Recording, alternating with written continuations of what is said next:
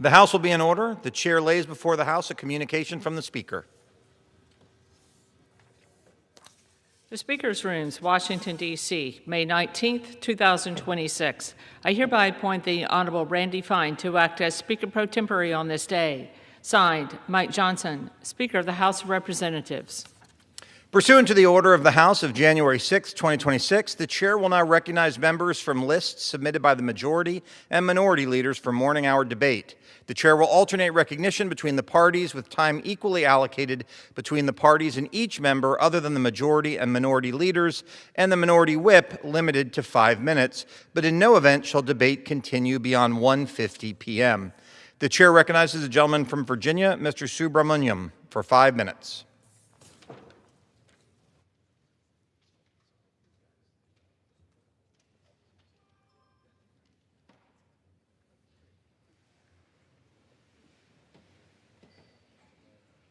Mr. Speaker, I rise today to recognize the 30th anniversary of Falcon's Landing, which has served as a home for veterans and families in our community. Located in Potomac Falls, Falcon's Landing was founded with a simple but important mission: to provide a strong community, quality care, and dignity for those who spent their lives in service to others. Over the last 3 decades, that mission has never changed, and today hundreds of residents call Falcon's Landing home. Every day, the staff and caregivers at Falcon's Landing continue that tradition of service through the care and support they provide to residents and families. And what makes Falcon's Landing so special is not just the campus itself, which is beautiful, it's the sense of community, respect, and purpose that exists there every single day. Communities like Falcon's Landing remind us of the importance of taking care of our veterans and their families. So congratulations to Falcon's Landing on this milestone. I hear that they're tuning in live today, so hello to everyone at Falcon's Landing. And thank you to the staff, caregivers, and leadership for their 30 years of service to Loudoun County and our veterans community.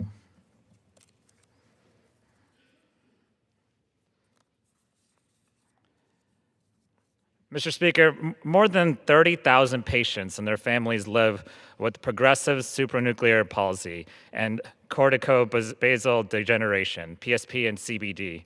Patients with PSP and CBD may lose the ability to control their speech, balance, coordination, and eye movements, and quality of life can deteriorate quickly, and most people who suffer from PSP and CBD will become dependent on care in just 3 to 4 years.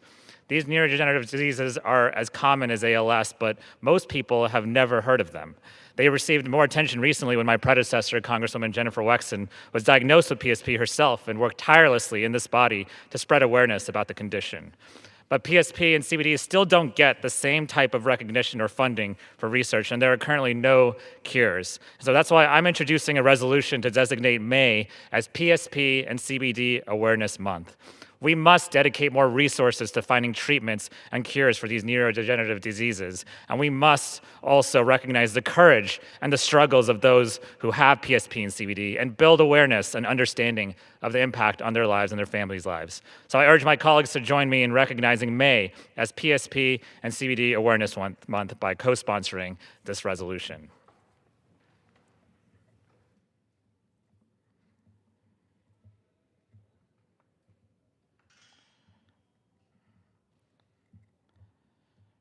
Mr. Speaker, I've heard directly from several constituents that their green cards and USCIS applications have been put on hold, creating major disruptions for families across the country. This means no work authorizations being issued, jobs lost, college admissions denied, and families kept apart, not to mention the impact on our economy.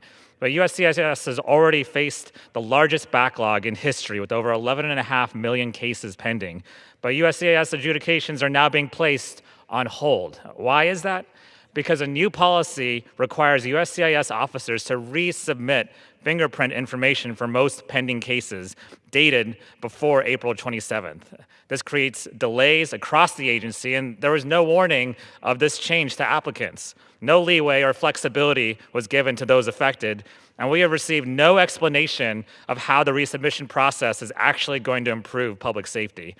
That's why I'm leading a letter to USCIS with Representative Krishnamurti demanding answers and accountability over these adjudication holds. USCIS needs the resources to efficiently process applications, not additional delays and security theater. Thank you, and I yield back. The chair recognizes the gentleman from Pennsylvania, Mr. Joyce, for 5 minutes. Thank you, Mr. Speaker. I rise to recognize Jim Meek for 50 years of dedicated service as a volunteer with the Blue Ridge Fire and Rescue Company in Blue Ridge, Pennsylvania. Over the years, Chief Meek has served the fire department in multiple active service and administrative roles, including fire chief for 25 years. Chief Meek has been praised as a significant role model and mentor for the department's first responders. His 50-year commitment to public safety and the protection of property is an inspiration to constituents throughout the 13th Congressional District. For his bravery and selfless service, I express gratitude to Chief Meek for his enduring commitment to protecting communities, and I extend my best wishes to him in all future endeavors. Thank you.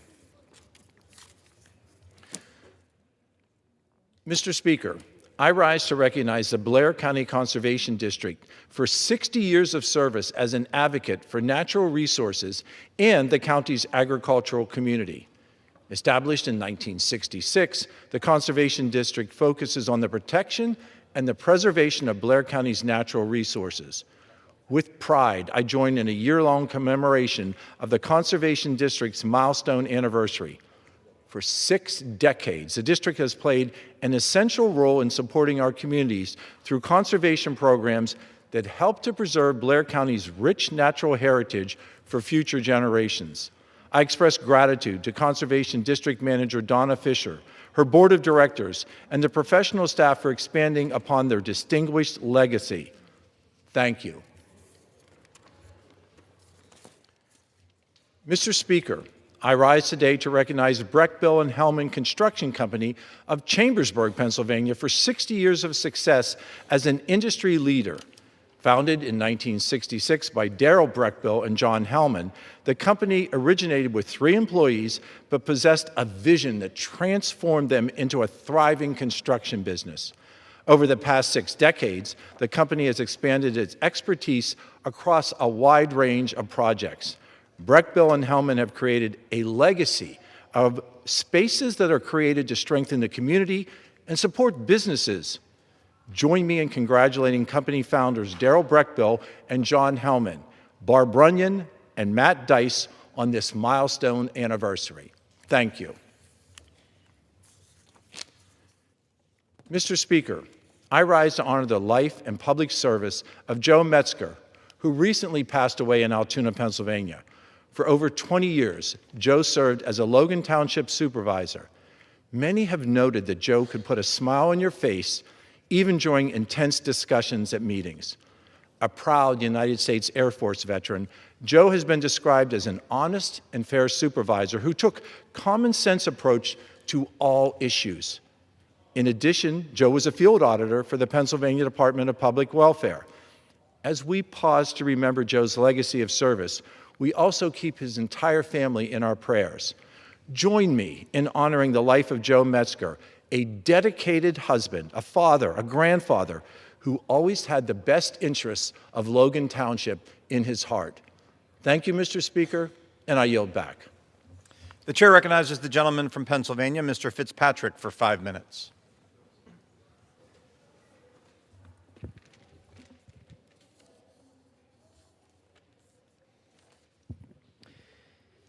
Mr. Speaker, I rise today to honor a woman whose life was a gift to Bucks County, Pennsylvania, and whose legacy will live far beyond the years she walked amongst us.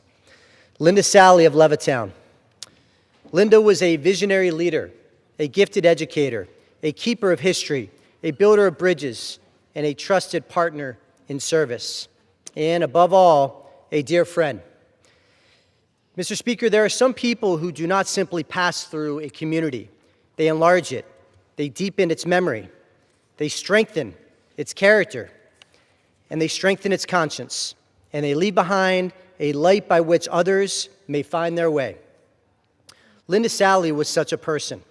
Her life was rooted in faith, expressed in service, kindness, courage, and that steady belief that every person carries a story worthy of being heard. Linda once reflected that every joy and sorrow, every frustration and hope, every human encounter becomes part of one exquisite quilt. And in many ways, that was the work of her life. She took the scattered pieces of memory, stories that were neglected, voices that were overlooked, chapters left out of our common telling, and she stitched them into something whole, something beautiful, and something enduring. As a teacher and administrator, Linda shaped young minds. As a founding member, president, and executive director of the African American Museum of Bucks County, she shaped the soul of our community. It was the honor of my life to work alongside Linda over the years and to see up close the depth of her conviction and the power of her vision.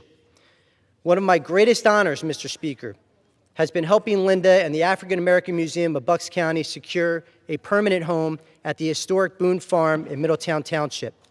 For years, the African American Museum of Bucks County carried its mission across our region into schools, museums, churches, civic spaces, and community gatherings, bringing stories too often left untold into the light. And for Linda, Boone Farm was never just a location. It was the fulfillment of a promise that history she worked so faithfully to preserve would finally have a place to stand, a place to teach, and a place to endure. And long after today, children will walk through those doors, families will see themselves in the story, neighbors will learn, remember, and understand. And in that sacred work and memory, Linda's hand will still be guiding us. Mr. Speaker, Linda Sally understands a truth our nation must never forget. History is not merely what we inherit. It is what we are brave enough to preserve, honest enough to tell, and faithful enough to pass on. Bucks County is a better place because of Linda Sally lived. Our children are wiser, our history is richer, our community is more whole. We mourn Linda's passing, but we will always celebrate the extraordinary life she lived and the work that she will pass on to others. The light that she lit is now ours to carry. Mr. Speaker, I yield back. The chair recognizes the gentleman from Georgia, Mr. Johnson, for 5 minutes.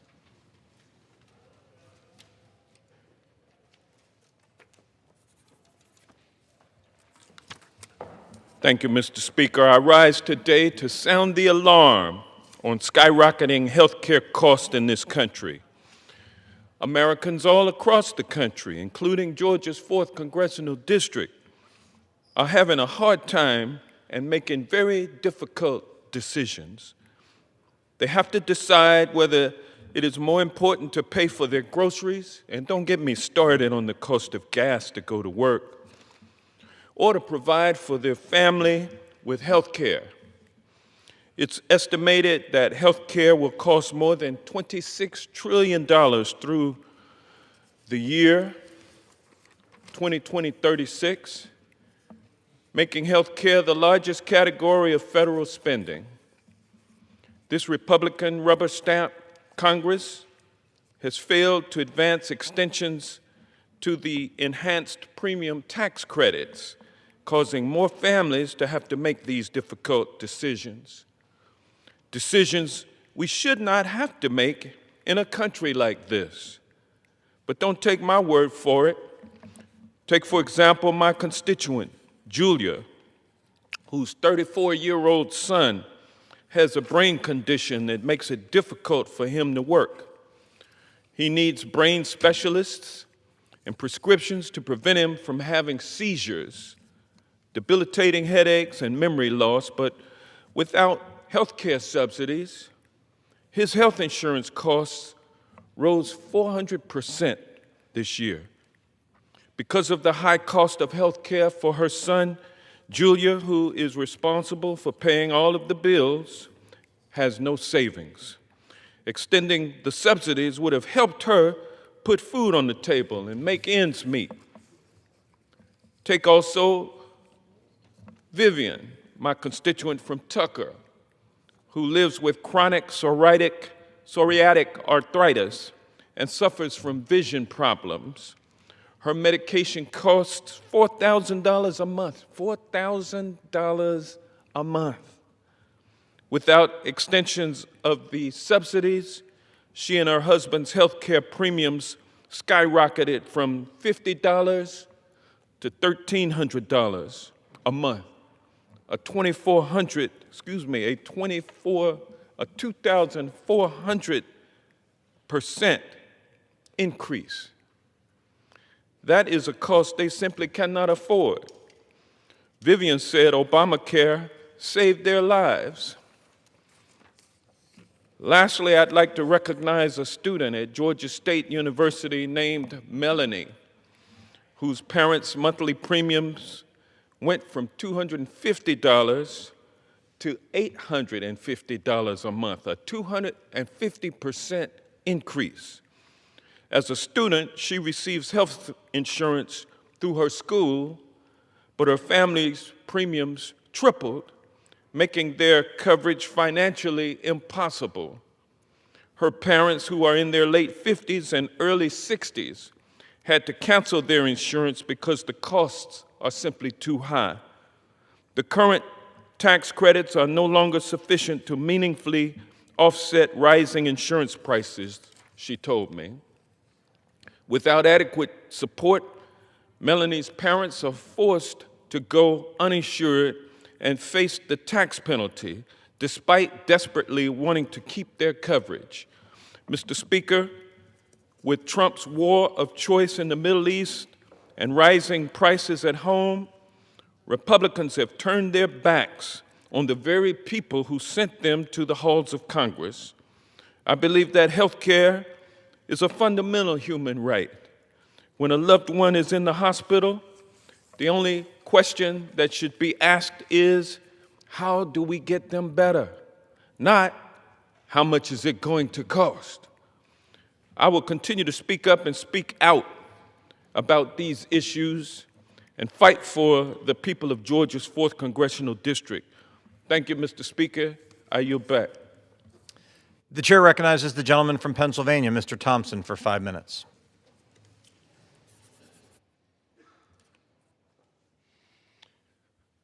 Well, thank you, Mr. Speaker.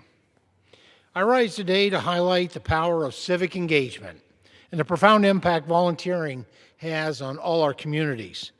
To champion the vital work of service clubs and their volunteers, I founded the Congressional Service Organization Caucus in 2019 with my friend Congressman Jimmy Panetta of California. Volunteer service is a cornerstone of a successful and strong community. The relationships we create through service often give people the courage to take the next steps in life. My journey in service began as a scout, washing local fire trucks, an experience I'll always remember. Over the years, I've been proud to continue serving my community, first as an Eagle Scout, later as a volunteer firefighter and a school board member. Volunteering and dedicating my life to public service is a part of a greater calling to make a difference in people's lives, and is a priority I will always uphold. Through my own personal experiences, I've learned that volunteering allows people to connect with others, learn new skills, build relationships, and most importantly, brings people a sense of purpose. As a senior member of the House Education and Workforce Committee, I know volunteering can help people build lasting careers. And this is one of the many reasons why I support legislation that brings volunteer opportunities to schools, colleges, and to workforce sites. Mr. Speaker, I want to highlight the many notable service organizations across the United States, including Kiwanis, the Lions Club, Optimus, the Rotary Club, and AmeriCorps, among many more. These great organizations share the same goal of making a positive impact on others' lives.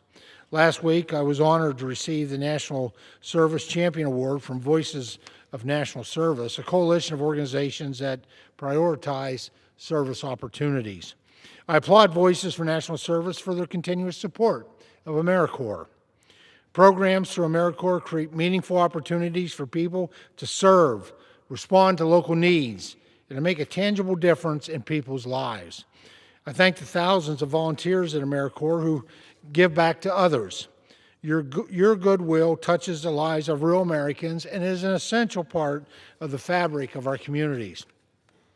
Now, I look forward to continuing to work in Congress to ensure volunteering and service programs receive the recognition that they deserve. Mr. Speaker, thank you, and I yield back the balance of my time.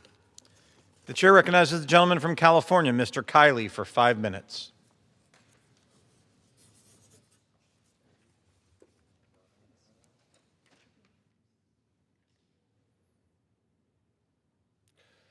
Mr. Speaker, I'd like to take a moment to recognize and celebrate the 30th anniversary of the Sierra College, Nevada County campus. First opening its doors to the Nevada County community in 1996, Sierra College has remained dedicated to cultivating student success by empowering them to achieve their goals and support them in their academic endeavors.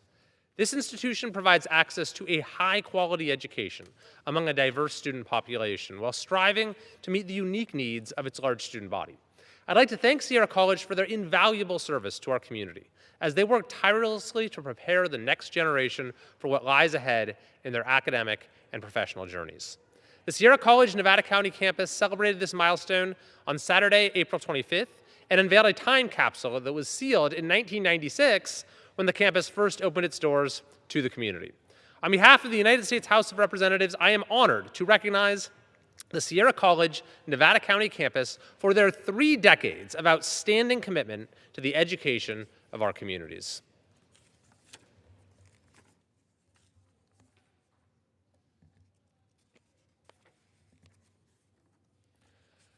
Mr. Speaker, I rise today to take a moment to honor and congratulate Chief Troy Bergstrom of the Roseville Police Department, who retired at the end of April following 31 years of exceptional public service. Holding a bachelor's and master's degree in criminal justice from California State University, Sacramento, Chief Bergstrom began his career with the San Mateo Police Department in 1995, prior to transferring to the Roseville Police Department in 2000, where he then served for the remainder of his illustrious career. Following his start at the Roseville Police Department, Chief Bergstrom was promoted to sergeant in 2000, lieutenant in 2010, captain in 2016, and then finally as Roseville's 19th police chief in 2021. During his time of service, he worked in varying units of the police department, including patrol, the K-9 unit, the crime suppression unit, EOD commander, SWAT, and professional standards and training, all of which contributed to creating a safer community for the residents of Roseville. Throughout his distinguished tenure as chief of police, he led a 240-member department and directed an annual operating budget of $68 million with skill and integrity. To reduce crime in the community, Chief Bergstrom built the Crime Suppression Unit and the Real-Time Crime Center, both of which aided in improving call response time, officer safety, and investigative abilities. These initiatives and his leadership contributed to a decrease in crime throughout the years, reaching an 8% decrease in 2025 and setting a high standard for public safety. In addition to his police service, he also serves on the board of directors for the Roseville Police Athletics League and the California Chiefs of Police Association, and is a member of many organizations such as the FBI National Academy Associates. His compassion for the community is demonstrated through these roles, as well as by his commitment to expanding city services to assist unsheltered veterans, and introduced a crisis care canine butter to serve those in need. Chief Bergstrom is highly valued by the Roseville community for his leadership, guidance, and dedication to public safety.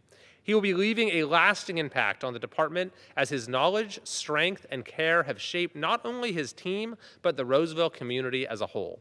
His active engagement and dedication to his role have made him a pillar of inspiration in the public, and it has been an honor to be a part of the community that he serves.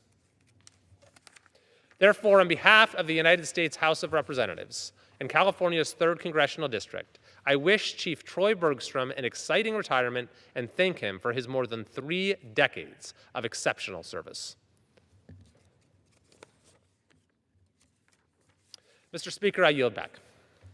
Pursuant to Clause 12A of Rule 1, the chair declares the House in recess until 2 p.m. today.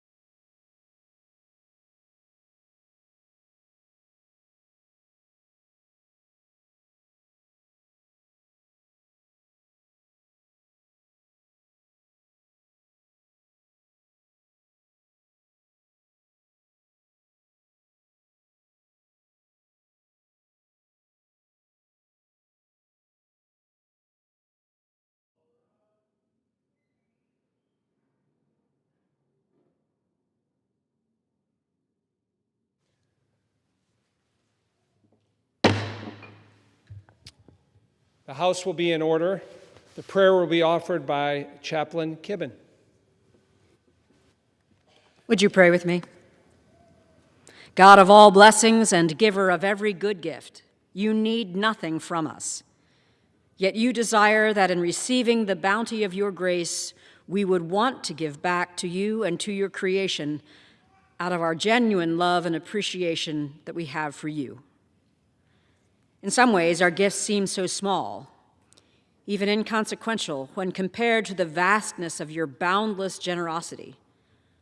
Give us confidence that you know our hearts and that you desire that we give from the pureness within us, whatever we have, no matter how insignificant it may feel.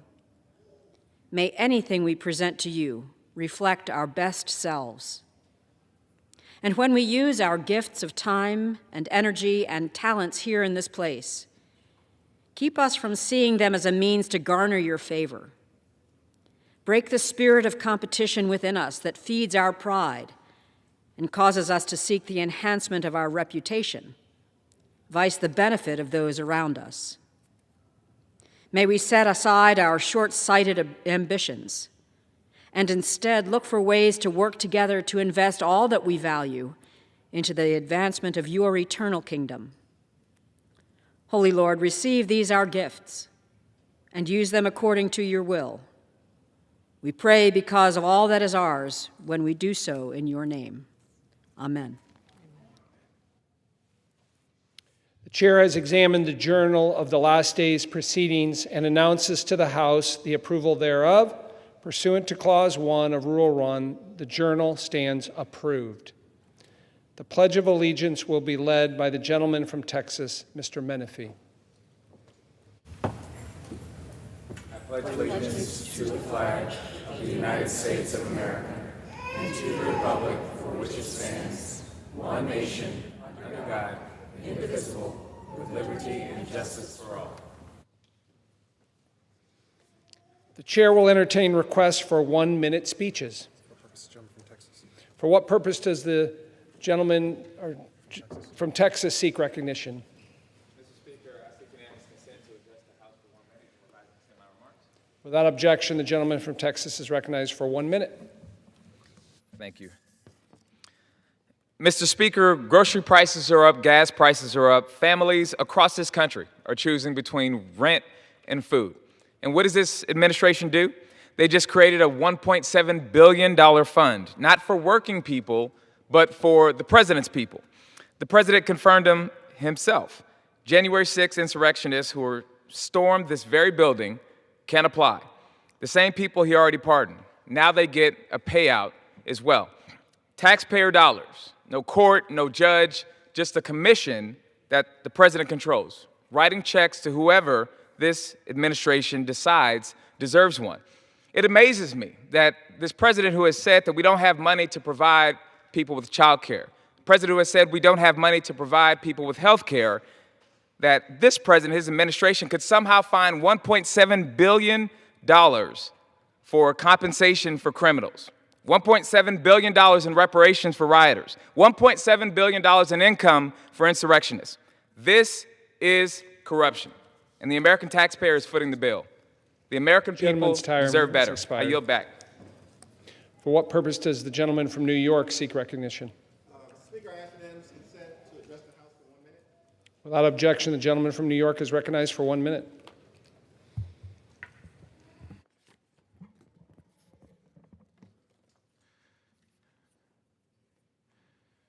Speaker, it is with a heavy heart that I rise today to pay tribute to the life, leadership, and legacy of an incredible mentor, a Clinton Hill legend, and someone who provided tremendous support to me throughout the entirety of my public service journey, the iconic Marilyn D.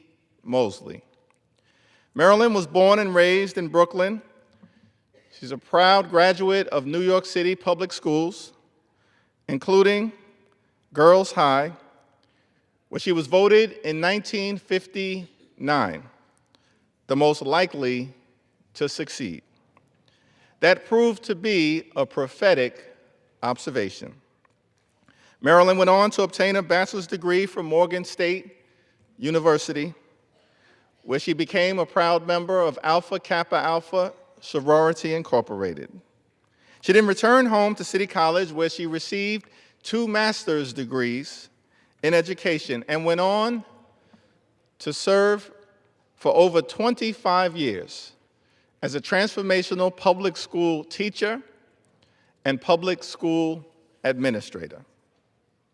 She also held a variety of positions throughout local government, serving with distinction in the Brooklyn Borough President's office, the City Controller's office, and as a special advisor to the New York City Council Speaker. Though she never served as a legislator herself, she founded the Progressive Association for Political Action and was responsible for the election of political giants decade after decade after decade, including former Congressman Ed Towns, Assemblyman Roger Green, State Senator Velmanette Montgomery, City Controller Bill Thompson, and New York State Attorney General Tish James.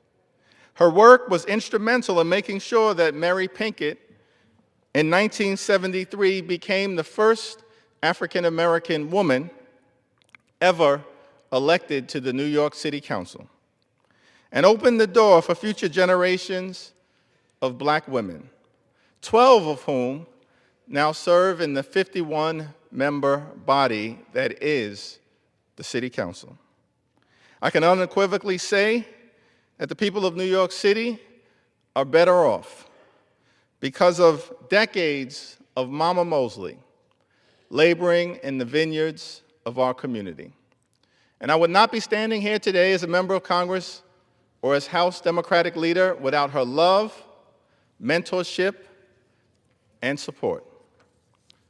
I'm so thankful for all of her wisdom, her guidance, her friendship, her mentorship, and her leadership throughout her incredible journey. It's a classic Brooklyn story, and we are eternally grateful for all that she has done.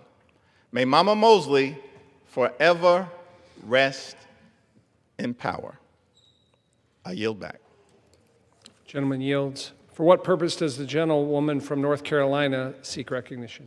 To address the House for 1 minute and revise and extend my... Without objection, the gentlewoman is recognized for 1 minute. Mr. Speaker, I rise today to honor North Carolina's new Principal of the Year, Wake County's own Dr. Mariah Walker. As the principal of the Wake Young Women's Leadership Academy, Dr. Walker has dedicated her career to ensuring her students are supported and empowered. She has strengthened academic excellence, expanded post-secondary opportunities, and consistently uplifted her students' achievements. What makes Dr. Walker exceptional is that she believes every student deserves someone who ridiculously believes in their potential. That belief can truly change lives. On the heels of Teacher Appreciation Week, the North Carolina General Assembly is finally considering increasing teacher salaries. Our state ranks 46th in the nation for teacher pay. That is simply unacceptable. Educators like Dr. Walker give their all to the next generation. They deserve fair pay. Thank you, and I yield back. Gentlewoman yields back. For what purpose does the gentlewoman from the Virgin Islands seek recognition? I ask unanimous consent to address the House for 1 minute and to revise and extend my remarks. Without objection, the gentlewoman from the Virgin Islands is recognized for 1 minute. Thank you, Mr. Speaker. I rise today in recognition of Mental Health Awareness Month.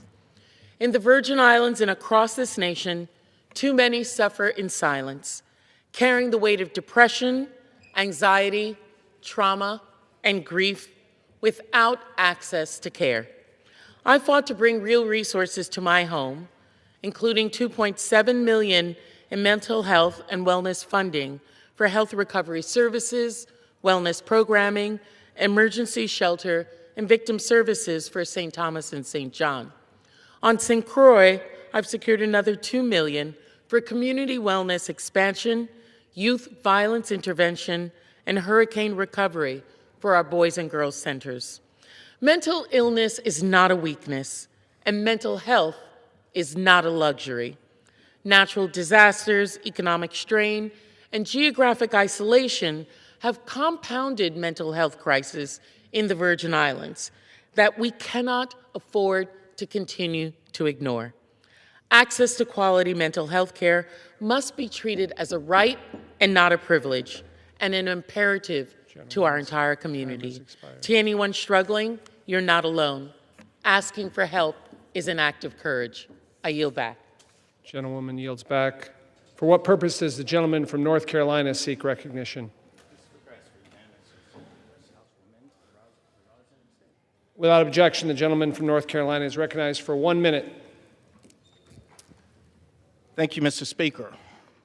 Marshall Page Valentine is a devoted community, civic, and church leader whose service and leadership have had a lasting impact across Eastern North Carolina and beyond.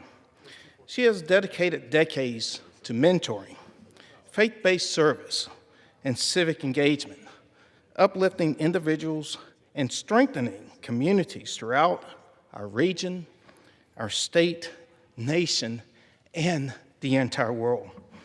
She served as the 25th Grand Worthy Matron for the Grand Chapter of North Carolina and the first from Greene County, focusing on charity, loving kindness, and fellowship. Her legacy is truly remarkable. She's a shining star from Greene County, and it's an honor to recognize such extraordinary daughter of Eastern North Carolina and a great American. Thank you, Mr. Speaker. I yield back. Gentleman yields back. The chair lays before the House a communication. The Honorable the Speaker, House of Representatives, sir, pursuant to the permission granted in Clause 2H of Rule 2 of the Rules of the U.S. House of Representatives, the clerk received the following message from the Secretary of the Senate on May 18, 2026 at 1:30 p.m. that the Senate passed Senate 4530. Signed sincerely, Kevin F. McCumber, Clerk. Pursuant to Clause 12A of Rule 1, the chair declares the House in recess for a period of less than 15 minutes.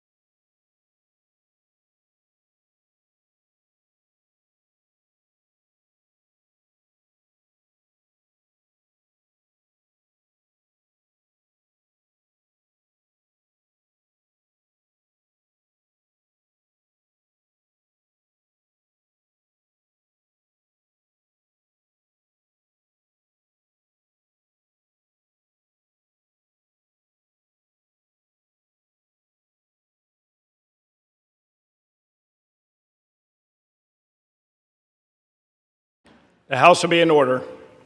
Pursuant to Clause 8 of Rule 20, the Chair will postpone further proceedings today on motions to suspend the rules on which a recorded vote or the yeas and nays are ordered, or votes objected to under Clause 6 of Rule 20. The House will resume proceedings on postponed questions at a later time. For what purpose does the gentleman from Wisconsin seek recognition? Mr. Speaker, I move to suspend the rules and pass the bill S-4530, a bill to amend Chapter 83 and 84 of Title V, United States Code, to authorize an increase in the retirement age for members of the Capitol Police. The clerk will report the title of the bill. Senate 4530, an act to amend Chapters 83 and 84 of Title V United States Code to authorize an increase of the retirement age for members of the Capitol Police. Pursuant to the rule, the gentleman from Wisconsin, Mr. Stile, and the gentleman from New York, Mr. Morrell, each will control 20 minutes. The chair recognizes the gentleman from Wisconsin. Thank you, Mr. Speaker. I ask unanimous consent that all members may have 5 legislative days in which to revise and extend their remarks and include additional material on this bill. Without objection. Mr. Speaker, I yield myself as much time as I may consume. The gentleman from Wisconsin is recognized. Mr. Speaker, the bill before us today was drafted to address staffing shortages with the United States Capitol Police. Currently, officers are forced to retire at age 57 unless they receive a waiver from the Capitol Police Board. With a waiver, an officer may continue working until their age 60. S-4530 extends the waiver timeline. Under this bill, the Capitol Police Board will have the authority to grant waivers to sworn officers until they turn 62. Right now, nearly 60 sworn officers are working with a waiver. Unless we pass this statutory change, each of these officers will be forced to retire within the next few years. These forced retirements will only compound the staffing shortage issue that we're facing within the Capitol Police Force. Notably, there's past precedent for this policy change. On 2 occasions, Congress has temporarily raised the mandatory federal law enforcement retirement age to 65 to address staffing issues at the FBI. I'll also note that this bill gives the Capitol Police Board discretion when deciding who is still fit for the job. And I urge my colleagues to support this legislation. I reserve the balance of my time. Reserves. The gentleman from New York is recognized. Thank you, Mr. Speaker. I yield myself as much time as I may consume. The gentleman is recognized. Mr. Speaker, I rise in support of S-4530, a bill that would increase the age to which Capitol Police officers may continue to serve from 60 to 62 when granted a retirement age waiver by the Capitol Police Board. Importantly, this bill does not change the statutory retirement age. Rather, it gives the Capitol Police Board flexibility to allow willing and able officers to remain with the force. I said it when the House recently passed its version of the legislation, and I want to reiterate that the officers of the United States Capitol Police have one of the most critical and demanding jobs in the legislative branch. Last week, we celebrated Police Week here in Washington. At a time when payouts and pardons are being handed to the people that savagely attacked the Capitol Police in this very building just 5 years ago, they need to know we have their backs, not just with words, but with actions. The force has come a long way since then, and I commend Chief Sullivan and former Chief Manger for working to rebuild the force and grow its ranks. We cannot stand in the way of that progress. So threats against our members, our families, staff, people who visit here, and threats against our democratic institutions are growing by the day, and they show no signs of relenting. So we must confront this scourge head on, and we can do that by helping to advance the interests of the Capitol Police, continue to deal with the challenges they have in terms of recruitment, and we can do it by passing this bill. So I want to thank my colleague and friend, Chairman Stile, and all those members of the Committee on House Administration for making sure that we were able to get this passed, and to the colleagues in the Senate for giving us a chance to do the second time. But very much appreciated. With that, thank you. I reserve the balance of my time. The gentleman reserves. The gentleman from Wisconsin is recognized. Mr. Speaker, I'd like to yield as much time as he may consume to the gentleman from Louisiana, the leader of the Republican Conference, Leader Scalise. The gentleman from Louisiana is recognized. Thank you, Mr. Speaker. And I thank my friend from Wisconsin, the chairman of the committee, for yielding and for the hard work he's put in to first passing an important bill over to the Senate, now seeing this bill come back to address an important issue, and that is to make sure that we give the Capitol Police Board the flexibility so that we don't have to lose more good officers on the Capitol Police Force. I know personally the heroism and bravery of the great men and women in the United States Capitol Police. I would not be here without their heroism and bravery. And we've got some of them that are in the prime of their career that would be forced to retire if we don't pass this legislation at a time, as was brought up, where we have shortages. We need to make sure that we not only can keep attracting new officers to the force, but when you've got officers in the prime of their career that everybody agrees are worthy of keeping on, that they have that flexibility. And that's what this bill does, gives the Capitol Police Board that flexibility. I strongly urge the adoption of the legislation and urge all my colleagues to do the same, Mr. Speaker. With that, I yield back to balance my time. I reserve and I'm prepared to close. The gentleman reserves. The gentleman from New York is recognized. Thank you, Mr. Speaker, and I want to thank the Majority Leader for sharing his tragic experience and grateful to him for his leadership on these important issues. Again, this is, in my mind, common sense way to make sure that we continue to have the backs of the members of the Capitol Police who do such an extraordinary job protecting this entire Capitol complex, the men and women who serve here, our staffs, our families, and all the American citizens who get to come and participate in this great democracy. So with that, I urge the passage of the bill, and I yield back my time. The gentleman yields. The gentleman from Wisconsin is recognized. Mr. Speaker, I just want to thank my colleague, Mr. Morelli, for his work in moving this bill through quickly, as well as the leadership at Senate Rules for also engaging this, as well as Leader Scalise. I think we all recognize the hard work that the men and women in the United States Capitol Police Force do day in and day out to make sure that this institution is open and accessible to the people, and those that visit here, as well as staff and members, are kept safe. And so this bill is a real opportunity to make sure that those individuals who have crossed the age of 60 but still are ready, prepared, and able to serve in the United States Capitol Police are able to do that. And I appreciate the work of all of my colleagues in moving this through. I encourage all of our colleagues to vote in favor of this legislation. Mr. Speaker, I yield back. The gentleman yields. The question is, will the House suspend the rules and pass Senate 4530? Those in favor say aye. Those opposed, no. In the opinion of the chair, 2/3 being in the affirmative, the rules are suspended. The bill is passed without objection. The motion to reconsider is laid on the table.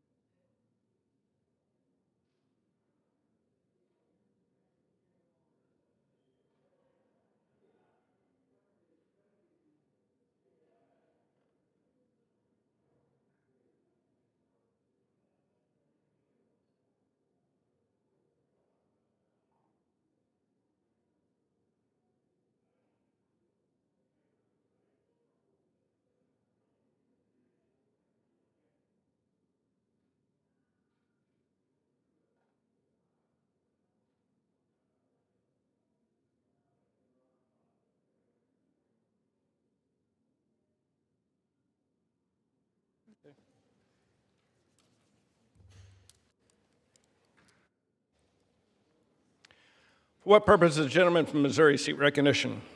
Mr. Speaker, I move to suspend the rules and pass the bill H.R. 7432, the Fostering the Future Act, as amended. The clerk will report the title of the bill. H.R. 7432, a bill to amend Section 477 of the Social Security Act to improve coordination with federal housing assistance programs for youth who have experienced foster care.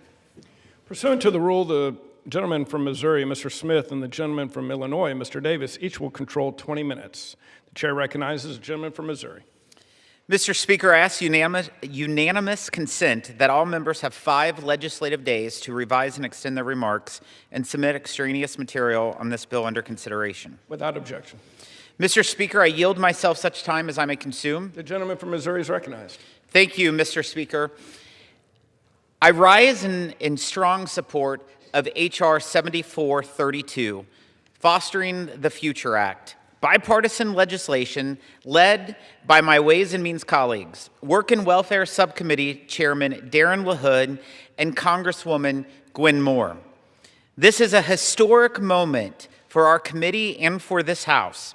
What we have before us is the first comprehensive modernization of the John H. Chafee foster care program for successful transition to adulthood since its creation in 1999, nearly 3 decades ago.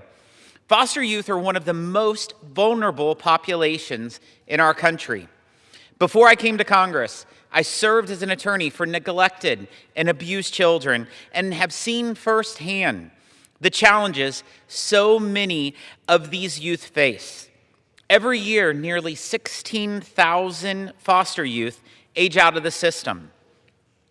Nearly 35% experience homelessness by age 21, and 70% are expectant or parenting by the age of 21, double the national average. Only 56% obtain full or part-time employment, and possibly as few as 69% earn a high school diploma or GED. This is a system in desperate need of attention and reform. Today, we are giving our nation's foster youth a fighting chance at independence in adulthood. Following committee hearings and direct consultation with youth who spoke about their personal and real-world experiences, the Ways and Means Committee thoughtfully wrote these reforms designed to improve outcomes for our nation's transitioning foster youth. I want to give special thanks to our nation's First Lady, Melania Trump, who has been an outspoken champion for foster youth through her Fostering the Future initiative. Truly, she is a voice for the voiceless. Last month, our committee sat down for a roundtable with the First Lady and foster youth leaders who have actually lived through this system. I'm proud that this bill codifies key priorities from the Fostering the Future of American Children and Families Executive Order, championed by the First Lady, ensuring that these reforms are here to stay.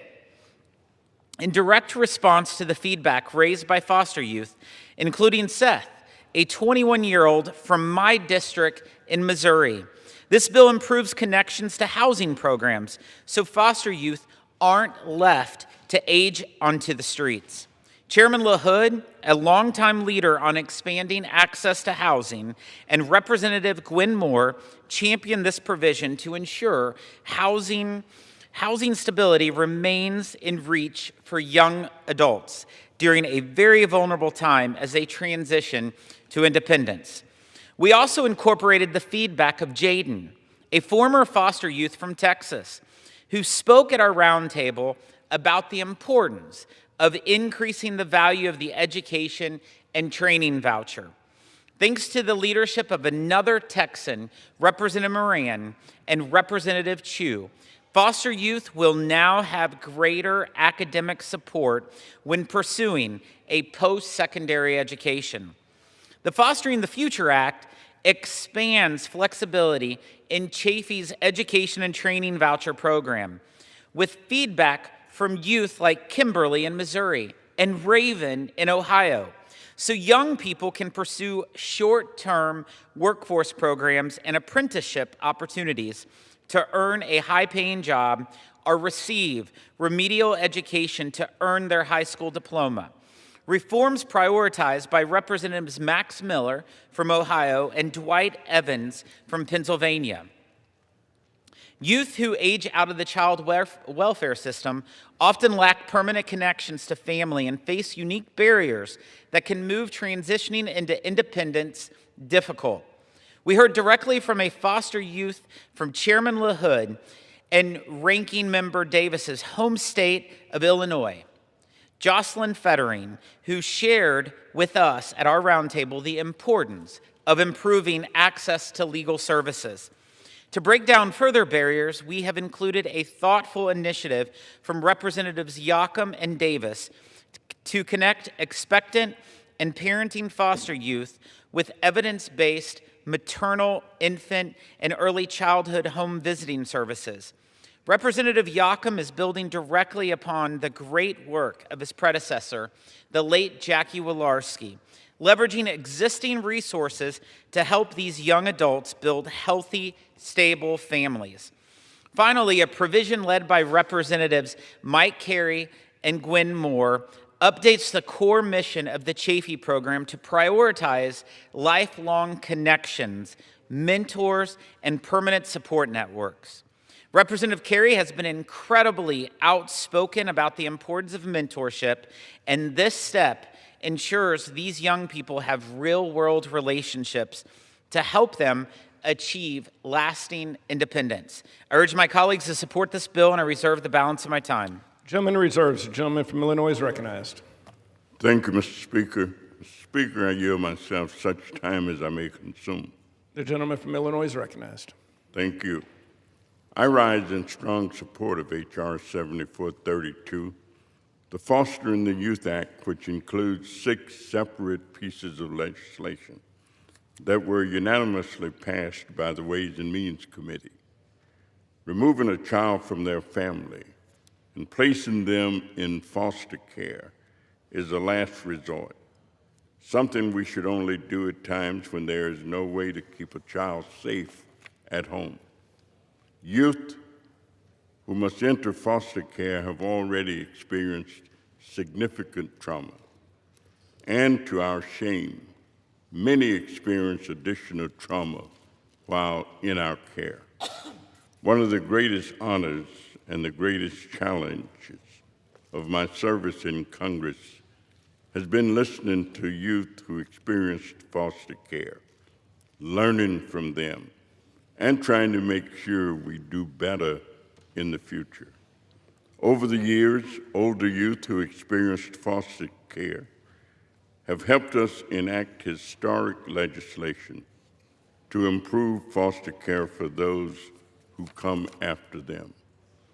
Former youth informed and supported our work to help more children leave foster care to live with their grandparents and other family members, and with the supports they needed in the Fostering Connections Act. Older youth said it would help them if we helped their parents address substance use disorders and mental health challenges. So first we created regional partnership grants to bring child welfare, substance abuse treatment providers, and law enforcement together. And then youth helped us enact the landmark Family First Prevention Services Act, which made federal funding just as available to stabilize families as it is to separate them. And older youth, especially those who are LGBTQ, continue to warn us that children are being harmed in group homes and inappropriate placements so that we can improve our enforcement of laws that are supposed to protect them.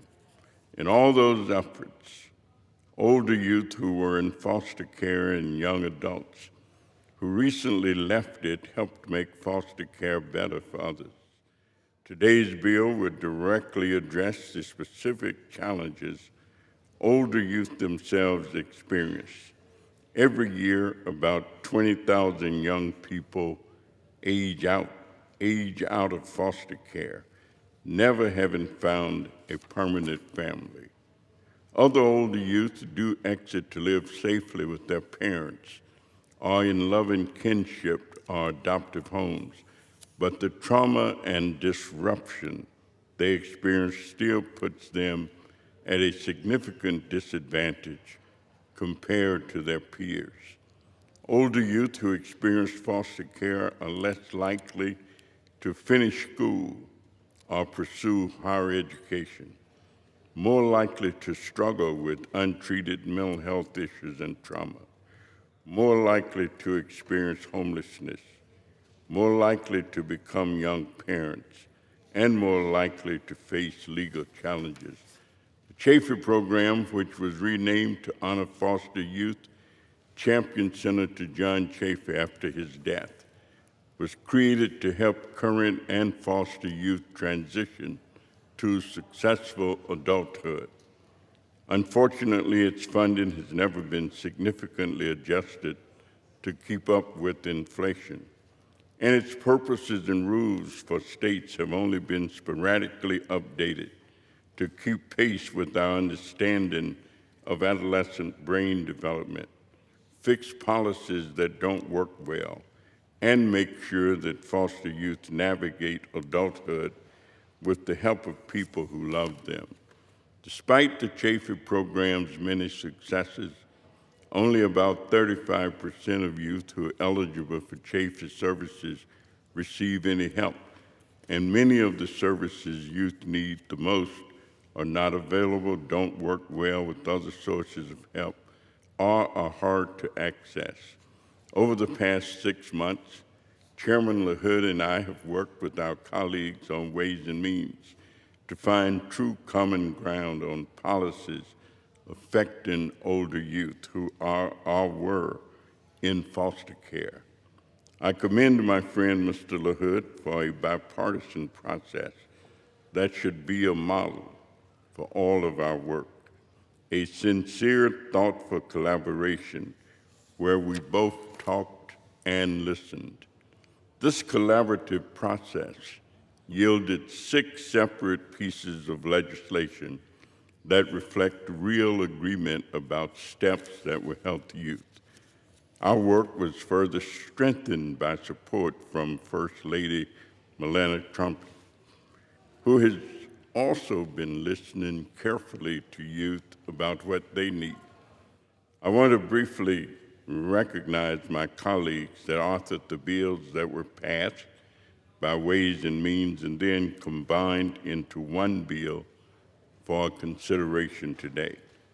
Their thoughtful proposals generated hundreds of endorsements by organizations representing foster youth families, child welfare agencies, and experts like pediatricians and family law practitioners. Chairman LaHood and Congresswoman Gwen Moore led the Foster Youth Housing Opportunity Act, which would improve foster youth access to Section 8 housing vouchers and make it easier for Chafee programs to provide housing support for foster youth. Housing is the foundation of stable adult life, and our current policies are preventing the Chafee program from doing as much as it can and should. Congresswoman Judy Chu and Congressman Nathaniel Moran led the Foster Youth Post-Secondary Education Access and Success Act, which would increase the potential amount of Chafee education and training vouchers from $5,000 to $12,000. Provide better opportunities for youth who are struggling to retain their vouchers, and provide more financing options for Chafee voucher outreach. At our committee hearings, some youth told us they didn't even know that Chafee would help them pay for college until it was too late. And others told us the way the vouchers were limited made them almost impossible to use. Representatives Chu and Moran's bill lays the foundation for a bigger, more effective effort to help foster youth go to college and build careers in the future. Representative Max Miller and Representative Dwight Evans led the Foster Youth Workforce Opportunity Act, which would ensure that foster youth could use Chafee education vouchers for high-quality training programs and apprenticeships, as well as college, and would ensure that they have the skills and qualifications to be accepted into colleges or training programs they choose. I led the Fresh Start for Foster Youth Act together with Chairman LaHood.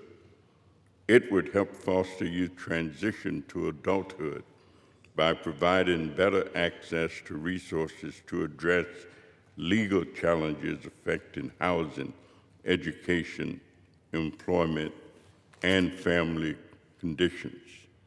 Since launching its virtual support services program for foster youth in 2021, Think of Us reports that 18% of all requests from transition-age youth are for help with legal services.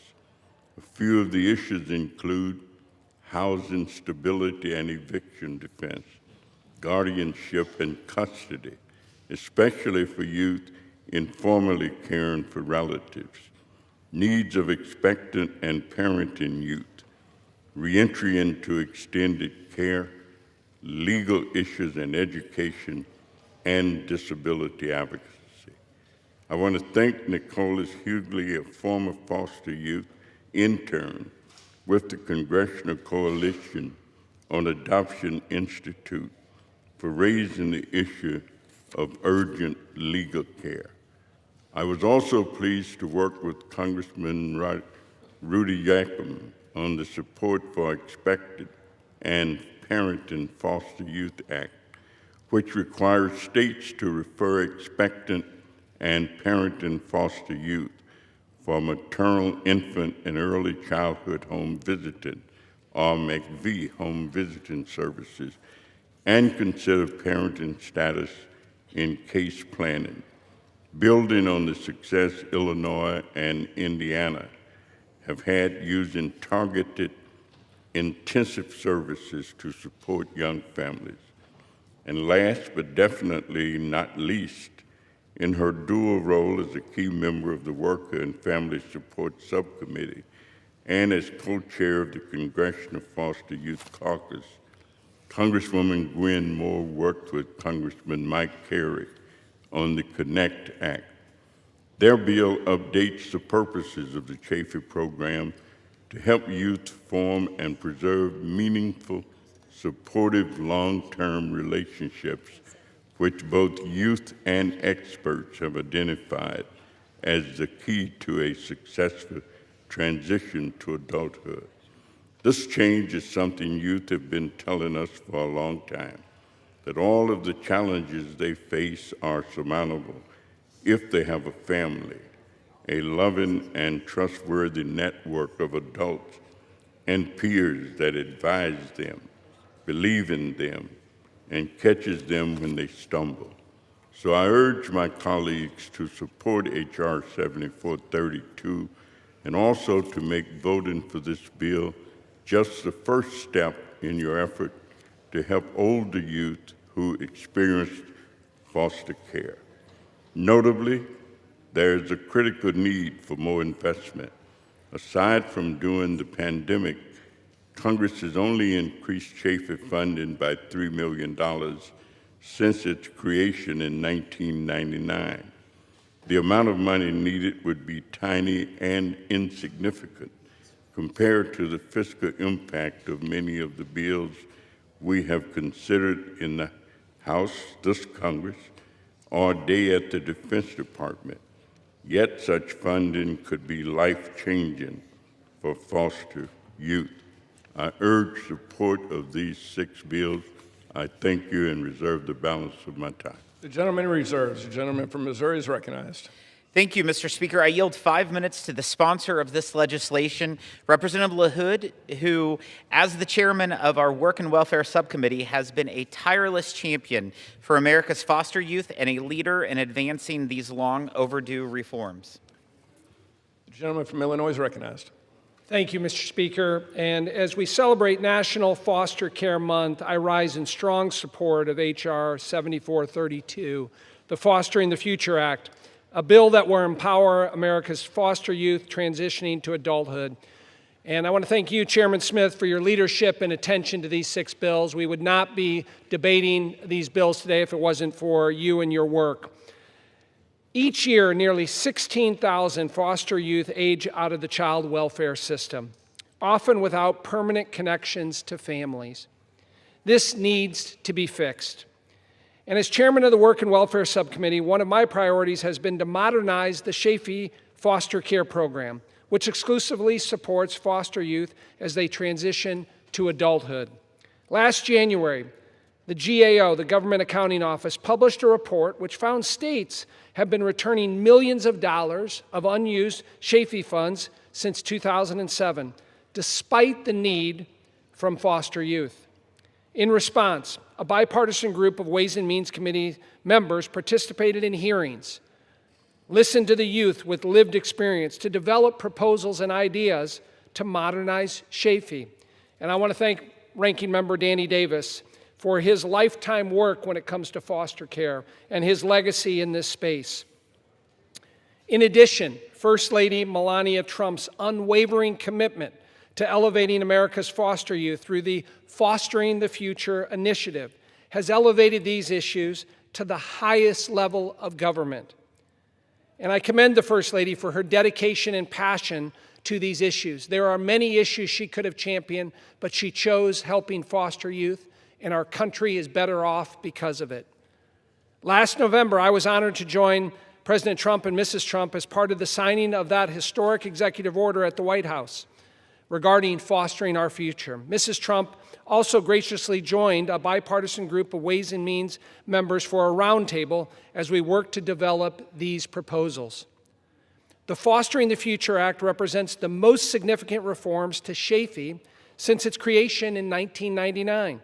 It is comprised of 6 bills that together will improve access to stable housing, educational support, workforce training, legal services, and home visiting programs for expectant and parenting foster youth. Specifically, this bill includes Fostering Youth Housing Opportunity Act, which I introduced with my Democrat colleague Gwen Moore of Wisconsin.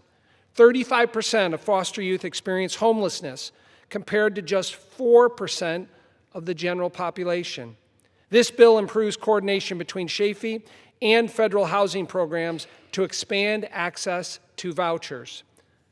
This bill also includes the Fresh Starts for Foster Youth Act, which I joined with my friend Danny Davis in introducing, to improve access to legal services for foster youth.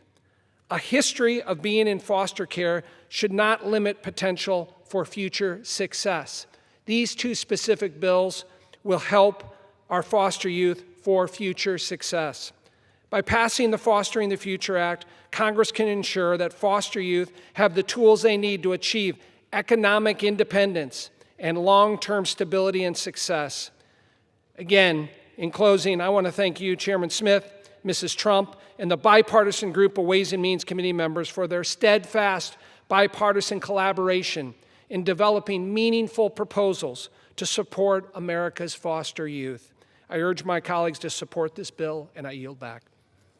The gentleman from Missouri reserves. The gentleman from Illinois is recognized. Thank you, Mr. Speaker, and it's my pleasure to yield 5 minutes to the gentle lady from Wisconsin, Representative Gwen Moore. The gentle lady is recognized. Thank you so much, Mr. Speaker, and thank the gentleman from Illinois for yielding. I am so excited to join all of my colleagues on the floor today in support of fostering the future, the Chafee bill package that is the first modern improvement of the Chafee Act, as my colleagues have indicated, since 1999, since the program was created.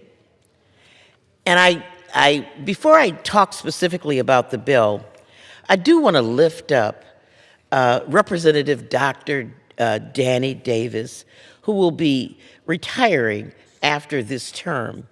And I want to thank him for his lifetime career of standing up for youth as a professional social worker, as a county board commissioner in Illinois, and of course, Dr. Davis has been a long-standing leader, serving as both chair and ranking member of the subcommittee on foster youth that deals with foster youth issues on Ways and Means. And he has brought so much wisdom because of his long career to this that we are able to bring these bills to the floor. None of this would be possible without him. He is very humble, but I just want to lift him up and thank him today. I also want to thank Chairman Smith Chairman Jason Smith from Missouri and Ranking Member Neal. I really appreciate that Chairman Smith has really dug in deep with representing these foster kids, and I heard him today share with us that he, as a lawyer in Missouri, represented foster kids. And I said to myself, aha, there it is. I knew it was something. And so this is completing a circle, and we appreciate your leadership at this time. And likewise, Chairman LaHood of our subcommittee and Representative Carey have been great partners on the two bills that we've included in this package, naming the Foster Youth Housing Act and the Connect Act. And I also would be remiss if I didn't mention that the First Lady of the United States has leaned into supporting our foster youth. How prescient and how purposeful is that? And hopefully that will enable us to really fund these fantastic ideas that we're authorizing today. I'm so proud to be a co-chair of the bipartisan Congressional Caucus on Foster Youth. We're going to have Shadow Day on June 10th. So I am hoping that everyone will get their foster youth, and you'll be surprised as you guide these foster youth through your day. You will learn more from them, or as much from them as you may have to share with them. And I'm so privileged to be able to fight for foster youth, including meeting youth who've lived experience in the foster care system. So often, I hear from these youth about their experiences in foster care, and although they're very resilient, the ones we get to talk to, that they will tell you that as they age out of foster care, the likelihood of them becoming homeless and feeling abandoned is disproportionately great for this cohort. I mean, approximately 20,000 youth age out of foster care each year, and of that, approximately 25% of them experience homelessness. Mr. Speaker, they report that they can't achieve permanency with an adoptive, foster, or kinship family, and you know, they don't feel like they have a trusted adult in their families to help them navigate the complexities of transitioning to adulthood. And this is especially difficult. It's difficult enough for youth to transition into adulthood, even when they're privileged. But imagine that you have been a foster youth trying to navigate the great big world all alone. This package aims to address some of the challenges that we know our foster youth are facing. And I hope that we can move forward in the future to help provide the funding, again, that will be needed. Two bills in this package, the Foster Youth Housing Opportunity Act and the Connect Act, aim to provide more tools and resources. The Foster Youth Housing Act, 30 seconds. I just kept talking. 30 additional seconds for the lady. The gentlelady is recognized. The Foster Youth Housing Act, which I co-lead with Chairman LaHood, would exempt housing supportive services such as security deposits and utility connection fees from the 30% housing cap under Chafee, and it'll allow the states the opportunity to provide more youth with rental and housing assistance.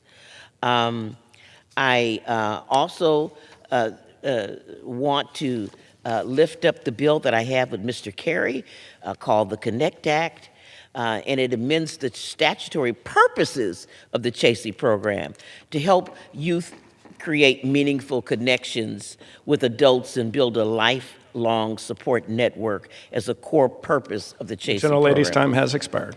I will thank the Speaker for his indulgence, and I will yield back to Dr. Davis. The gentleman reserves. The gentleman from Missouri is recognized. Mr. Speaker, I yield 1 minute to Representative Yocum from the great state of Indiana. The gentleman from Indiana is recognized. Thank you, Mr. Speaker, and I thank the gentleman from Missouri.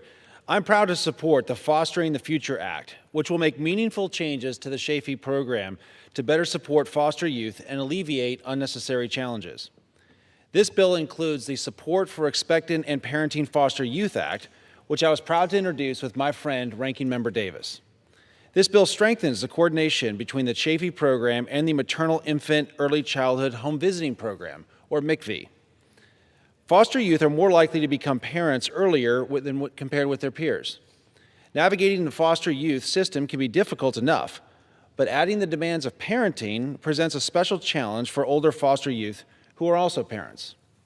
My bill will help more parenting and expectant foster youth access evidence-based home visiting services by improving program coordination and allowing for specialized case management. I urge my colleagues to support this bill.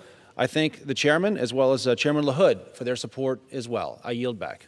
The gentleman from Missouri reserves. The gentleman from Illinois is recognized. I reserve. The gentleman reserves. The gentleman from Missouri is recognized.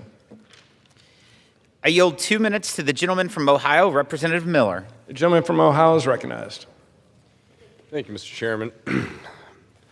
Mr. Speaker, I rise today in support of H.R. 7432, the Fostering the Future Act, a critical child welfare bill that will set foster youth up for success.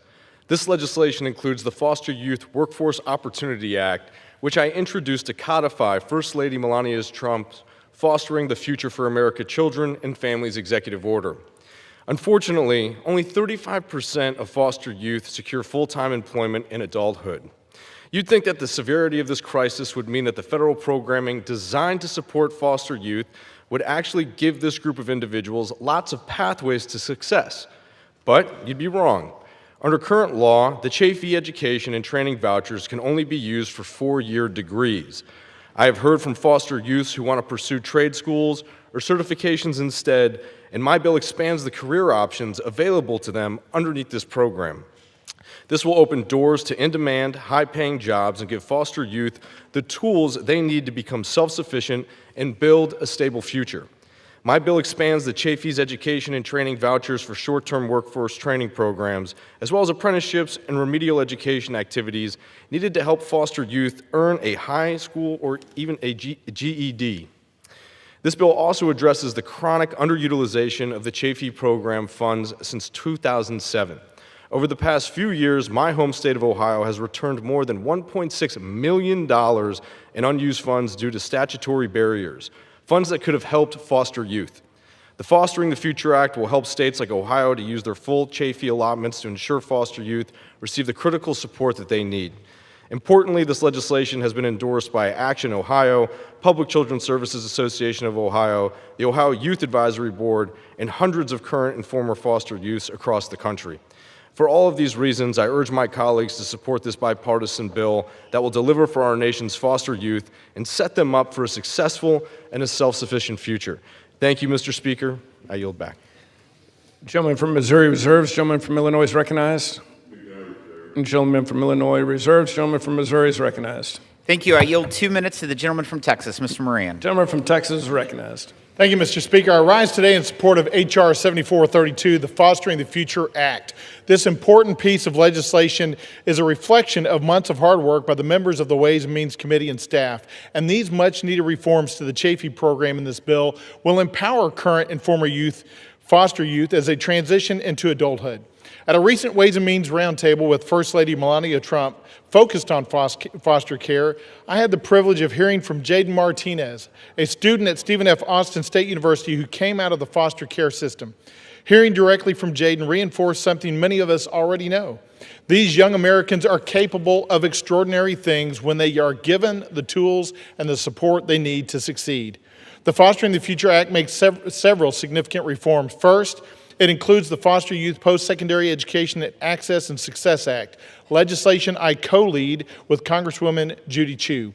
This will increase the maximum education and training voucher amount from $5,000 to $12,000, which will allow foster youth to access education and skill programs. And it helps provide grace periods when foster youth are struggling at the collegiate level. Right now, states like Texas are returning more than $1 million each year of unused funds intended for foster youth in this program. Second, the Fostering the Future Act broadens use of education and training vouchers to apprenticeships, workforce credential programs, and remedial education. Third, it also simplifies the application process so that foster youth can more easily access the resources that Congress has already made available. Last, the Fostering the Future Act codifies several priorities included in the President's executive order, Fostering the Future for American Children and Families, championed by First Lady Melania Trump. As President Reagan often reminded this nation, America's strength is found in the promise of opportunity, and this legislation will allow current and former foster youth the opportunity to pursue education, meaningful work, and the American dream. I urge my colleagues to support the Fostering the Future Act, and I yield back. The gentleman from Missouri reserves. The gentleman from Illinois is recognized. Mr. Speaker, I reserve. The gentleman from Illinois reserves. The gentleman from Missouri is recognized. I yield 2 minutes to the representative from Ohio, Mr. Carey. The gentleman from Ohio is recognized. Thank you, Mr. Speaker. I rise today in support of H.R. 7432, the Fostering the Future Act, which is made up of 6 bipartisan bills that passed the Ways and Means Committee last month.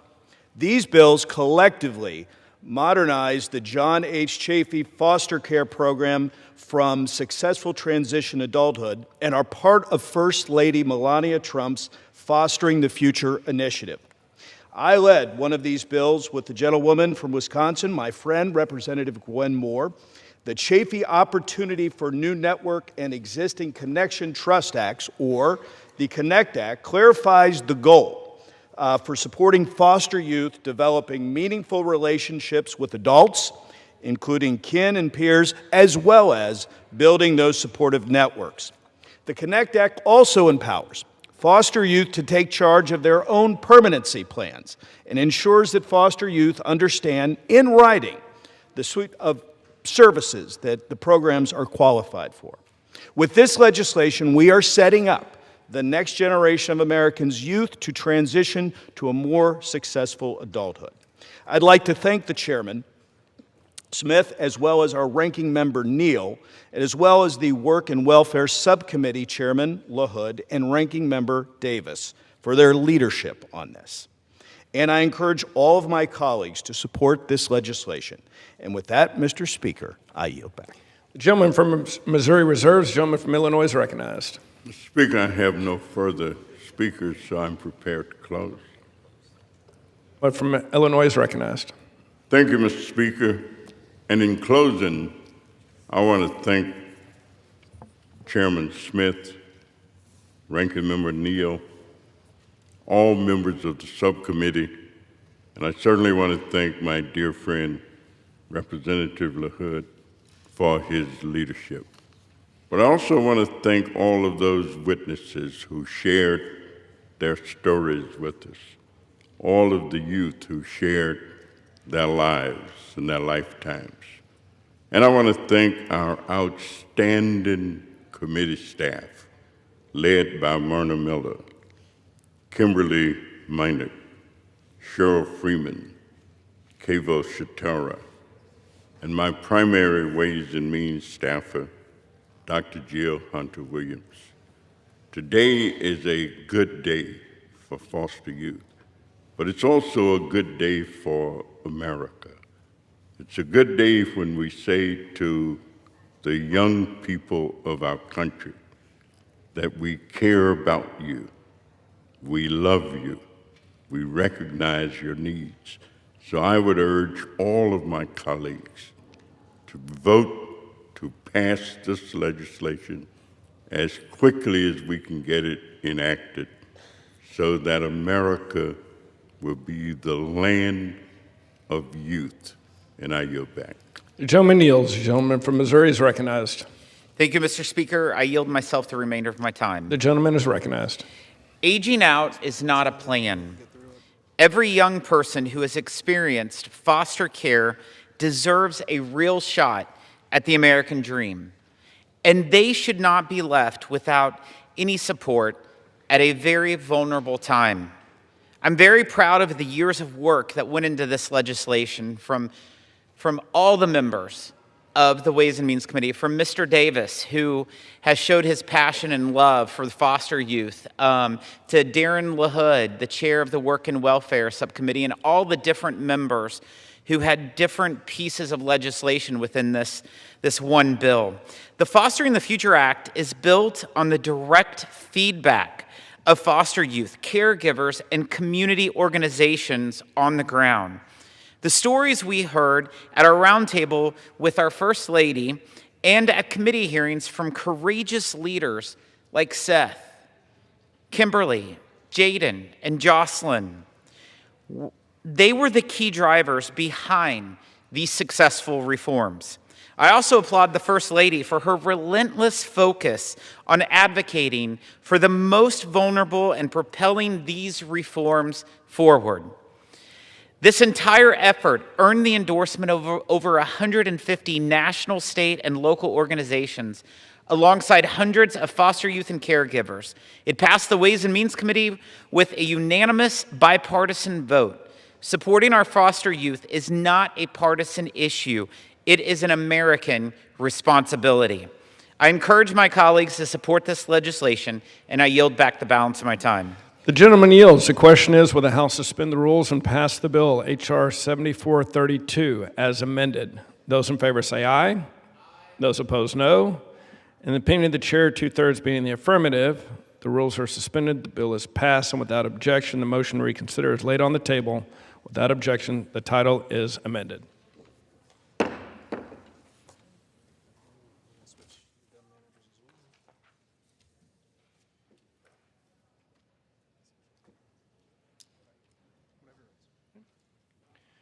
For what purpose does the gentleman from Missouri seek recognition? Mr. Speaker, I move to suspend the rules and pass the bill H.R. 6506, the Taxpayer Due Process Enhancement Act, as amended. The clerk will report the title of the bill. Union Calendar number 373, H.R. 6506, a bill to amend the Internal Revenue Code of 1986 to suspend the period of limitations on filing a claim for credit or refund during collection action processing, to prohibit the crediting of overpayments against disputed tax liability during such proceedings, and to expand the jurisdiction of the tax court. Pursuant to the rule, the gentleman from Missouri, Mr. Smith, and the gentlewoman from Alabama, Ms. Sewell, each will control 20 minutes. The chair recognizes the gentleman from Missouri. Mr. Speaker, I ask unanimous consent that all members have 5 legislative days to revise and extend their remarks and submit extraneous material on this bill under consideration. Without objection. Thank you, Mr. Speaker. Mr. Speaker, I rise in support of H.R. 6506, the Taxpayer Due Process Enhancement Act, bipartisan legislation introduced by my Ways and Means colleagues, Representatives Nathaniel Moran and Terry Sewell.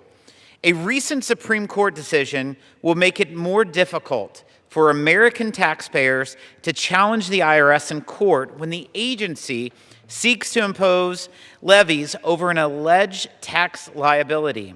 Right now, the taxpayer can lose the opportunity to dispute the agency's actions simply by procedure technicalities.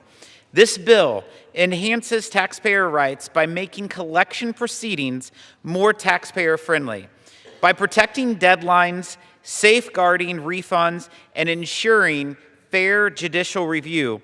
These changes are all for the benefit of the taxpayer. As a former county judge, Representative Moran is leading the charge through this legislation to restore taxpayer rights and ensure that Americans can have their day in court. I reserve the balance of my time. The gentleman reserves. The gentlewoman from Alabama is recognized. Mr. Speaker, I yield myself such time as I may consume. The gentlewoman from Alabama is recognized. I rise in great support of H.R. 6505, the Taxpayer Due Process Enhancement Act. But before I address this bill, I would like to take a moment to discuss the President's $1.8 billion slush fund, which was created by using money from American taxpayers. A fund based on a meritless lawsuit that will be used to pay his friends and allies. Yet the Republican House remains silent. Mr. Speaker, I ask unanimous consent to enter into the record an amicus brief filed on Monday by me, my colleagues on the Ways and Means Committee, and the Litigation Task Force. Without objection. Thank you. The Taxpayer Due Process Enhancement Act will strengthen taxpayers' rights when the IRS uses a levy to collect unpaid taxes by making technical fixes to the tax court's jurisdiction. In the IRS Restructuring and Reform Act of 1998, language was added to give taxpayers due process and an opportunity for review of IRS collection cases involving levies. However, a recent U.S. Supreme Court case has highlighted the need to revisit this section. In this recent case, a taxpayer paid estimated tax that were applied to her ex-husband's account instead of her own account. The IRS then proceeded to levy her property for the unpaid taxes.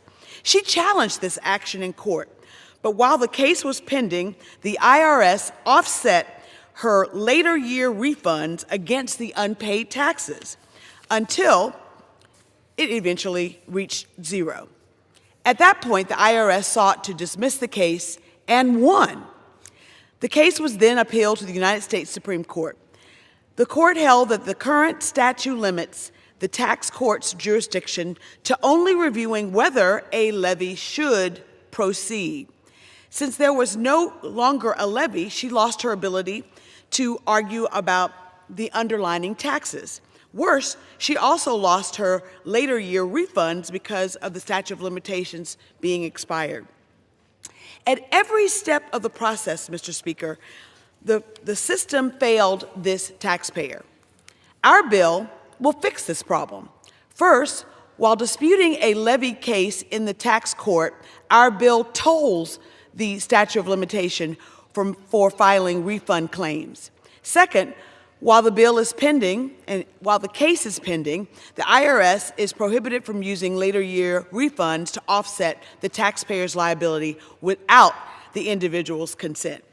Finally, this bill will give the tax court jurisdiction over the levy and the underlying tax liability. The bill also would allow the tax court to retain jurisdiction, even if the IRS abandons the levy. I would like to thank my colleague, the gentleman from Texas, Mr. Moran, for his steadfast leadership in this area. I want to thank him for his generous support, and I want to thank both of our staff for their hard work on this bill. We must work together to ensure that the IRS does not abuse its levy authority and that taxpayer rights are clearly defined and protected. I think it's very important that we make common sense reforms like this, and I'm happy that they are bipartisan. I urge my colleagues to vote yes on this bill. I yield. Sorry. I reserve. Sorry. The gentlelady reserves. The gentleman from Missouri is recognized. Thank you. I yield as much time as he may consume to the sponsor of this legislation, Mr. Moran. The gentleman from Texas is recognized. Thank you, Mr. Chairman and Mr. Speaker. I rise today in support of H.R. 6506, the Taxpayer Due Process Enhancement Act, bipartisan legislation introduced alongside my colleague, Congresswoman Terry Sewell, to strengthen procedural protections for the American taxpayer. This bill addresses a simple problem. Under current law, taxpayers who challenge an IRS collection action can lose important other rights and remedies simply because that process takes too long. That is not the result that we want for taxpayers. Congress has a duty to ensure that when Americans dispute a tax liability, the rules are clear and consistent and taxpayer-friendly. H.R. 6506 makes three important reforms to do just that. First, it suspends the statute of limitations on refund claims while collection disputes are pending. Under current law, a taxpayer can spend years pursuing a legitimate challenge in tax court only to discover the clock ran out on their ability to recover an overpayment. This legislation will fix that. Second, the bill prevents the IRS from automatically applying taxpayer overpayments against disputed liabilities during collection proceedings without the taxpayer's consent. Americans should not lose access to their own funds before receiving full and fair review of the dispute and having that dispute settled. Third, H.R. 6506 expands the jurisdiction of the tax court to ensure taxpayers can obtain judicial review even if the IRS later abandons the collection action. The courthouse doors should not shut out taxpayers because of procedural maneuvering and gamesmanship by the IRS. Mr. Speaker, This legislation was reported out unanimously from the Ways and Means Committee by a vote of 41-0, proving that members on both sides of the aisle agree that taxpayers deserve due process and fair judicial proceedings when dealing with the IRS. For hardworking families and small business owners across East Texas and across this nation, dealing with the IRS can already be intimidating enough. They deserve a system that is transparent, accountable, and just. They deserve someone to stand in their corner, and this bill does just that. No taxpayer should be at the whim of the IRS or deprived of important remedies when they have successfully disputed their case. I urge my colleagues to stand with the taxpayers today and to support H.R. 6506, and I yield back. The gentleman from Missouri reserves. The gentlewoman from Alabama is recognized. Reserve. The gentlewoman from Alabama reserves. The gentleman from Missouri is recognized. Thank you. I yield such time as he may consume to the gentleman from Wisconsin, Mr. Grothman. The gentleman from Wisconsin is recognized. Thank you. Hearing the comments from a lot of my colleagues here, I'll repeat a quote that's been put over and over again on the news the last couple of days, a Ronald Reagan quote. "I'm from the government and I'm here to help." Never going to happen. Okay. Now I'm here to support the Taxpayer Due Process Enhancement Act. It's a bipartisan bill that strengthens taxpayer protections and restores fairness to disputes with the IRS. Prior to my time in elective office, I dealt with a law firm that did hundreds of tax returns every year. I dealt with everyday Americans as they brought their records, receipts, W-2s, 1099s, and whatever paperwork they had received from the IRS. Many were not experts, and I'm talking about the people who work for the IRS, because they're frequently wrong. They were workers, retirees, small business owners, and families trying to do the right thing. I saw how easy it is for honest taxpayers to become overwhelmed with our overcomplicated tax law, and therefore wind up confused with all their notices and rules that seem to change from year to year and sometimes did. Those are the people I came to Congress to help, and those are the people this bill is meant to protect. They should not be at the mercy of a federal agency that can use procedural loopholes to avoid review or pressure them into giving up a legitimate challenge. Most taxpayers are not trying to cheat the system. They're just trying to file correctly, correct honest mistakes, and make sure they're treated fairly. But when a dispute arises, the IRS often has the advantage. It has more resources, more lawyers, and much better understanding of the system than the average American. As I pointed out, frequently the IRS agents themselves don't know the law. This is why due process matters. Every American deserves the right to challenge the IRS without worrying that the government will change the rules. Unfortunately, current law allows that to happen. The IRS can effectively sidestep tax court review by applying refunds or disputed tax liabilities or withdrawing collection actions before the court can fully rule on the merits of the case. That is not how due process should work in this country. This legislation protects taxpayers by preserving refund rights during disputes, preventing the IRS from taking refunds without consent, and ensuring taxpayers receive full review before the tax court. These are straightforward reforms rooted in fairness and accountability. The IRS should not be allowed to use procedural loopholes to pressure taxpayers or avoid review. This bill is especially important for small businesses, working families, and individuals who don't have a team of lawyers or accountants at their disposal. Americans should be able to challenge the IRS on equal footing and trust that the system will treat them fairly. I commend Representatives Moran and Sewell for advancing this bipartisan legislation, and I urge my colleagues to support it. I yield back. The gentleman from Missouri reserves. The gentlewoman from Alabama is recognized. Mr. Speaker, I have no more speakers. I am prepared to close. Gentlewoman from Alabama is recognized. Mr. Speaker, I want to thank the amazing good friend of mine, Chair of the House Ways and Means Committee, Jason Smith, for his leadership, and Ranking Member Neal, who has always shown his support of the American people. It is an honor to sit on a committee that can come together with bipartisan legislation like this. H.R. 6505 is a common sense bill that will help taxpayers and the courts. The bill passed 49-0 in the committee. showing bipartisan support to protect due process rights of taxpayers. I urge my colleagues on both sides of the aisle to support this bill and pass this bill into law. I yield back the balance of my time. The gentlewoman yields. The gentleman from Missouri is recognized. Mr. Speaker, I yield myself the remainder of my time. The gentleman is recognized. Every taxpayer deserves the right to dispute IRS actions taken against them. We have a judicial system in place that exists to protect that right.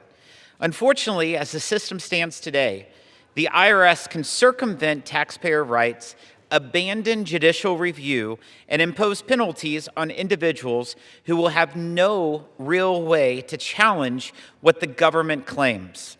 Due process must be protected for all Americans, particularly for those who are facing down a powerful government agency like the IRS.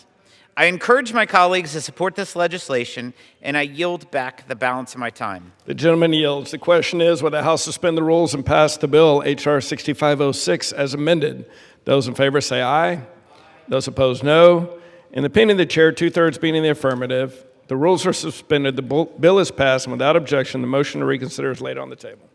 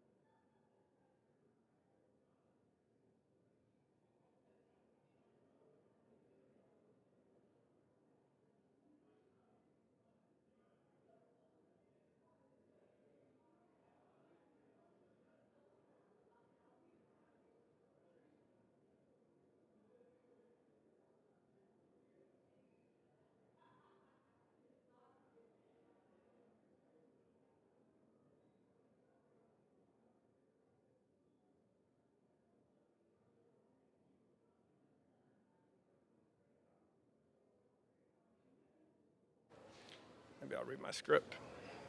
Westerman L. Okay. For what purpose does the gentleman from Arkansas seek recognition? Mr. Speaker, I move to suspend the rules and pass the bill H.R. 2252 as amended. The clerk will report the title of the bill. Union Calendar Number 501, H.R. 2252, a bill to authorize the relinquishment and in lieu selection of land and minerals in the state of North Dakota to restore land and minerals to Indian tribes within the state of North Dakota and for other purposes. Pursuant to the rule, the gentleman from Arkansas, Mr. Westerman, and the gentlewoman from Maryland, Ms. Elfreth, each will control 20 minutes. The chair recognizes the gentleman from Arkansas. Mr. Speaker, I ask unanimous consent that all members have 5 legislative days to revise and extend the remarks and to include extraneous material on H.R. 2252, the bill now under consideration. Without objection. Mr. Speaker, I yield myself such time as I may consume. The gentleman is recognized. I rise today in support of H.R. 2252, the North Dakota Trust Lands Completion Act of 2026, introduced by Representative Fedorchak of North Dakota. This bill addresses a land management issue that dates back to North Dakota's admission to the Union. At statehood, Congress granted lands to North Dakota to help support public institutions, including schools and universities, through responsible land and resource management. For more than a century, the state has used those lands to generate revenue for education and for other public purposes. Today, North Dakota continues to manage hundreds of thousands of acres of surface estate and millions of acres of mineral estate known as state trust lands.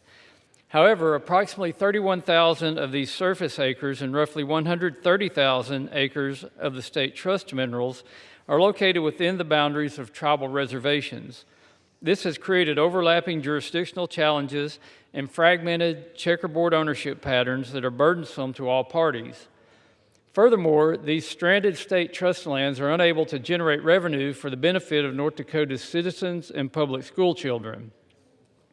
H.R. 2252 provides a better path forward that is a win-win for everyone involved. The bill allows North Dakota to relinquish certain trust lands located within reservation boundaries and select equal value Bureau of Land Management lands elsewhere in the state that they can utilize to generate millions of dollars in new revenue. In return, the relinquished lands from the state within reservation boundaries will be taken into trust for the benefit of North Dakota's tribes. Importantly, this legislation protects taxpayers by requiring independent appraisals, equal value exchanges, and protection for valid existing rights. This logical fix helps North Dakotans better manage their trust land, provides long-term funding for education, supports tribes, and consolidates fragmented land ownership to reduce the burden on federal land management agencies. This is truly a win-win across the board, and I commend the leadership of Representative Fedorchak in advancing this bill. I'd also like to commend Secretary of the Interior Doug Burgum, who has supported this legislation since his time as North Dakota's governor. I urge my colleagues to support H.R. 2252, and I reserve the balance of my time. The gentleman reserves. The gentlewoman from Maryland is recognized. Thank you, Mr. Speaker. H.R. 2252 would allow the state of North Dakota to relinquish parcels of state land within the boundaries of a tribal reservation in exchange for one or more parcels of unappropriated Bureau of Land Management land of substantially equivalent value. All relinquished state lands will be held in trust by the Secretary of the Interior on behalf of the tribe whose reservation includes those lands. The process established by this legislation will help make reservations whole and fulfill obligations made to the state of North Dakota when it was entered into the Union in 1889. The chair mentioned a win-win, and I want to reemphasize that here.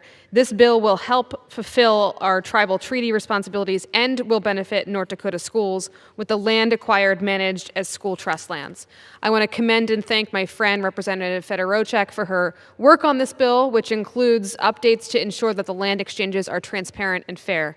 The bill also includes important safeguards for land with wilderness characteristics and other important conservation designations. Most importantly, Mr. Speaker, this bill is supported by the impacted tribes, including the Spirit Lake Tribe and the Standing Rock Sioux Tribe. I urge my colleagues to join me in supporting this bill. Thank you, and I reserve the balance of my time. Gentlewoman reserves. The gentleman from Arkansas is recognized. Mr. Speaker, I yield such time as she may consume to the gentlewoman from North Dakota, the lead sponsor of the bill, Ms. Fedorchak. Gentlewoman from North Dakota is recognized. Thank you, Mr. Speaker. I rise today in support of my bill, the North Dakota Trust Lands Completion Act. I thank the gentlelady from Maryland and Mr. Chairman, you for your leadership, especially Mr. Chairman for getting it through the House Natural Resources Committee with a unanimous support. I can't thank you enough for that. And as both have stated, this bill provides some important new changes for my state and addresses a unique land management challenge that dates back to North Dakota's statehood. They've both expressed it well, but let me reinforce what has already been said. When North Dakota became a state, the federal government granted 2.6 million acres of federal land to support schools and other public needs. Specifically, the state received sections 16 and 36 of every township. As a result, North Dakota holds more than 31,000 surface acres and 130,000 acres of mineral rights inside tribal reservation boundaries. This created a checkerboard pattern of ownership that makes land management and development difficult for everyone. The chart beside me shows the patchwork of state trust land on the Standing Rock Reservation. All the green checks in this squares are land owned within the tribal reservation by the state of North Dakota. And this is just one of 5 reservations in our state. The tribes struggle to efficiently develop land within their own reservation boundaries because of this fragmented ownership. And there's currently no pathway for the state and federal government to exchange these lands. My legislation solves this problem. H.R. 2252 authorizes equal value land exchanges between the state of North Dakota and the Department of Interior. This allows the state to exchange scattered trust lands within reservation boundaries like this for federal lands of equivalent values elsewhere in the state. Importantly, this bill does not automatically exchange a single acre of land. It simply creates a process that can be used if all parties choose to move forward. The legislation includes multiple safeguards and transparency requirements, specifically consultation with affected tribal governments prior to any conveyance, environmental review authority for the Secretary of Interior, independent appraisals using federal appraisal standards to ensure substantially equal value, public inspection of final appraisals at least 30 days before any exchange, and public notice online and in North Dakota newspapers before exchanges occur. Upon exchange, state land located within reservation boundaries is immediately transferred to the BIA to be held in trust for the benefit of the tribe. The state will manage the exchanged federal acres for North Dakotans and public schools. The result is less fragmentation, clearer ownership boundaries, and a greater ability for both tribal and state governments to manage the land for the benefit of their people. Mr. Speaker, I also want to be clear about what this bill does not do.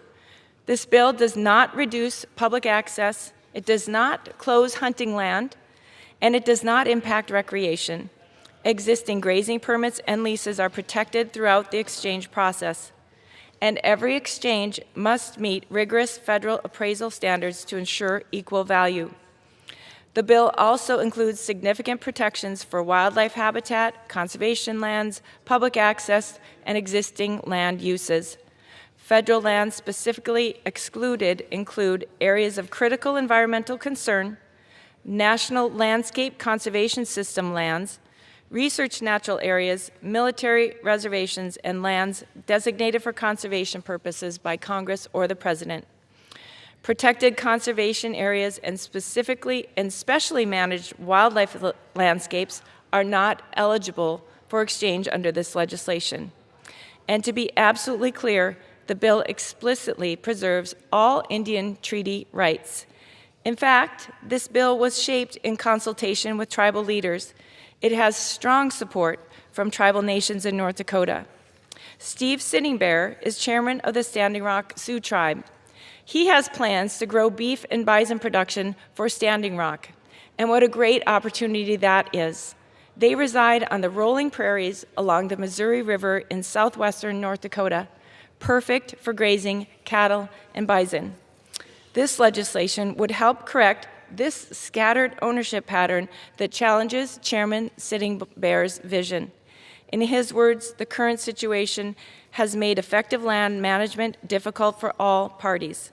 Mark Fox, who is chairman of the 3 affiliated tribes, says his nation was glad to help shape the legislation and supports restoring reservation land while preserving treaty rights.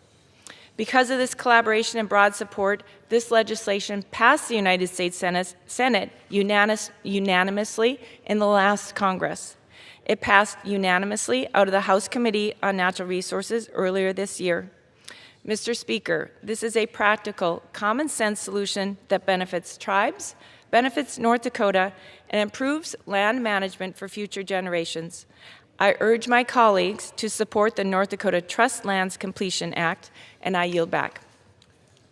Mr. Speaker, I want to again commend the gentlelady for this legislation and thank my colleagues in the minority for helping us work on something that we could bring to the floor that is a common sense bill that benefits all those involved. And I think this is a good example of Congress doing what we should do, bringing forth common sense legislation. Mr. Speaker, I have no further requests for time. I'm prepared to close and reserve the balance of my time. The gentleman reserves. The gentleman from Maryland is recognized. Mr. Speaker, I urge my colleagues to support this legislation, and I yield back the balance of my time. The gentlewoman yields. The gentleman from Arkansas is recognized. Mr. Speaker, again, H.R. 2252 is a practical and balanced approach to resolving a long-standing land management challenge in North Dakota. This legislation helps the state better manage trust lands that support schools and public institutions, while also creating a pathway for greater tribal land consolidation within reservation boundaries. I thank Representative Fedorchak for her leadership on this issue. I urge my colleagues to support the bill, and I yield back the balance of my time. Gentleman yields. The question is, will the House suspend the rules and pass the bill H.R. 2252 as amended? Those in favor say aye. Those opposed, no. In the opinion of the chair, 2/3 being in the affirmative, the rules are suspended, the bill is passed, and without objection, the motion to reconsider is laid on the table.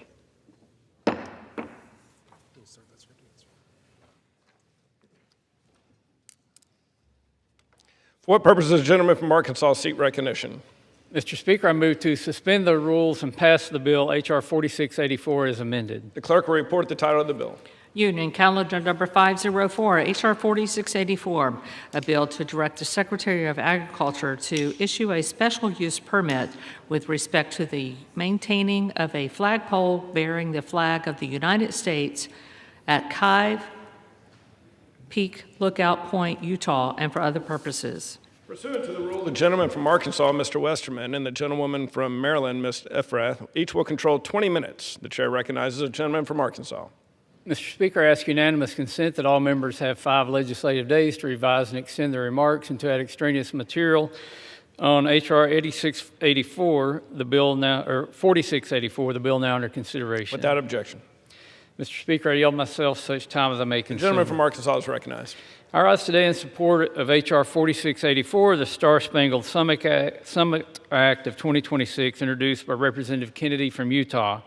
This bill provides a simple, common sense, and long overdue fix that restores a long-standing patriotic tradition in Utah for generations to come.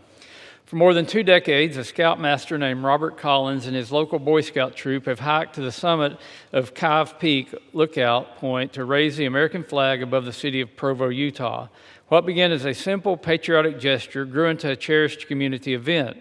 The annual raising of the American flag on this mountaintop has become not only a symbol of local pride for the Provo area, but also a meaningful rite of passage for many young people in the community. Unfortunately, that tradition came to an abrupt end in 2022 when the Forest Service ordered the flag's prompt removal due to the absence of a special use permit for the flagpole. Overnight, a patriotic tradition that had brought a community together for 20 years was snuffed out by bureaucratic process. Since then, efforts to restore the tradition through administrative channels have moved slowly and without resolution. H.R. 4684 provides a straightforward solution. The bill directs the Forest Service to issue a 10-year special use permit for the seasonal placement of the American flag at Kive Peak and establishes a clear framework to allow the tradition to continue in perpetuity. Importantly, the legislation also waives all fees associated with the permit, because you shouldn't have to pay to be patriotic. As our nation celebrates 250 years of American independence, Congress should be encouraging patriotism and uplifting local traditions that bring communities together. This thoughtful legislation ensures that the federal government will no longer stand in the way of volunteers seeking to honor the American flag and show their love of country. I thank Representative Kennedy for his leadership on this effort and for his diligent work on the Natural Resources Committee on behalf of his constituents.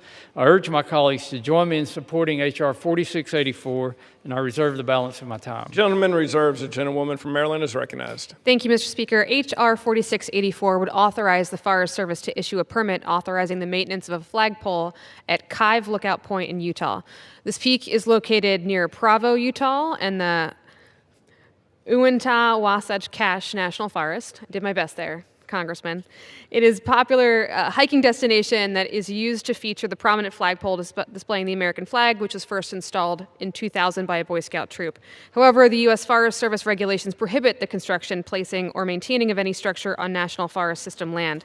The initial placement of this flagpole did not receive a permit, and consequently, the agency ordered the removal of the flagpole.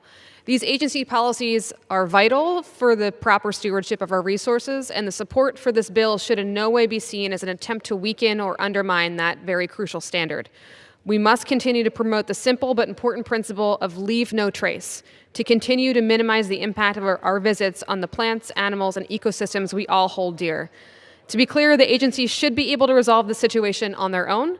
The Forest Service has testified before the Natural Resources Committee that they are working to issue the necessary permit without congressional action. However, this patriotic display, especially as the chair said in our 250th year, is important to the local community and visitors alike. I support the moving of this legislation today to resolve this issue promptly and return the flag to Kive Peak. I urge support of this bill and reserve the balance of my time. The gentlewoman reserves. The gentleman from Arkansas is recognized. Mr. Speaker, I yield 4 minutes to the gentleman from Utah, the lead sponsor of this bill, Mr. Kennedy. The gentleman from Utah is recognized. Thank you, Mr. Speaker, and thank you, Chair Westerman, for the opportunity to speak on this bill, and also to Ranking Member Huffman and my colleague, Congresswoman Elfreth, for the willingness to hear this bill on the House floor today.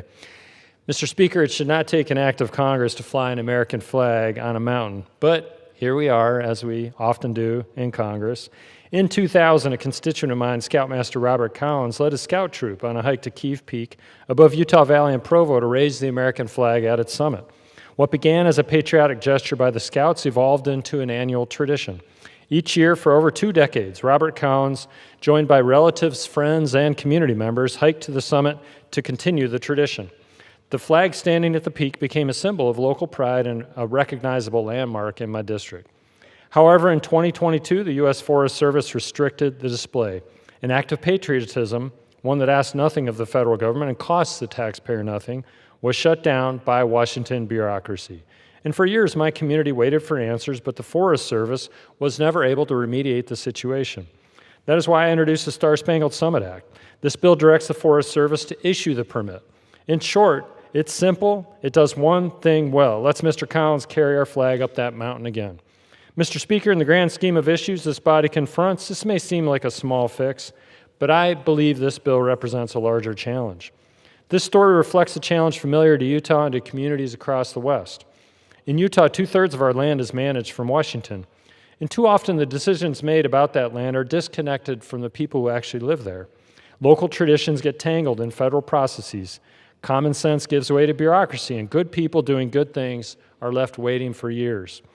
Utahns know our lands, and we know our communities, and it is my belief that Utahns should not be buried under layers of bureaucracy when making decisions about the place that they call home. For 250 years, Americans have raised our flag. We've raised it at Yorktown and at Gettysburg. We've raised it at Iwo Jima and on the surface of the moon.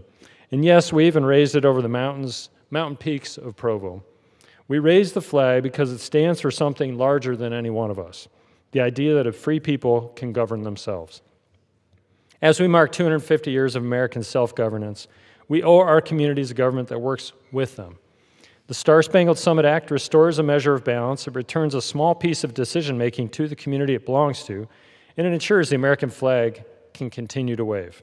I urge my colleagues to join me in support H.R. 4684, the Star-Spangled Summit Act. And with that, I yield back. Mr. Speaker, I have no further requests for time. I'm prepared to close and reserve the balance of my time. The gentleman reserves. The gentlewoman from Maryland is recognized. Thank you, Mr. Speaker. I urge my colleagues to support this legislation, and I yield back the balance The of my time. gentlewoman yields. The gentleman from Arkansas is recognized. Mr. Speaker, I once again thank Representative Kennedy for his leadership on the Star-Spangled Summit Act of 2026. This bill restores a meaningful community tradition, cuts through unnecessary red tape, and ensures that the American flag can continue flying over Provo in a way that respects both patriotism and responsible stewardship of our public lands. I urge my colleagues to support H.R. 4684, and I yield back the balance of my time. Gentleman yields. The question is, will the House suspend the rules and pass the bill H.R. 4684 as amended? Those in favor say aye. Those opposed, no. In the opinion of the chair, 2/3 being in the affirmative, the rules are suspended, the bill is passed, and without objection, the motion to reconsider is laid on the table.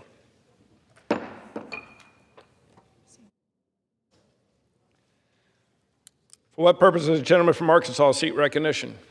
Mr. Speaker, I move to suspend the rules and pass the bill H.R. 1352 as amended. The clerk will report the title of the bill. Union Calendar Number 500, H.R. 1352, a bill to designate the General George C. Marshall House in the Commonwealth of Virginia as an affiliated area of the National Park System and for other purposes. Pursuant to the rule, the gentleman from Arkansas, Mr. Westerman, and the gentlewoman from Maryland, Ms. Efrath, each will control 20 minutes. The chair recognizes the gentleman from Arkansas. Mr. Speaker, I ask unanimous consent that all members have 5 legislative days to revise and extend their remarks and to add extraneous material on H.R. 1352, the bill now under consideration. Without objection. Mr. Speaker, I yield myself such time as I may consume. The gentleman from Arkansas is recognized. I rise today in support of H.R. 1352, which would designate the George C. Marshall House in Virginia as an affiliated area of the National Park System. General George C. Marshall was a war hero, statesman, master strategist, and one of the most important figures in modern American history.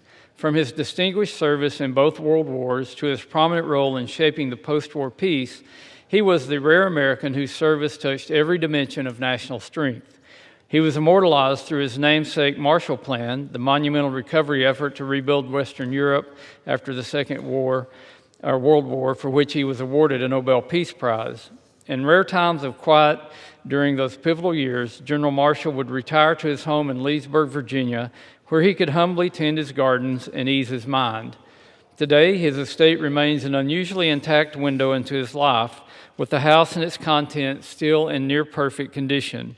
In 2005, the home and its gardens were opened to the public as a museum. This bill recognizes George Marshall's legacy and ensures that Americans can continue to draw inspiration from his story by designating his home as an affiliated area of the National Park System. This designation conveys honor and recognition while keeping the management and fiscal responsibilities of the estate with the George C. Marshall International Center. This bill does not put the property under federal management or add to the federal state. I urge my colleagues to join me in supporting this legislation, and I reserve the balance of my time. The gentleman who reserves, the gentlewoman from Maryland is recognized. Thank you, Mr. Speaker. H.R. 1352 would designate the General George C. Marshall House in Leesburg, Virginia, as an affiliated area of the National Park System. This is a fitting tribute to a man who left an enduring mark on our national and, dare I say it, world history. George Marshall is the namesake of the Marshall Plan, a strategy that helped rebuild Europe after World War II.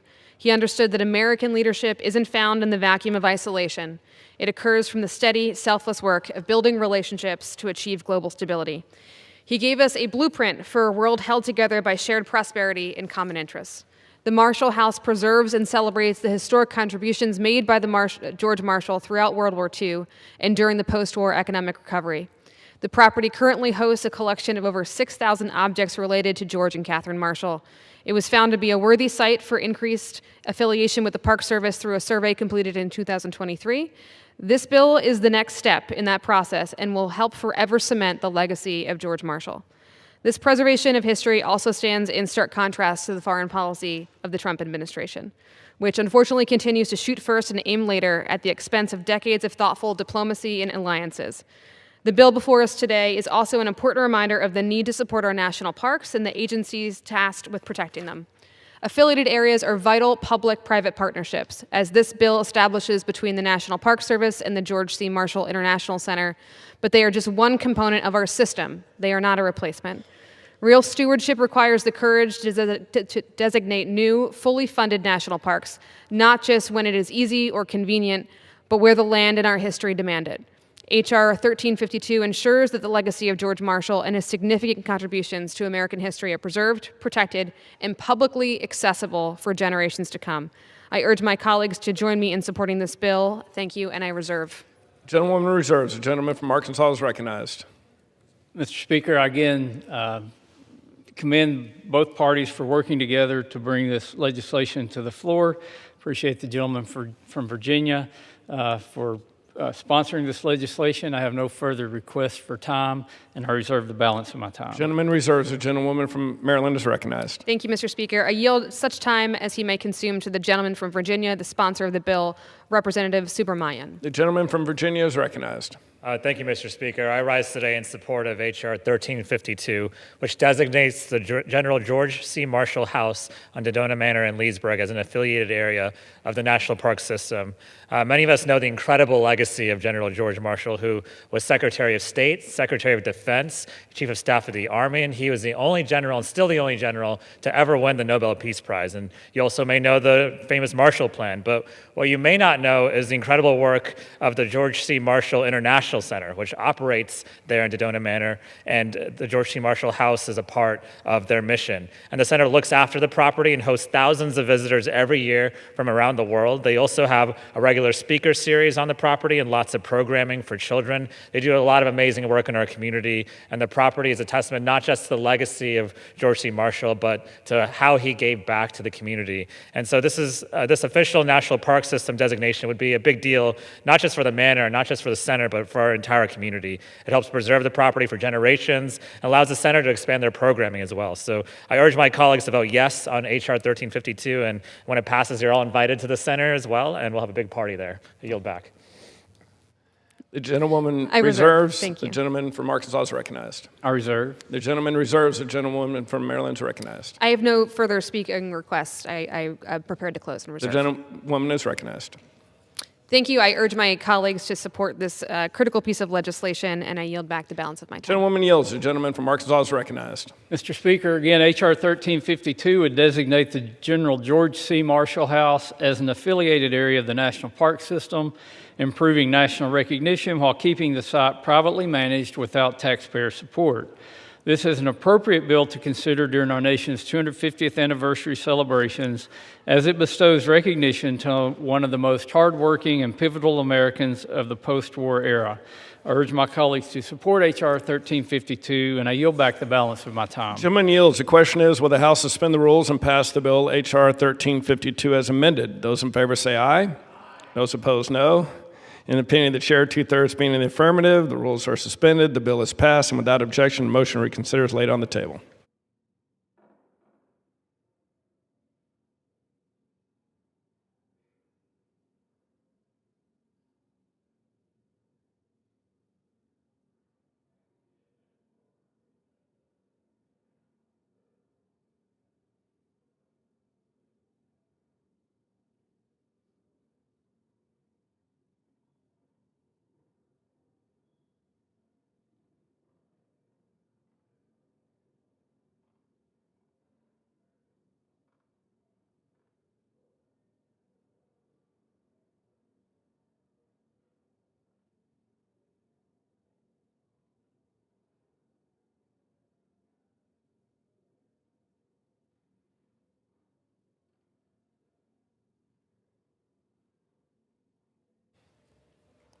Everybody ready?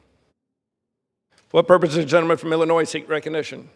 Thank you, Mr. Speaker. I move to suspend the rules and pass H.R. 3482, the Veterans Community Care Scheduling Improvement Act, as amended. The clerk will report the title of the bill. H.R. 3482, a bill to amend Title 38 United States Code to establish an online program through which an employee of the Department of Veterans Affairs may schedule an appointment for a covered veteran with a non-department health care provider under the Veterans Community Care Program and for other purposes. Pursuant to the rule, the gentleman from Illinois, Mr. Boss, and the gentleman from California, Mr. Takano, each will control 20 minutes. The chair recognizes the gentleman from Illinois. Thank you, Mr. Speaker. I ask unanimous consent that all members have 5 legislative days in which to revise and extend their remarks on H.R. 3482 as amended. Without objection. Mr. Speaker, I yield myself as much time as I may consume. The gentleman's recognized. Thank you, Mr. Speaker. I rise today in support of H.R. 3482 as amended, offered by my friend and colleague, Representative Tom Barrett of Michigan. This bill makes much-needed improvements to make community care work better for our veterans. For far too long, the scheduling process has posed structural barriers that delay our veterans from accessing a timely health care that they have earned. Veterans often face administrative red tape and makes getting their care difficult when they are trying to see a provider in their own community. This bill would cut through bureaucracy by bringing VA scheduling into the 21st century. This bill would authorize the external provider scheduling program across the VA Medical Center. It would equip VA employees with a modernized system to view, search, and sort real-time availability for both VA and non-VA providers. Under this bill, a VA scheduler could book an appointment and send the referral documents electronically without ending endless phone calls. This would let the veteran across the entire country schedule many of their community care appointments in minutes instead of waiting days on end. This bill would also include rigorous performance benchmarks to hold VA accountable for achieving real results to deliver better health care. VA would be required to track patient satisfaction and wait times so we can ensure taxpayers' resources are making a real impact. Finally, thanks to the amendment adopted in committee, the costs associated with the legislation are fully offset. It is our duty to make sure veterans receive timely access to the health care they need right in the communities where they live. I also want to thank National Association of State Directors of Veterans Affairs, Concerns Veterans for America, National Rural Health Association, the American Legion, for their support of this truly bipartisan legislation. This is a good, common-sense bill, and I urge my colleagues to support H.R. 3482 as amended. And with that, Mr. Speaker, I reserve the balance of my time. The gentleman reserves. The gentleman from California is recognized. Mr. Speaker, I yield myself such time as I may consume. The gentleman from California is recognized. Mr. Speaker, I rise in support of H.R. 3482, the Veterans Community Care Scheduling Improvement Act, as amended. One of the biggest concerns I hear from veterans is that it takes too long to get an appointment, whether at VA or through community care. As is the case with many things at VA, outdated and cumbersome technology makes it very difficult to schedule appointments. In addition, there are not enough requirements for community providers to make their schedules available in electronic format to make it easier for VA schedulers to check availability. The Veterans Community Care Scheduling Improvement Act, as amended, is a solid step forward towards fixing issues that have plagued the Veterans Health Administration since before the Phoenix wait time scandal in 2014. Veterans deserve timely access to care, whether that's at VA or in the community, and it is our responsibility to ensure that they get it. The system authorized by H.R. 3482 would leverage technology to allow VA schedulers to see community care providers' schedules and book appointments directly into them, streamlining the process and allowing them to get booked days or weeks faster. The bill also requires that VA use this technology to view VA's direct care appointments as well as community care, giving veterans an apples-to-apples comparison of first available appointments. This crucial new ability will allow veterans to make an informed choice about where they wish to receive their care. While I believe that the system authorized by this act could have a substantial impact on veterans' access to timely care, I'm concerned that it will only be as good as VA's ability to recruit community care providers to participate. I think there should be more requirements in VA's community care network contracts to mandate community provider participation. The ongoing procurement of the next generation contract will be an opportunity to do just that. VA must also ensure that there is buy-in from all levels of the organization because technology is only as good as its implementation and adoption. However, I will say that this is a good first step in that direction. I thank Representative Barrett and Representative Budzinski for their work on this bill, and I urge my colleagues to support it. And with that, Mr. Speaker, I reserve the balance of my time. The gentleman reserves. The gentleman from Illinois is recognized. Mr. Speaker, I yield as much time as he may consume to the gentleman from Michigan, Mr. Barrett, who is the sponsor of this bill. The gentleman from Michigan is recognized. Thank you, Mr. Speaker, and thank you to the chairman and the ranking member for their endorsement of this critical piece of legislation. The men and women who served and sacrificed for our nation deserve the best health care that our country can offer. And they certainly shouldn't have to wait weeks or longer just to find out if they can make an appointment to see a doctor. This is an issue that has plagued the VA healthcare system for decades. The good news is that the VA Community Care Program is helping us turn things around by allowing veterans to receive medical services from local healthcare providers outside of the traditional VA hospitals and clinics, right in their own communities closer to home. But the system is far from perfect. Veterans across the country will tell you that community care appointments can be harder to schedule and too often are not even offered as an option. This has led to longer wait times, farther drives to appointments, and greater inconvenience. I personally experienced this myself when trying to get scheduled for a routine audiology appointment. I got called by a VA scheduler, then they had to call a number of providers, then they called me back, and when they actually set the appointment, it was on a date that I was here in Washington and not back home in Michigan. Had to reschedule the entire thing and start all over again. Obviously, this isn't what we want for any of our veterans, and that's why I urge my colleagues to support my Veterans Community Care Scheduling Improvement Act, the bill before us today. This bill would permanently require VA facilities to use a single digital interface called the External Provider Scheduling System to finally allow VA staff to simultaneously view all available appointments at both VA facilities and those participating in the community care program. It would all be in one centralized interface. The VA has already rolled this out nationwide through internal process as we were working on this bill, and the results speak for themselves. VA employees today can now book as many as 25 appointments each day, compared to just a small handful through the manual process they were following before.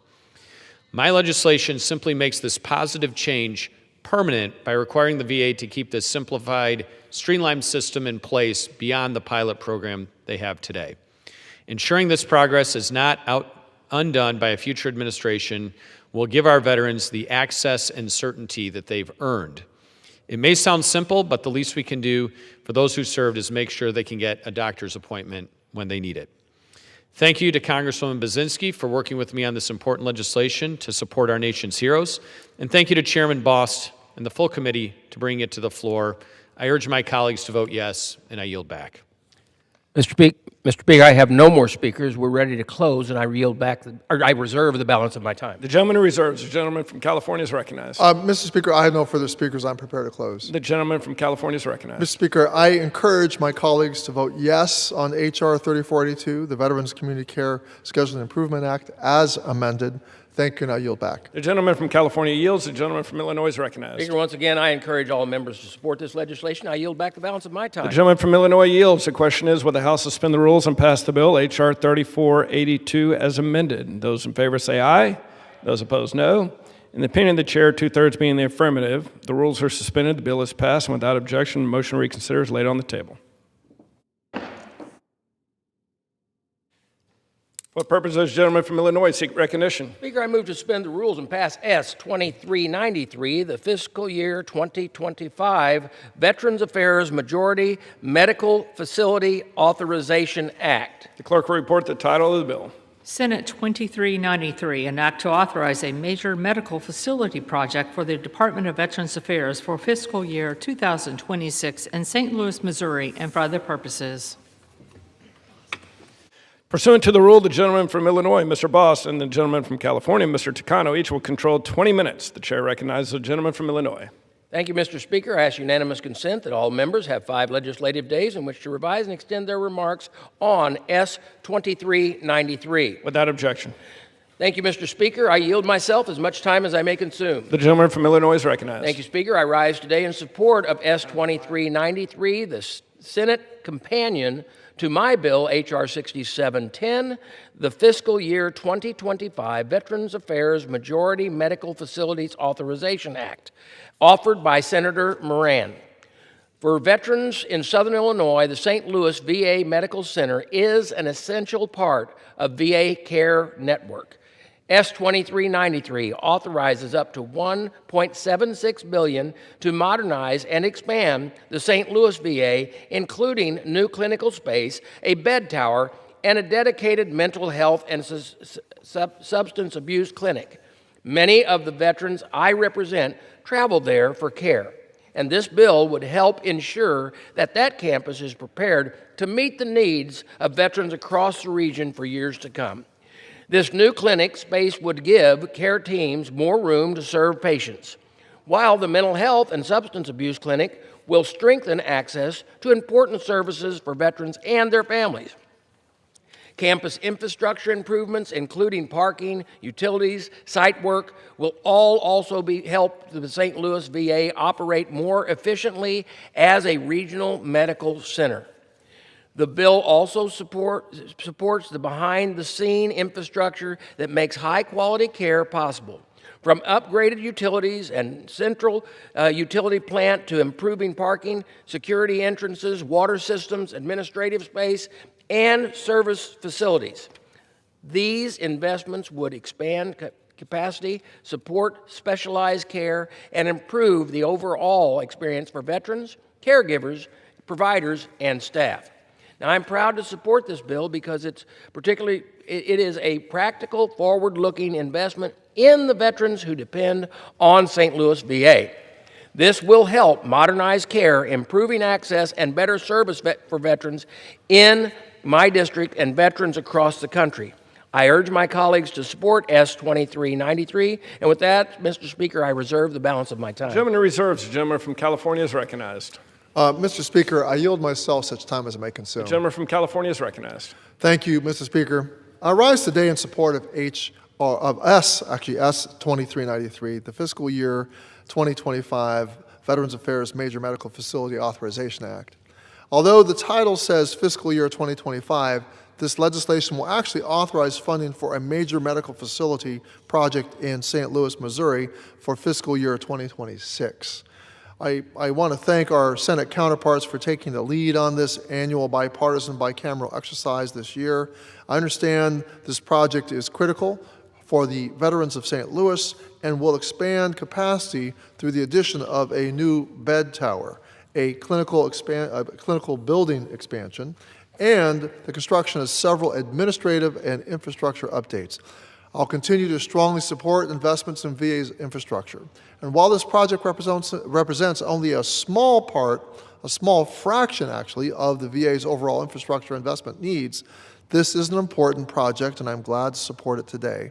I urge my colleagues to join me in supporting this legislation to authorize a critical project for veterans, and I reserve the balance of my time. The gentleman reserves. The gentleman from Illinois is recognized. Thank you, Mr. Speaker. I have no more speakers. I'm ready to close, and I reserve. The gentleman reserves. The gentleman from California is recognized. Mr. Speaker, I have no further speakers. I'm prepared to close. The gentleman from California is recognized. Thank you, Mr. Speaker. I ask all my colleagues to join me in passing S 2393, the fiscal year 2025 Veterans Affairs Major Medical Facility Authorization Act as amended, and I yield back the balance of my time. The gentleman yields. The gentleman from Illinois is recognized. Speaker, once again, I encourage all members to support this legislation. I yield back the balance of my time. The gentleman yields. The question is, would the House suspend the rules and pass Senate 2393? Those in favor say aye. Those opposed, no. The gentleman in the chair, 2/3 being for what purpose does the gentleman from Illinois seek recognition? Speaker, I request the yeas and nays. The yeas and nays are requested. All those in favor of taking this vote by the yeas and nays will rise and remain standing until counted. A sufficient number having risen, the yeas and nays are ordered pursuant to the Clause 8 of Rule 20. Further proceedings on this question will be postponed.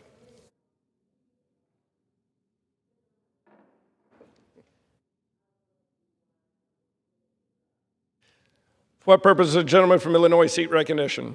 Mr. Speaker, I move to suspend the rules and pass H.R. 2954, the Veterans Transition to Trucking Act of 2025 as amended. The clerk will report the title of the bill. Union Calendar Number 259, H.R. 2954, a bill to amend Title 38 United States Code to authorize the Secretary of Veterans Affairs to approve multi-state apprenticeship programs for purposes of veterans educational assistance and for other purposes. Pursuant to the rule, the gentleman from Illinois, Mr. Boston, the gentleman from California, Mr. Takano, each will control 20 minutes. The chair recognizes the gentleman from Illinois. Thank you, Mr. Speaker. I ask unanimous consent that all members have 5 legislative days in which to revise and extend their remarks on H.R. 2954 as amended. Without objection. Speaker, I yield myself as much time as I may consume. The gentleman from Illinois is recognized. Thank you, Speaker. I rise today in support of H.R. 2954 as amended, offered by my colleagues, Representative Chris Papias of New Hampshire and Representative Jen Kiggins from Virginia. This bill, as amended, would allow VA to approve commercial driver's license apprenticeship program that operate in more than one state. This bill would cut the red tape and stop interstate companies from having to seek approval in every state they operate in. This bill would also allow more veterans to pursue careers in the trucking industry. I come from a trucking family. As a former driver and a manager and operator of the family trucking business, I know how important it is to have qualified drivers. Trust me, I know. The American Trucking Institute publishes a report that shows there is a shortage of 82,000 drivers and anticipated shortage of 160,000 drivers by 2031. This bill would allow veterans to meet the demand by using their education benefits through the VA apprenticeship programs. I am supportive of the intent of this bill, as we must ensure that veterans find meaningful employment while meeting the demand of an important industry in our nation's economy. My committee will continue to seek ways to help create meaningful employment for veterans and streamlining veterans programs. I urge all of my colleagues to support H.R. 2954 as amended, and with that, I reserve the balance of my time. The gentleman from Illinois reserves. The gentleman from California is recognized. Mr. Speaker, I yield myself such time as I may consider. The gentleman from California is recognized. Well, Mr. Speaker, I rise in support of H.R. 2954, the Veterans Transition to Trucking Act. The first year of a service member's transition to civilian life is often one of the most stressful. This period is marked by huge shifts in responsibilities, new family duties, and new costs like housing, food, and childcare. Veterans also must navigate finding employment, which may involve translating military experience into something civilian employers that civilian employers will understand. The Veterans Transition to Trucking Act proposes to improve hiring through expediting training programs. By coordinating approvals for training institutions, more veterans can find employment faster. Representative Pappas, a longtime member of our committee, authored this legislation. Trucking is the primary means for moving goods through his state. In New Hampshire, it's not uncommon to see a load of timber or even heating oil moving on the road. His constituents depend on this industry, and veterans seek employment in trucking. And while trucking isn't the fit for all veterans, I recognize that veterans who seek a role in the industry shouldn't have to fight to find a training institution. And with the price of goods and now fuel skyrocketing in the Trump economy, the last thing we should be doing is making it harder for veterans to find employment in logistics and shipping. I want to thank Representative Pappas for serving as ranking member on the Economic Opportunities Subcommittee, where he is a strong voice for veteran employment opportunities. And with that, Mr. Speaker, I reserve the balance of my time. Gentleman reserves. The gentleman from Illinois is recognized. I have no more speakers. I reserve the balance of my time. The gentleman reserves. The gentleman from California is recognized. At this time, I'd like to yield 3 minutes to my good friend, the ranking member of the Subcommittee on Economic Opportunity and the author of this legislation, Ranking Member Chris Pappas from the great state of New Hampshire. The gentleman from New Hampshire is recognized.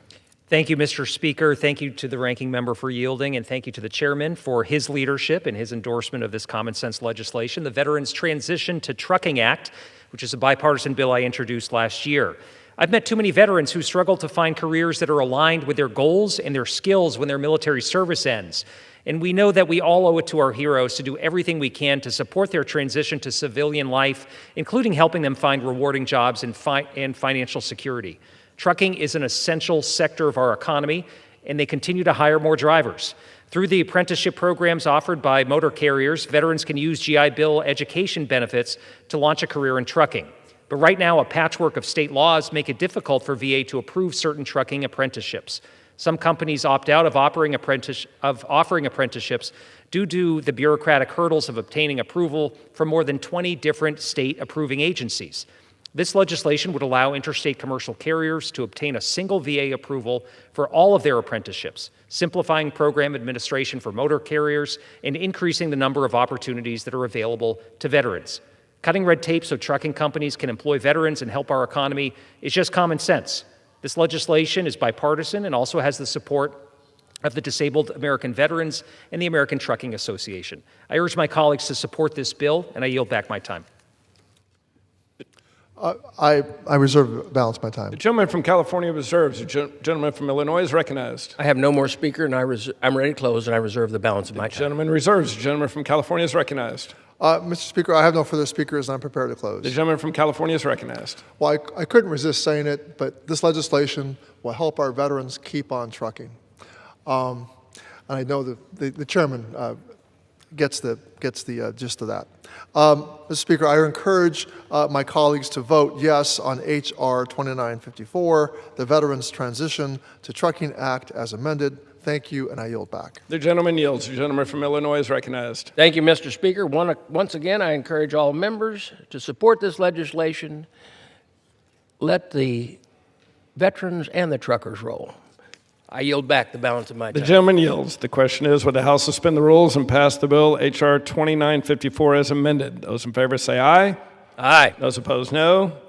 In the opinion of the chair, 2/3 being in the affirmative, The rules are suspended. The bill is passed. And without objection, a motion to reconsider is laid on the table. Without objection, the title is amended.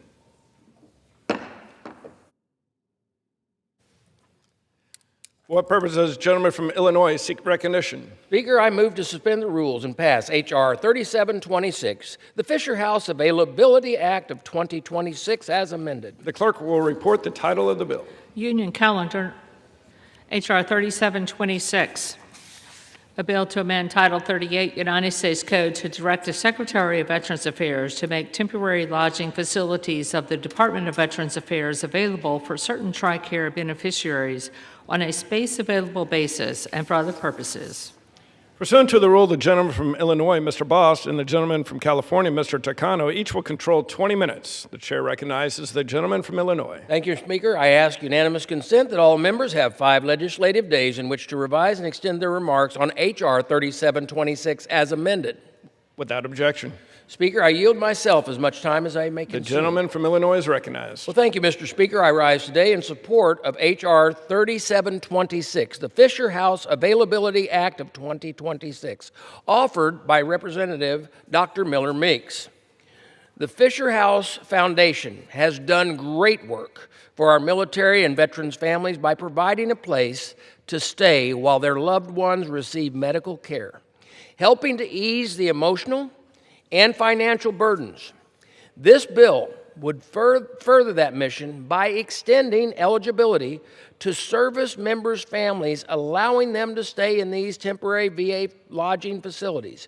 Simply put, if these homes have space, or our military families should be able to use them.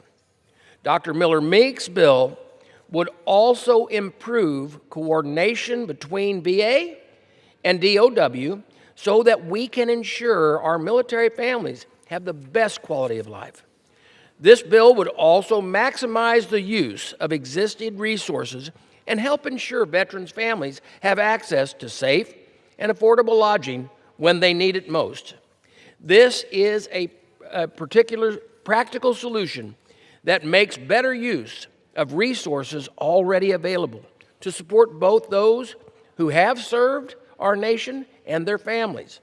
Now, I want to thank my friend, our Health Subcommittee Chairwoman, Dr. Miller Meeks, for her work for expanding health care access. Speaker, our service members, veterans, and their families have sacrificed greatly on behalf of this country. I believe we should ensure they have the support and stability they have earned while receiving medical care. This bill answers the call.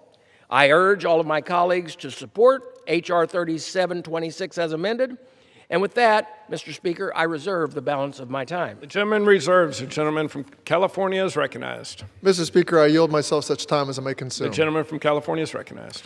Thank you, Mr. Speaker. I rise today in support of H.R. 3726, the Fisher House Availability Act of 2026, as amended. Created in 1990, Fisher Houses have provided veteran and military families a cost-free, home-away-from-home environment while their loved ones receive medical care at nearby VA, DOD, and community hospitals. Grounded in the understanding that social support is instrumental to the healing process, families of veterans and active duty service members can access these comfortable and welcoming houses without worrying about cost or geographical distance from their loved ones who are receiving care. Regrettably, since the fall of 2024, VA Fisher Houses have been restricted in their ability to serve the entire veteran and military community. VA made guidance changes at that time that altered eligibility and only permitted families of veterans receiving care at a VA facility to stay at Fisher Houses. Military families falling outside of this criteria, specifically active duty families receiving care at facilities near VA medical centers, have been turned away, even when rooms at Fisher Houses have been available. The bipartisan Fisher House Availability Act of 2026 would restore the flexibility of VA Fisher Houses to not only accommodate veteran families, but active duty families on a space-available basis. As veteran families would still receive prioritization, veteran access to VA Fisher Houses will not change. This bill will increase VA Fisher House usage by simply allowing for eligible DoD beneficiaries to be considered for a room when one is available, while also strengthening the partnership between the Department of Veterans Affairs and Defense. Veteran and military caregivers deserve access to VA Fisher houses. I urge my colleagues to support H.R. 3726, the Fisher House Availability Act. I reserve the balance of my time. Gentleman reserves. The gentleman from Illinois is recognized. Thank you, Mr. Speaker. At this time, I would like to yield as much time as she may consume to the sponsor of this bill, Dr. Miller Meeks. The gentlewoman from Iowa is recognized. Thank you, Mr. Speaker, and I'd also like to thank Chair Boss for ceding time to me. I rise today in strong support of my bill, the Fisher House Availability Act. This life-changing bill would ease the burden on the families of veterans staying in Fisher houses across the country by making lodging more accessible for veterans, service members, and their families during treatment. Thousands of American families travel long distances every year to accompany their veteran loved one so that they can receive serious medical treatment at VA facilities. The Fisher House Foundation provides those families with a helping hand through free, safe lodging. The Fisher House Foundation and their many volunteers make a painful time bearable. Fisher houses help bridge the gap for veterans and their families when care becomes difficult instead of easy.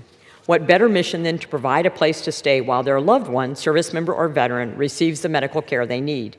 The value of these homes can be understood by their numbers. Over the past 30 years, Fisher houses have served 500,000 people, kept $650 million in people's wallets, and offered 12.5 million nights of lodging. More than the numbers, however, the value can be understood through the stories. As founder Zachary Fisher put it, hardships we helped ease and friendships we helped form. U.S. Air Force Staff Sergeant Andrew Wolf and United States Army Specialist Sarah Bergstrom were tragically attacked last year here in D.C. Fisher House provided shelter to the loved ones of Staff Sergeant Wolf while he received care at a VA-owned home. This is an example of the mission being met. However, this story is an exception, not the standard.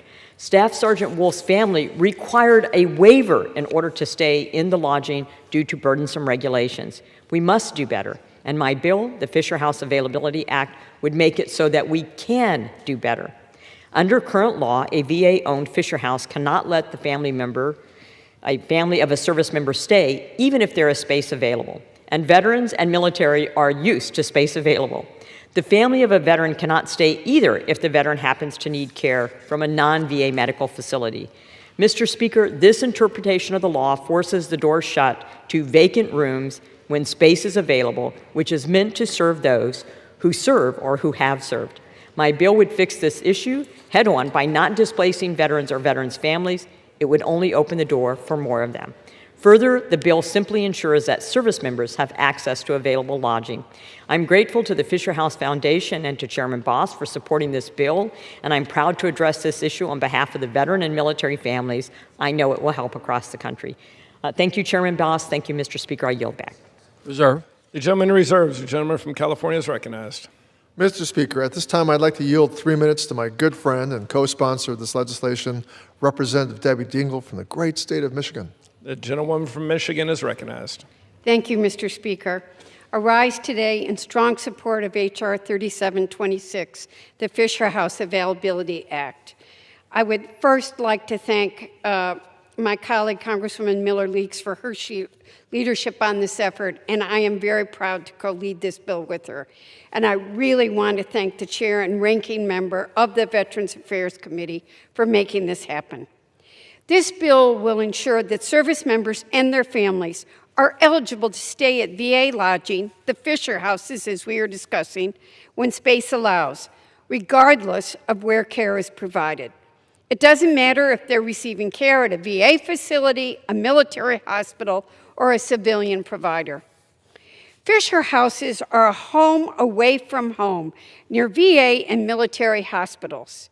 No veteran or service member who has served their country should have to face medical care or a hospital stay without the support of their loved ones by their side. Fisher houses allow these families to be where they are needed most without worrying about whether they can afford a place to stay. This allows veterans and service members to focus on what's important, the healing process. I was with family at a military hospital, sitting in the intensive care waiting room with a young mother whose husband was in intensive care in a coma, and she had a 3- and 5-year-old child.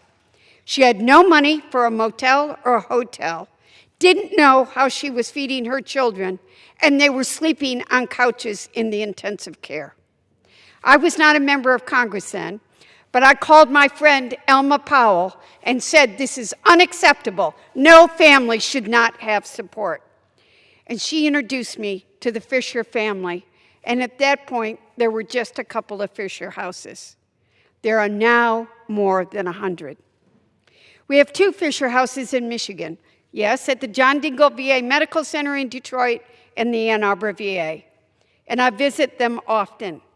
And I know the work that they do and the comfort that they're able to provide to our military and veteran families during some of the most difficult times.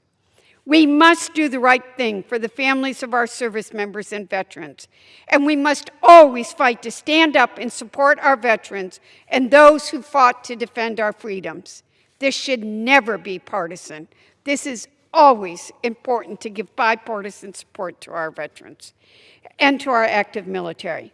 And that's why this matters so much to me, and that is why I strongly support passage of H.R. 3726. Thank you, Mr. Speaker, and I yield back.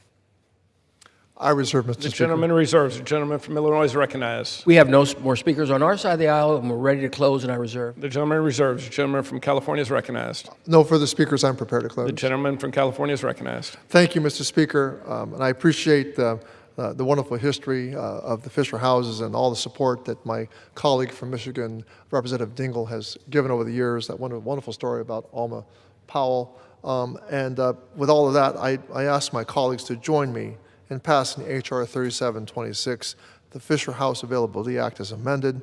I yield back the balance of my time. The gentleman yields. The gentleman from Illinois is recognized. Thank you, Mr. Speaker. Once again, I encourage all members to support this legislation. This is an opportunity to take advantage of the kindness of family and to continue to do that with everybody that needs this. And with that, I yield back the balance of my time. The gentleman yields. The question is, will the House suspend the rules and pass the bill H.R. 3726 as amended? Those in favor say aye. Those opposed, no. In the opinion of the chair, 2/3 being in the affirmative, the rules are suspended, the bill is passed. And without objection, the motion to reconsider is laid on the table. Without objection, the title is amended.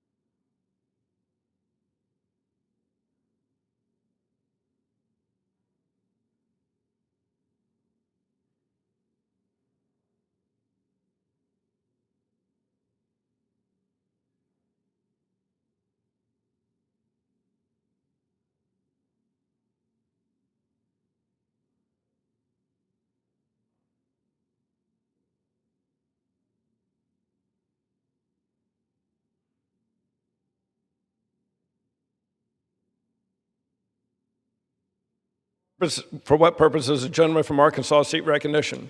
Mr. Speaker, I move to suspend the rules and pass the bill H.R. 1993 as amended. Clerk will report the title of the bill. H.R. 1993, a bill to require the Secretary of the Treasury to mint coins in commemoration of the 25th anniversary of the September 11, 2001 terrorist attacks on the United States and to support programs at the National September 11 Memorial and Museum at the World Trade Center. Pursuant to the rule, the gentleman from Arkansas, Mr. Hill, and the gentlewoman from California, Ms. Waters, each will control 20 minutes. The chair recognizes the gentleman from Arkansas. Mr. Speaker, I thank you. I ask unanimous consent that all members may have 5 legislative days to revise and extend their remarks and include extraneous material on this bill. Without objection. Mr. Speaker, I'm including in the record the Congressional Budget Office estimate for this bill. Without objection. Thank you, Mr. Speaker. I yield myself such time as I may consume. The gentleman from Arkansas is recognized. I rise today in strong support of H.R. 1993, the 25th anniversary of 9/11 Commemorative Coin Act. I want to thank my colleagues, Representatives Garbarino, Lawler, and Goldman, along with every other member who supported this effort, for introducing this important legislation honoring a pivotal moment in our nation's history and remembering the lives so tragically lost on that horrific day. The terrorist attacks of September 11, 2001 transformed our country. Nearly 3,000 innocent Americans lost their lives in New York City, at the Pentagon, and in the field at Shanksville, Pennsylvania. In the face of unimaginable tragedy, the American people demonstrated extraordinary courage, resilience, and unity. This bill recognizes the importance of preserving the memory of that horrible day and honoring those who made the ultimate sacrifice. H.R. 1993 authorizes the creation of a commemorative coin program marking the 25th anniversary of 9/11, giving Americans a meaningful way to participate in remembrance and reflection. The proceeds, Mr. Speaker, from this program will support the National September 11th Memorial Museum at the World Trade Center in New York City, honoring the memory of the victims and the heroic first responders who ran up those stairwells to try to save their fellow Americans. I especially want to recognize the firefighters, law enforcement officers, and emergency personnel, and service members whose bravery and selflessness embodied the very best of our nation in one of our most dark hours. The United States Mint has a long history of producing commemorative coins that recognize moments of profound national significance, and this legislation, Mr. Speaker, continues that tradition. So as we approach this momentous 25th anniversary of September 11th, it's fitting that this House consider legislation that reflects our shared history and reaffirms our commitment to never forget the lessons of that day. I'm proud to support this effort. I urge all my colleagues on both sides of the aisle to do the same, and I reserve the balance of my time. The gentleman reserves. The gentlewoman from California is recognized. I yield myself such time as I may consume. The gentlewoman from California is recognized. I rise in support of H.R. 1993, the 25th anniversary of 9/11 Commemorative Coin Act, sponsored by Representative Goldman of New York. This bill directs the Treasury Secretary to mint coins in remembrance of the 25th anniversary of the September 11th terrorist attacks. This is a day that deeply transformed our country and persists in the American memory. This legislation is important because it gives us the opportunity to honor the memory of the 2,977 lives that were taken during these attacks, the strength of their families and loved ones, the sacrifices of many others involved in the rescue, recovery, and relief efforts, and the courage of the survivors. Unfortunately, the devastation did not end that day. In the aftermath, countless people across the country continue to suffer from the physical and mental health impacts of this tragedy. Throughout the years, Tens of thousands of first responders, construction workers, volunteers, and survivors have been injured or become ill from the toxic dust, smoke, and debris that we're exposed to. The data demonstrating these outcomes is heartbreaking. According to the World Trade Center Health Program, over 63,000 registered members have developed one or more medical issues rooted in their exposure to these toxins, and more than 9,000 people have died from 9/11 related illnesses. This is 3 times the number of people who were killed on September 11th itself. It is necessary that we continue to remember and honor those who have lost their lives, as well as meaningfully support the individuals who continue to battle these health challenges today. The National September 11th Memorial and Museum at the World Trade Center carries out this important work by providing services and engaging in education efforts, which is why I'm glad we're supporting this bill today. This legislation also includes a funding structure which would support the operations and maintenance of the memorial and museum so visitors and future generations continue to learn about these horrific events and the heroic efforts of Americans. So I urge my colleagues to support this bill, and I reserve the balance of my time. Woman reserves. The gentleman from Arkansas is recognized. Mr. Speaker, I yield 2 minutes to the gentleman from New York who represents that state so ably, who witnessed firsthand the destruction on 9/11. I'm grateful for Mr. Lawler's work in promoting this bill on the Republican side of the aisle. I yield the gentleman 2 minutes. The gentleman from New York is recognized. Thank you, Mr. Chairman. Mr. Speaker, I rise today in strong and steadfast support of H.R. 1993, the 25th anniversary of 9/11 Commemorative Coin Act. And I want to thank my colleagues from New York, in particular, Congressman Goldman and Garbarino, as well as 297 other colleagues who have co-sponsored this legislation. Almost 25 years ago, for the first time in history, New York stood silent. The city that never sleeps came to a halt, and we all went into mourning for the thousands of innocent people who died that day. 9/11 changed New York, and it changed America. And it continues to impact our communities today. To today, we still have first responders dying of 9/11 related illnesses. And it's why I have spent so much of my tenure in Congress working on behalf of the victims, their families, and our first responders. I'm currently working to pass legislation to award a Congressional Gold Medal to Wells Crowther posthumously, a local hero who helped save 18 lives, known as the man in the red bandana. He represents the very best of America. I've also led efforts to ensure and expedite disbursements from the U.S. Victims of State-Sponsored Terrorism Fund. And just in the past few months, my New York colleagues and I secured lifetime funding for the World Trade Center Health Program. Not only am I committed to taking care of our 9/11 community today, but I'm committed to keeping our fallen Americans in our hearts, our minds, and our prayers each and every day, and especially every year on September 11th. This bill will allow the U.S. Mint to furnish a coin to commemorate the 25th anniversary of the attacks, and notably the surcharge proceeds of this coin will go towards the National 9/11 Memorial and Museum to help with the incredible work they do to tell the story of 9/11 and the resilience of New York.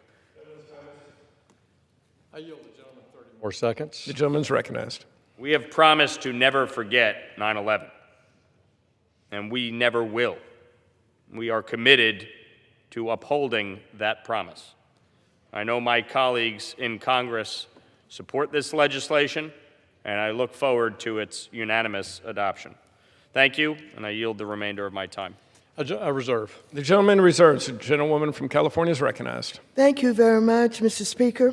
I am so proud to yield 3 minutes to the gentleman from New York who has been a real leader in putting this legislation together, Mr. Goldman, the sponsor of this bill. The gentleman from New York is recognized. Thank you, Mr. Speaker, and I thank the ranking member for her support, as well as the chairman for moving this forward. I rise today in support of H.R. 1993, the 9/11 Commemorative Coin Act, as we are fast approaching the 25th anniversary of the worst attack on American soil in our history, a day when we lost almost 3,000 of our loved ones, neighbors, and friends in a coordinated attack by terrorists who wanted to destroy the very values for which our country stands: liberty and justice for all. We can never forget those we lost, and I will never forget that day myself, watching from my apartment building less than a mile away as the second plane hurled itself into the towers. Then seeing people covered in soot walking uptown, while our heroes, the NYPD, the New York Fire Department, charged downtown into the building to try to save whomever they could. Nor can we forget what came in the days and weeks that followed.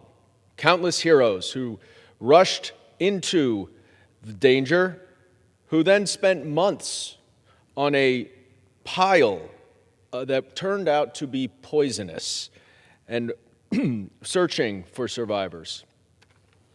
These individuals are the very best of us, and their selflessness and courage embody the resilience of our city, what it means to be a New Yorker, and our country. And we will never forget them. Since 9/11, more people have died from 9/11 related health problems than even died that day. I was proud to have joined last year with my Republican colleagues from New York to ensure that we are fully fund and indefinitely fund the World Trade Center Health Program, which now has well over 100,000 members from every state in the country. As we approach this anniversary, I'm proud to lead this bill, to direct the Department of Treasury to issue coins to commemorate this dark day in American history, and to ensure that the events of September 11, 2001 are forever enshrined in our collective memory. Commemorative coins recognize some of the most important events and people in American history. The enactment of the Civil Rights Act of 1964 that outlined racial segregation. The brave African-American high school students at Little Rock Central High School after Brown versus Board of Education. The astronauts who took the first steps on the moon. It is fitting that the victims and heroes of 9/11 will be honored in this same way. Proceeds from the sale of this coin will go directly to the September 11th Memorial and Museum at the World Trade Center to support its critical work educating future generations and remembering those we lost. This legislation has received overwhelming bipartisan support, and I want to thank my friends and fellow New Yorkers, Chairman Garbarino, as well as Representative Lawler. Time's expired. I yield additional second to 2 seconds, 3 seconds, 5 seconds to the gentleman from New York. Maybe. Let's try 30. And I want to thank my friends and fellow New Yorkers, Chairman Garbarino and Representative Mike Lawler, for their partnership and work on this bill. We have over 300 of our colleagues who have joined in this effort, and I'm deeply grateful for their support as the representative of 9/11 in Congress. We must honor our promise to never forget, and I urge my colleagues to join me in passing this critical legislation. I yield back. The gentlewoman reserves. The gentleman from Arkansas is recognized. Thank you, Mr. Speaker. I want to grant 2 minutes on floor time today to the chairman of our Homeland Security Committee, who also is a distinguished member of our House Financial Services Committee, the gentleman from New York, Mr. Garbarino. The gentleman is recognized for 2 minutes. Thank you very much, Chairman. Mr. Speaker, I rise today in support of my bill, the 25th anniversary of 9/11 Commemorative Coin Act. As representative of Long Island and New York, I can say this is a deeply personal matter for me and the people I represent. This bill authorizes commemorative coins to mark the 25th anniversary of September 11th and honor the lives lost and the resilience of our country in the aftermath of the attacks. The design process will include the 9/11 Memorial Museum, and the proceeds will support the memorial and the museum's operations and maintenance at the World Trade Center site. Importantly, this legislation comes at no cost to taxpayers. Mr. Speaker, New Yorkers will never forget the bravery of the first responders who ran toward danger or the unity this country showed in one of our darkest moments. As we approach the 25th anniversary of the attacks, we have a responsibility to preserve these stories and ensure future generations understand the sacrifices made that day. We must always remember the innocent people we lost on September 11th, the first responders who answered the call, and the strength the American people showed in the face of tragedy. I want to thank my colleagues from both sides of the aisle for supporting this legislation, and I want to urge them all to support it, and I yield back. Gentleman yields. Gentleman from Arkansas reserves. The gentlewoman from California is recognized. Thank you, Mr. Speaker. I have no further speakers, and I'm prepared to close if the gentleman from Arkansas has no further speakers. We have no further speakers, Mr. Speaker, and I'm prepared to close after the gentlelady. The gentleman from California is recognized. Mr. Speaker, I yield myself the balance of the time. This legislation would establish the creation of commemorative coins in light of the 25th anniversary of the September 11, 2001 terrorist attacks. These commemorative coins and the critical work of the National September 11th Memorial and Museum will help us honor the bravery of Americans for many generations to come. I urge my colleagues to support this bill, and I yield back the balance of my time. The gentlewoman yields. The gentleman from Arkansas is recognized. Thank you, Mr. Speaker. Let me say how heartwarming it is to see members on both sides of the aisle recall the service and sacrifice and horrors of 9/11 as we prepare for the 25th anniversary. I think it's a fitting way to demonstrate America's belief in its future and remembrance of a day that deserves to never be forgotten like we experienced on 9/11. So I thank the ranking member of the full committee and working with me to present this bill to the House today. I urge all my colleagues on both sides of the aisle to support it, and I yield back the balance of my time. The gentleman yields. The question is, will the House suspend the rules and pass H.R. 1993 as amended? Those in favor say aye. Those opposed say no. In the opinion of the chairs, 2/3 being the affirmative. I request a recorded vote. Request a recorded vote? The yeas? Yes. The yeas and nays are requested. All those in favor of taking this vote by yeas and nays will rise and stay standing until counted. A sufficient number having risen, the yeas and nays are ordered pursuant to Clause 8 of Rule 20. Further proceedings on this question will be postponed. For what purpose does the gentleman from Arkansas seek recognition? Mr. Speaker, I move to suspend the rules and pass the bill H.R. 3234 as amended. The clerk will report the title of the bill. H.R. 3234, a bill to amend the Federal Deposit Insurance Act to modify the amount of reciprocal deposits of an insured depository institution that are not considered to be funds obtained by or through a deposit broker and for other purposes. Pursuant to the rule, the gentleman from Arkansas, Mr. Hill, and the gentlewoman from California, Ms. Waters, will each control 20 minutes. The chair recognizes the gentleman from Arkansas. Mr. Speaker, I ask unanimous consent that all members may have 5 legislative days to revise and extend their remarks and include extraneous material for this bill. Without objection. Mr. Speaker, I'm including in the record the CBO estimate for this bill. Without objection. Thank you, Mr. Speaker. I yield myself such time as I may consume. The gentleman is recognized. Mr. Speaker, I rise in support of H.R. 3234, the Keeping Deposits Local Act, and I want to thank my longtime friend and our Majority Whip, Tom Emmer of Minnesota, and Congresswoman Joyce Beatty for their tremendous bipartisan leadership on this particular matter. I also want to thank the ranking member of our full committee, the House Financial Services Committee, for her continued willingness to work across the aisle on cornerstone reforms that benefit our nation's community banks. Community banks are one of the most important economic drivers behind Main Street. They deserve a regulatory framework that encourages them to compete, grow, and better serve their customers. Reciprocal deposits are a proven tool that helps banks attract, retain, and diversify their funding sources while simultaneously giving depositors greater FDIC insurance coverage. As the former community bank CEO, I personally use this service to help provide better service for important customers. Right now, overly burdensome brokered deposit regulations are standing in the way. Community banks, many of which operate with a limited branch network, are being penalized for using a funding tool that poses no meaningful risk to financial stability. Majority Whip Emmer, Congresswoman Beatty, their bill addresses this issue.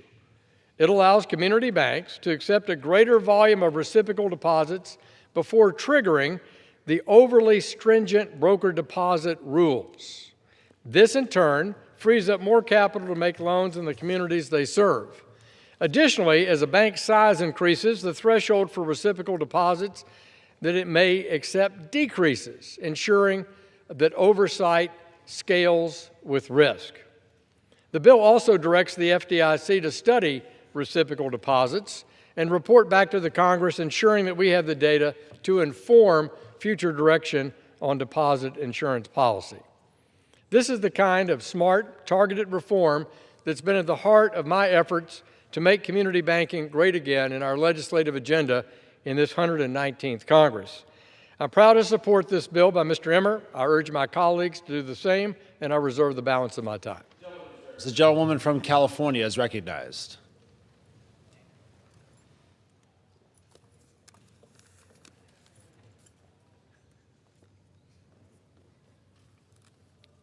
Recognize? Yes, the gentlewoman from California. Thank you. I yield myself such time as I may consume.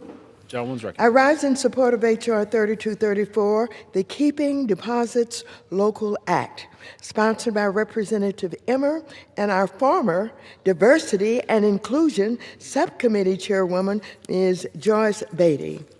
I appreciate the sponsors' bipartisan work on this bill. In 2018, I worked with them to establish the initial framework for the so-called reciprocal deposits. When a business comes to a bank and deposits, say, $1 million to cover payroll and other expenses, the FDIC only insures up to $250,000. To help these customers receive deposit insurance on all of their deposits, banks can send a deposit over the $250,000 cap to another bank in exchange for a separate deposit from the receiving bank, which is known as a reciprocal deposit. The product has become popular, especially after the dramatic failures of Silicon Valley Bank and two other regional banks in 2023, because businesses wanted to make sure they don't have any uninsured depositors. So this bill would increase the limits we set back in 2018 based on a bank's size. Now, mega banks don't need our help because they are unfortunately still perceived as too big to fail. In fact, a number of small businesses moved their deposits to mega banks after the 2023 regional bank failures. So I appreciate that the chairman and the sponsors worked with me to address my concerns that an earlier version of this bill would have been a windfall for megabanks. But now it has been revised to ensure the bill prioritizes support for smaller community and mid-sized banks like MDIs and CDFI banks. But there is more that we should do than just this bill. Since 2007, there have been at least 37 bank failures where emergency tools were not used to protect depositors because the bank was too small. As a result, small business customers with more than $250,000 lost money through no fault of their own when their bank failed. That's not fair. And after convening a roundtable with industry experts and consulting extensively with our former chairman, Mr. McHenry, I introduced my bill, H.R. 4551, the Employee Paycheck and Small Business Protection Act. Under my bill, the government would take a data-driven approach, conduct an extensive analysis, and then propose an increase to the $250,000 deposit insurance threshold for business payment accounts. There would be multiple opportunities for stakeholders to weigh in as the proposal gets developed, with extensive congressional oversight. Furthermore, my bill would allow regulators to do an emergency transaction, account, guarantee, or tag program for up to 9 months, just like the FDIC did in the 2008 crisis, to protect depositors from harm in major crises. My bill would help protect all small businesses and their employees while helping community banks and credit unions better serve their communities. This concept has broad support, including with several House Republicans recently introducing their own bills, along with the bipartisan effort in the Senate. Moreover, Vice President Vance and Treasury Secretary Beeson are strongly supportive of these efforts. In a letter from which we marked up this bill we're considering today, the Independent Community Bankers of America wrote, ICBA looks forward to working with the committee on the broader, comprehensive deposit insurance coverage level debate and ensuring more small businesses can have important protection for their deposits. We should do more. But in the meantime, I urge my colleagues to support H.R. 3234, which will complement broader deposit insurance reform efforts, and I reserve the balance of my time. The gentlewoman reserves. The gentleman from Arkansas is recognized. Thank you, Mr. Speaker. I want to recognize the author from the Republican side of this important bill that helps our community banks better serve their customers through a diverse approach to deposit insurance. To the gentleman from Minnesota, who is the majority whip of the Republican-led House, Mr. Emmer of Minnesota, I yield him 2 minutes. The gentleman is recognized. Thank you, Mr. Speaker, and thank you, Mr. Chairman. Reciprocal deposits are secure, fully FDIC-insured deposits that enable community banks to retain local funds while at the same time ensuring those deposits remain protected. In 2018, Congress enacted nonpartisan legislation recognizing that most reciprocal deposits should not be treated as brokered deposit. I was proud to lead that initiative then, and I'm proud to build on that progress with the bill before us today. Since the enactment of S. 2155 nearly 8 years ago, many banks have turned to these low-cost core deposits as they've approached the current limits of the lesser of $5 billion or 20% of total liabilities. In response, my colleague Representative Beatty and I introduced the Keeping Deposits Local Act, a nonpartisan bill that updates existing thresholds so that community and regional banks can more easily qualify for non-brokered treatment of reciprocal deposits. Simply put, this bill brings our laws in line with today's economic realities. It gives banks much-needed flexibility and offers local communities better access to capital, all while making our banking system more resilient. I want to thank Chairman Hill for his tireless work and advocacy on this issue, and I encourage all of our colleagues to support this bill. Let's give our local banks the tools they need to grow, compete, and invest in Main Street. For that, I yield back. The gentleman yields. The gentleman from Arkansas reserves. The gentlewoman from California is recognized. I'm very proud to yield 3 minutes to the gentlewoman from Ohio, Ms. Beatty, who is the co-lead on this bill. The gentlewoman from Ohio is recognized. Mr. Speaker, I rise in support of my bill, H.R. 3234, the Keeping Deposits Local Act, which I am very proud to co-lead with Congressman Emmers. This bill modernizes the treatment of reciprocal deposits to help small banks and mid-sized banks improve liquidity, to increase local community lending, and to better compete for larger accounts, all without jeopardizing the safety and the soundness of our financial system. Following the bank failures in 2018, we've seen many banks turn to reciprocal deposits to meet consumers' demand, to increase their insured deposits, and really to prevent capital flight.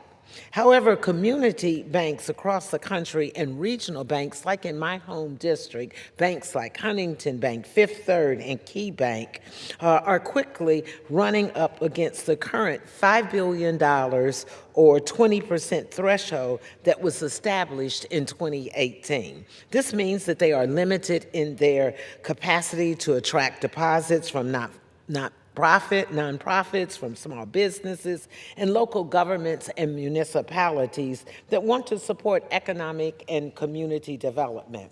To solve this problem, this bill replaces the current cap with a tiered system to ensure that the greatest benefit goes to the banks that need it the most. Minority Deposit Institutions, or MDIs, Community Development Financial Institutions, or CDFIs, and inner city, rural, small banks in the front lines of providing financial services to underserved communities. Mr. Speaker, increasing non-brokered treatment of reciprocal deposits will greatly support these institutions by allowing them to access stable funding to help finance affordable housing projects, small businesses, and community infrastructure. That's why I am proud to say that this bill has the support of the Ohio Bankers League and the Ohio Regional Bankers. It is a bipartisan bill, and I want to thank our chairman, Congressman Hill, and I want to thank my ranking member,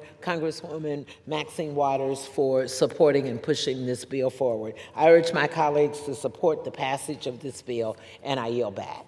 The gentlewoman yields. The gentlewoman from California reserves. The gentleman from Arkansas is recognized. Mr. Speaker, I'm prepared to close if the ranking member is as well. The gentleman reserves. The gentlewoman from California is recognized. I have no further speakers, and I'm prepared to close. Gentlewoman is if recognized. The gentleman from Arkansas has no further speakers. Is recognized. Thank you. Mr. Speaker, I yield myself the balance of the time. This is a good bill that will help community banks. The bank is supported by the National Bankers Association and the Community Development Bankers Association, and I'm very pleased to support it. As we have discussed, there is more Congress can do to update the deposit insurance reform framework to ensure it is working for community banks, for mid-sized banks, for MDIs, CDFIs, for rural banks, and all of their customers, especially the small businesses, nonprofits, churches, and other organizations, and their workers. Let's pass comprehensive deposit insurance reform into law without further delay. In the meantime, I again urge my colleagues to support this bill, and I yield back the balance of my time. The gentlewoman yields. The gentleman from Arkansas is recognized. Thanks, Mr. Speaker. I want to thank again the Whip Emmer and Ms. Beatty for their tireless work on this. It's taken a lot of years of collaboration between both parties on both sides of the aisle to find a path to move this bill forward, and we couldn't have done it without the hard work of the gentleman from Minnesota and the gentlewoman from Ohio. So I'm grateful for their work. I recommend everybody on both sides of the aisle support this bill, and I yield back the balance of my time. The gentleman yields. The question is, will the House suspend the rules and pass H.R. 3234 as amended? Those in favor say aye. Those opposed say no. In the opinion of the chair, 2/3 being in the affirmative, the rules are suspended. The bill. Mr. Speaker. For purposes, gentleman from Arkansas seek recognition. I'd ask for the yeas and nays. The yeas and nays are requested. All those in favor of taking this vote by yeas and nays will rise and remain standing until counted. A sufficient number having risen, the yeas and nays are ordered pursuant to Clause 8 of Rule 20. Further proceedings on this question will be postponed. For what purposes the gentleman from Arkansas seek recognition? I move to suspend the rules and pass the bill H.R. 4544 as amended.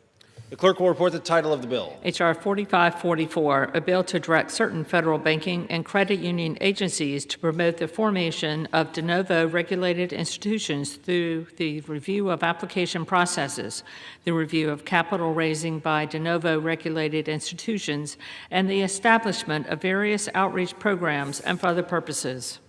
Pursuant to the rule, the gentleman from Arkansas, Mr. Hill, and the gentlewoman from California, Ms. Waters, will each control 20 minutes.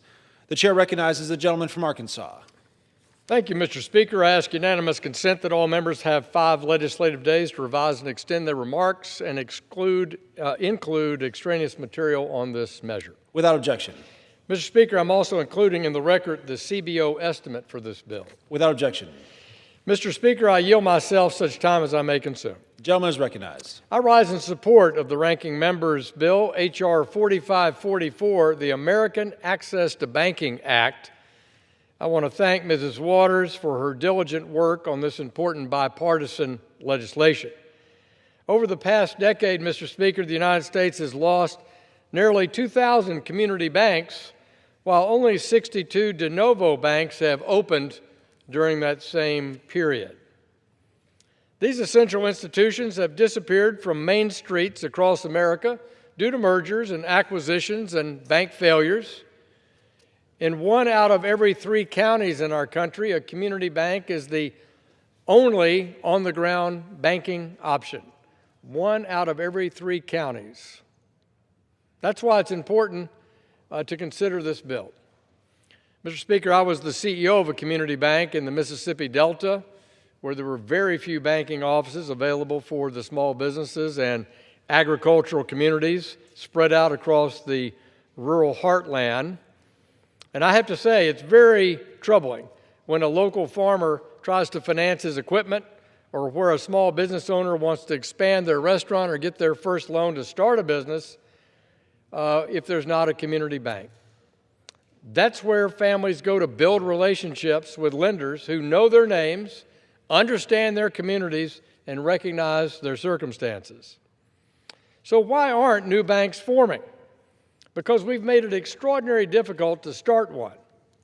The application process is often complex, duplicative, and overly burdensome, and some of the requirements aren't even in statute that are held out for that young business development team, those young officers who want to go out on their own to serve a community by creating a new depository institution. And that's why I'm pleased to support the ranking member of the full committee, Mrs. Waters of California's American Access to Banking Act.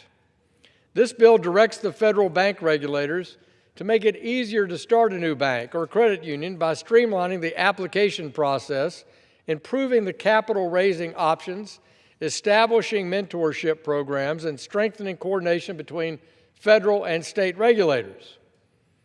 Banking is not a partisan issue, and every American deserves access to a financial institution that can meet their needs. This bill is very complimentary of efforts made by our Financial Institutions Subcommittee Chair, Andy Barr of Kentucky, to try to remove barriers to improving the ability to start a bank in this country. So I'm a proud supporter of this bipartisan legislation. I thank the ranking member for her leadership on it. I encourage my colleagues to support it, and I reserve. The gentleman reserves. The gentlewoman from California is recognized. I yield myself such time as I may consume. The gentlewoman is recognized. I rise in support of H.R. 4544, the American Access to Banking Act that I sponsored. The number of new banks and credit unions called de novo institutions that were formed over the past 15 years have been very, very low.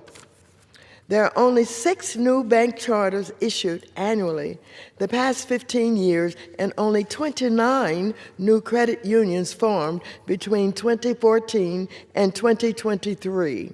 During that time, we saw about 1/3 of all minority depository institutions, or MDIs, disappear, including half of our black-owned banks. Now, research from the Federal Reserve and others found a strong correlation between the interest rule environment and new bank formation. In fact, we have historically low interest rates at 0% for many years as we slowly recovered from the crisis. But there is more we can do to help. Earlier this year, Rashonda Young testified before our committee about the challenges she is facing just trying to establish an MDI in Iowa. Ms. Young's story is remarkable. When she was a small business owner with a popcorn business, she tried to get a loan, and she was discriminated against by bank after bank after bank. What did she do? She joined with other entrepreneurs and sued the Consumer Financial Protection Bureau for dragging its feet and not implementing Section 1071 to ensure we have a more fair and transparent small business loan market. Her lawsuit helped push the CFPB to finalize that overdue rule. But Ms. Young did not stop there. She decided to start her own bank so that she could provide the kind of small businesses loans to others that she was repeatedly denied for. Ms. Young's story is an American story. When you get knocked down, you get back up and you keep pushing for a better way. Not only that, but you work to help others in your community so they can have chances that you never had. In her testimony, Ms. Young highlighted a few challenges with the de novo process, like a lengthy application checklist. My bill would require these outdated procedures to be streamlined. My bill would also minimize duplicative data requests and require regulators to review capital-raising challenges they both face in consultation with the SEC. My bill also requires the designation of a caseworker as a single point of contact to assist de novo applicants throughout the process. H.R. 4544 further requires the development of outreach and education programs and federal regulator engagement with stakeholders, as well as coordination with state regulators to support them in chartering de novo firms. For any American like Ms. Young who wants to start a bank or a credit union, they should have that chance, and the American Access Banking Act will help give them that chance. I urge members to support my bill, and I reserve the balance of my time. The gentlewoman reserves. The gentleman from Arkansas is recognized. I thank the Speaker. I want to again thank the gentleman for her work on this bill. Over this Congress, we've had some really inspirational people come and testify. In fact, all three that I'm picturing in my mind are women, and all three came to the committee to talk about the burdens of trying to start a new bank or build a small community bank. I remember Bank Miami was a case, and there have been quite a number of startup banks in South Florida that are minority depository institutions. We had inspirational speakers in our committee, and they said, we need to do better here on this. And this is at the heart of what the ranking member is talking about, is how can we improve this process so that more people can take that decision if their market and their characteristics of their economics and their geography would be rewarded by a new bank startup. So we don't have any more speakers on this side of the aisle, ranking member, but I want to thank you for your leadership, invite you to close, and urge all of our colleagues to support your effort. Thank you so very much, Mr. Chairman. The gentleman reserves. The gentlewoman from California is recognized. Thank you, Mr. Chairman, very much. I have no further speakers, and I'm prepared to close if the gentleman from Arkansas has no further speakers. The gentleman from California is recognized. Mr. Speaker, I yield myself the balance of the time. Thank you, Mr. Chairman, for advancing my bill to this point and helping to get it passed through the House, not only as a standalone bill, but also as part of our housing bill.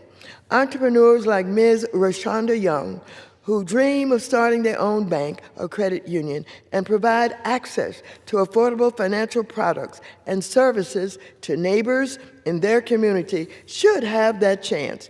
My bill has broad support, including from the American Bankers Association, America's Credit Unions, Conference of State Bank Supervisors, Consumer Federation of America, Defense Credit Union Council, National Bankers Association, and National Community Reinvestment Coalition. I urge all my colleagues to support this bill, and I yield back the balance of my time. The gentlewoman yields. The gentleman from Arkansas is recognized. Mr. Speaker, I again congratulate the ranking member for her work on this bill. I urge all my colleagues to support it, and I yield back the balance of my time. The gentleman yields. The question is, will the House suspend the rules and pass H.R. 4544 as amended? In the opinion of those in favor, say aye. Aye. Those opposed, say no. In the opinion of the chair, the aye, two-thirds being in the affirmative. I'd request the yeas and nays. The yeas and nays are requested. All those in favor of taking this vote by the yeas and nays will rise and remain standing until counted. A sufficient number having risen, the yeas and nays are ordered. Pursuant to Clause 8 of Rule 20, further proceedings on this question will be postponed. For purposes, the gentleman from Arkansas seek recognition. I move to suspend the rules and pass the bill H.R. 5317 as amended. The clerk will report the title of the bill. H.R. 5317, a bill to amend the Federal Deposit Insurance Act to ensure that certain custodial deposits of well-capitalized insured depository institutions are not considered to be funds obtained by or through deposit brokers and for other purposes. Pursuant to the rule, the gentleman from Arkansas, Mr. Hill, and the gentlewoman from California, Ms. Waters, will each control 20 minutes. The chair recognizes the gentleman from Arkansas. Mr. Speaker, thank you. I ask unanimous consent that all members may have 5 legislative days to revise and extend their remarks and include extraneous material on this bill. Without objection. Mr. Speaker, I also included for the record the Congressional Budget Office estimate for the bill. Without objection. Mr. Speaker, I yield myself such time as I may consume. The gentleman is recognized. I thank the Speaker. I want to speak in support of H.R. 5317, the Community Bank Deposit Access Act. This is a bill that over my time in Congress I've introduced several times and worked with colleagues to extend the ability to attract deposits to local community banks to make them more competitive. This bill works to essentially give community banks greater flexibility to access stable and reliable funding sources so that they can continue to meet the financial needs of the communities they serve. Community banks, as we've talked about today, play a vital role in our local economies by supporting small businesses, farmers, and consumers who depend on them for access to credit and other essential financial services. It's why it's important that our community institutions have access to a diverse and dependable set of funding sources so that they can continue to meet these demands. One source of funding comes through custodial deposits, which are the funds placed at a bank by a third party on behalf of underlying customers or beneficiaries who own the funds but may not have a direct banking relationship with that institution. Mr. Speaker, a few minutes ago we talked about reciprocal deposits. Let's say I'm a small business. I have $500,000 as a typical average collected balance in my business, but I only have deposit insurance of $250,000. The reciprocal deposit bill that Ms. Beatty offered a few minutes ago with Tom Emmer of Minnesota allows that other $250,000 for that small business to be covered for deposit insurance. Very important, very useful to have that customer-bank service relationship. Custodial deposits are similar, but what if it's a much larger amount of money, a much bigger business? And custodial deposits allow banks to serve their customer that way with one statement by seeing the money spread across more banks. This is a cash management product that allows a local community bank to play a lead role in treasury management for a larger commercial customer. Let's say, for example, a landlord might place tenant security deposits in a custodial account at a local bank, even though the tenants remain the ultimate owner of those funds, and hence the ability to be benefited by that. These arrangements provide benefits to all the parties involved. Banks gain access to stable, low-cost deposits, while customers and third parties benefit from the convenience of a more centralized account management function, along with the protections provided by deposit insurance. The FDIC has long recognized this deposit insurance process and how it can apply on a pass-through basis, meaning that underlying funds remain insured so long as each beneficiary's share stays within the applicable deposit insurance limit. My bill would expand access to these arrangements for banks under $10 billion in assets that maintain strong capital levels and sound supervisory ratings, or otherwise receive a waiver from their primary bank regulator. Custodial deposits are a stable relationship-based funding source that allows a community bank to support small businesses, families, and local economies. These deposits can provide smaller institutions with access to depositors and funding relationships that might otherwise be out of reach, and help diversify their funding base and improve their financial stability. Yet under current law, many of these deposits are treated as the same as if they were brokered deposits, subject to rules that were never intended for these type of relationship accounts. This outdated treatment creates unnecessary burdens for community banks and limits their ability to responsibly utilize custodial deposits to support lending in their communities. By clarifying that custodial deposits are not broker deposits if they do not exceed 20% of the total liabilities of the community bank, my bill gives lenders certainty they need to accept these funds and put that money to work in their communities. This is a common sense, bipartisan solution that strengthens community banks, supports local lending, and preserves the safety and soundness of the financial system without increasing the risk to our deposit insurance fund. I urge all my colleagues to support this bill, and I reserve. The gentleman from Arkansas reserves. The gentlelady from California is recognized. Thank you very much. I yield myself such time as I may consume. The gentlelady is recognized. I rise in support of H.R. 5317, the Community Bank Deposit Access Act of 2025, sponsored by Chairman Hill. Let me start by thanking the chairman for his focus on supporting community banks and credit unions, including community development financial institutions, or CDFIs, and minority depository institutions, or MDIs. This bill will allow community banks to receive so-called custodial deposits from larger banks and then use those funds to lend into their communities. Custodial deposits are shared between banks in a network, allowing them to provide FDIC insurance on amounts larger than $250,000, although for a fee paid by the MDI or community bank. Mr. Chairman, your original introduced bill would have provided an unnecessary exemption for the largest banks, which, as we have discussed honestly, don't need help competing for deposits. I appreciate that you and your staff worked with us on important improvements to narrow the focus of this bill to just support community banks. Furthermore, as I've said before, I do not believe this reform will single-handedly get community banks all the help they need to compete for deposits and acquire more small business customers. So, I would again urge the chairman and the supporters of this bill to work with me and support advancing deposit insurance reform, like my bill, which takes a data-driven approach that the chairman said he would prefer, with opportunities for stakeholder input and congressional oversight. I also want to commend Representatives Lucas, Barr, Muser, and Stutzman for recently introducing their own deposit insurance reform bills. I couldn't help but notice their bills have a lot of similarities with my bill and with similar bipartisan reform efforts in the Senate. So, Mr. Chairman, it has been more than 15 years since Congress updated our deposit insurance framework, and it's time for Congress to comprehensively update it again.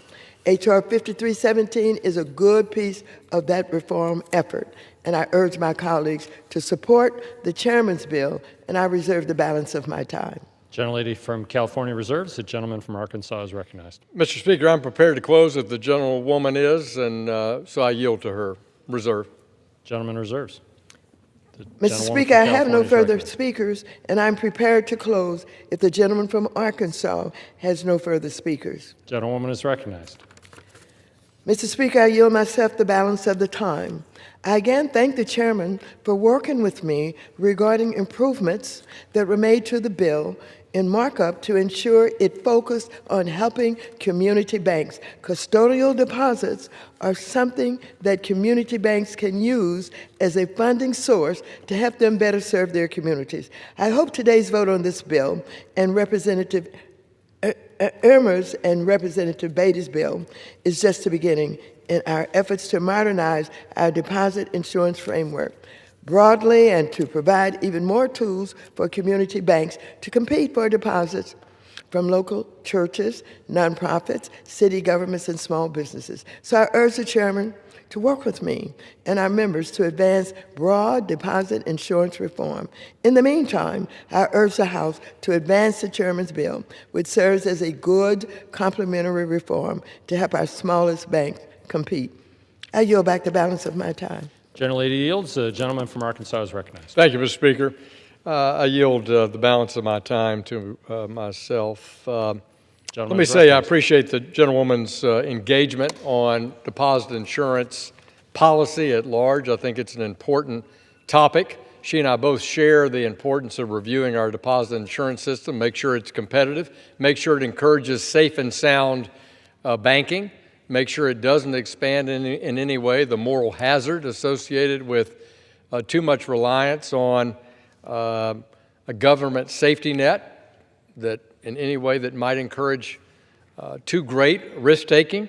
She's right, we should do that in a data-dependent way and do that collectively, and we've had assistance in that regard from the FDIC and others. So I'm grateful to her for her cooperation on moving the reciprocal deposit bill earlier today, Ms. Beatty and Mr. Emmer's bill, and this custodial deposit effort. Both these bills help our community banks be more competitive across the country as they try to grow their business in the face of a lot of competition, Mr. Speaker. So I thank the gentlewoman for her support. I urge a yes vote on both sides of the aisle, and I yield back the balance of my time. The question is, will the House suspend the rules and pass the bill, H.R. 5317? Those in favor say aye. Those opposed, no. In the opinion of the chair, 2/3 being in the affirmative, the rules are suspended. The bill is passed, and without objection, the motion to reconsider is laid on the table. Mr. Speaker, I'll ask the yeas and nays. The gentleman from Arkansas seek recognition. I request the yeas and nays. The yeas and nays are requested. All those in favor of taking this vote by the yeas and nays will rise and remain standing until counted. A sufficient number having risen, the yeas and nays are ordered. Pursuant to Clause 8 of Rule 20, further proceedings on this question will be postponed. For what purpose does the gentleman from Arkansas seek recognition? I move to suspend the rules and agree to the resolution, H-Res 1299, providing for the concurrence by the House in the Senate amendment to H.R. 6644 with an amendment.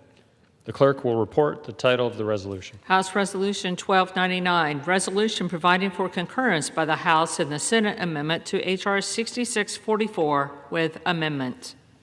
Pursuant to the rule, the gentleman from Arkansas, Mr. Hill, and the gentlewoman from California, Ms. Waters, each will control 20 minutes. The chair recognizes the gentleman from Arkansas. I ask unanimous consent that all members may have 5 legislative days to revise and extend their remarks and include extraneous materials on this resolution. Without objection. Mr. Speaker, I also include in the record the Congressional Budget Office estimate for this bill. Without objection. Mr. Speaker, I yield myself such time as I may consume. Is recognized. I rise today in strong support of the House amendment to the 21st Century Road to Housing Act. I share in President Trump's commitment to delivering a housing bill that puts American families first and expands access to American home ownership. Over the last couple of months, we've heard clear concerns from literally hundreds, Mr. Speaker, of bipartisan members and stakeholders expressing concerns with some of the provisions that were contained in the Senate-passed version of a housing bill. And for Ranking Member Waters and myself, for Ranking Member Cleaver on the Subcommittee on Housing, Chairman Flood. This has been years of work in the making and months of intensive work in this 119th Congress to find a path that improves accessibility on housing for the American people and affordability for the American people, that could be a bicameral, bipartisan housing measure. This amendment that's before us today that amends the good work of the Senate is exactly that.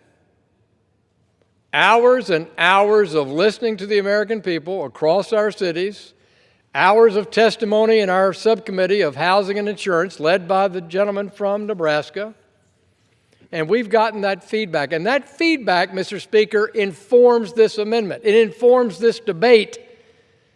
And Ranking Member Waters and I have collaborated together today on several revisions that ensure that these reforms are narrowly tailored and that do not in any way, in some unintentional way, reduce housing supply or disrupt housing markets or harm those in the rental community. The focus of the bill in the House and the Senate and the focus of our work today in the amendment is continue to cut unnecessary barriers to new home construction, modernize HUD programs, and allow our community banks to more freely deploy funding into their communities that aid in the development of new housing product, whether it's single-family housing or housing for rent. This bill has a provision in it that also meets the request of President Trump that he outlined in this room in his State of the Union address, that we limit institutional investors from competing with moms and dads and Americans out there trying to buy a house. It removes some of the legal challenges that we felt were in the structure of the Senate's approach. And ultimately, in my view, and I believe the view of Chairman Flood and Ranking Member Cleaver and Ranking Member Waters, this delivers on that goal of not having a young family buying their first home, being informed by their realtor that somehow they missed that opportunity, that the house was bought out from under them by some big shot institutional investor. That's what President Trump talked about here in this House chamber at the State of the Union. And I believe, Mr. Speaker, that the changes that we've made tonight, that we did in a collaborative, bipartisan way, deliver on the President's goal and, in fact, helps this bill. Additionally, this bill modernizes outdated banking regulations so that community banks can focus on doing what they do best, lending and providing loans to families who are looking to buy a home and companies looking to finance construction. Together, these changes strengthen our joint bicameral focus on expanding housing access and affordability without discouraging investment in new housing development. The amendment we're voting on advances practical bipartisan solutions to modernizing federal housing programs, reduce regulatory burdens, streamline the development process, and build more homes to meet growing demand. Congress has a responsibility to pursue reforms that expand opportunity and keep this great American dream within reach. So I thank the ranking member, I thank Mr. Flood and Mr. Cleaver for their tireless effort over the last year and a half, and I'm proud to support this effort, and I urge my colleagues to do the same, and I reserve the balance of my time. Gentleman reserves. The gentlelady from California is recognized. Thank you very much, Mr. Speaker, and I yield myself such time as I may consume. I rise in support of 1299, amending H.R. 6644, the 21st Century Road to Housing Act, sponsored by Chairman Hill and me. Tomorrow, the House has a historic opportunity to pass an improved bipartisan housing package negotiated in partnership with Chairman Hill and myself and with the input of many House Democrats. Mr. Speaker, our housing bill is the most comprehensive housing reform bill in a generation and is a huge step toward finally addressing the affordable housing and homelessness crisis in our country. Let me make it clear, and let me take a moment to remind everyone what is at stake or who we're trying to help. The age of a median first-time home buyer is now 40 years old. That's largely because the average cost of a single-family home has skyrocketed and wages have not kept pace. In fact, 22 million households spend over 30% of their paycheck on rent, and 12 million spend over 50% on housing. And what is most shameful, nearly 800,000 people experience homelessness on any given night. This is unacceptable, and we must act now. The House first passed H.R. 6644 back in February.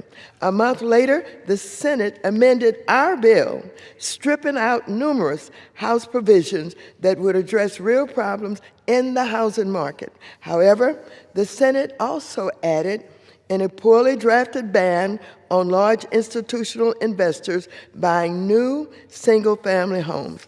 I say this not as someone who is a fan of private equity ownership of these homes, but as someone who was concerned that the Senate's drafting was unconstitutional and could lead to thousands of families and persons living with disabilities being evicted, students and service members without housing options, and private equity being incentivized to use certain types of contracts with tenants that have been rife with abuses. For this reason, I called on the Senate to join us in a conference to resolve our differences. Now, while I'm disappointed that our Senate colleagues chose not to conference with us, Chairman Hill and I just kept on going. We pressed on, making those critical improvements to restore the legislation to its intent to address the housing crisis. To be clear, the consequences of simply passing the Senate's bill were stark. The Urban Institute concluded that 72,000 housing units would not be built as a result of the Senate's bill.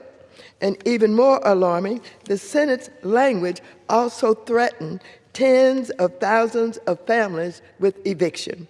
Mr. Speaker, before I go on, I must say that the process to get here today has been less than ideal. That's an understatement. Chairman Hill, the Speaker, and the White House and I were making changes to this text right up until the last minute.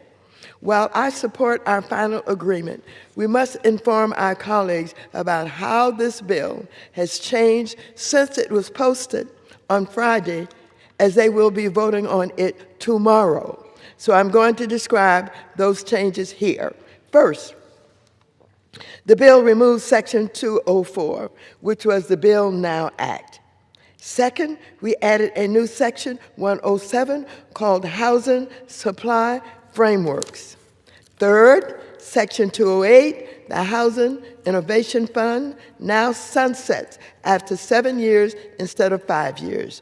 Fourth, we added language ensuring prevailing wage requirements under Davis-Bacon apply to Sections 102 and 106 of this bill, which relates to private equity ownership of single-family homes by replacing our text with the Senate-based language, but removing the divestment requirement, changing the definition to build to rent, inserting a renter hotline that requires HUD to respond to renter complaints. Mr. Speaker, this revised House package of needed housing reform preserves more than 90% of the Senate's bill while strengthening it by adding numerous critical House-passed Democrat-led housing and community banking provisions. As a result, we will be providing more relief and support to millions of families and communities all across the nation. The thing is, Mr. Speaker, there's broad recognition in this chamber of the problems in our housing markets. We need comprehensive reforms at the federal, state, and local levels, and a commitment by everyone to get America building housing again. How do we do this? We do this by creating a pilot, increase access to small dollar mortgages, especially in rural areas, allowing housing cooperatives, a type of affordable housing option, to participate in federal programs, creating local databases about unused government-owned land, very important, increasing access to more family-sized affordable housing units, and adding in community bank and credit union reforms so these small institutions can help. These and so many other reforms in this bill are a huge first step toward finally addressing the housing crisis in this country. Finally, the Senate added a temporary ban on central bank digital currencies, that is the CBDC. This is the status quo we have in effect today, as Trump's new Fed chair has stated that he will not issue a CBDC during his tenure. More importantly, this temporary ban is only partial and will still allow the Fed to study other forms of CBDC, like the ones that more closely parallel how currency is used in our economy. So I urge you to join me in passing this bill. And Mr. Speaker and members, I just want to say, we have learned an awful lot over a number of years about what we could do to create some real opportunities.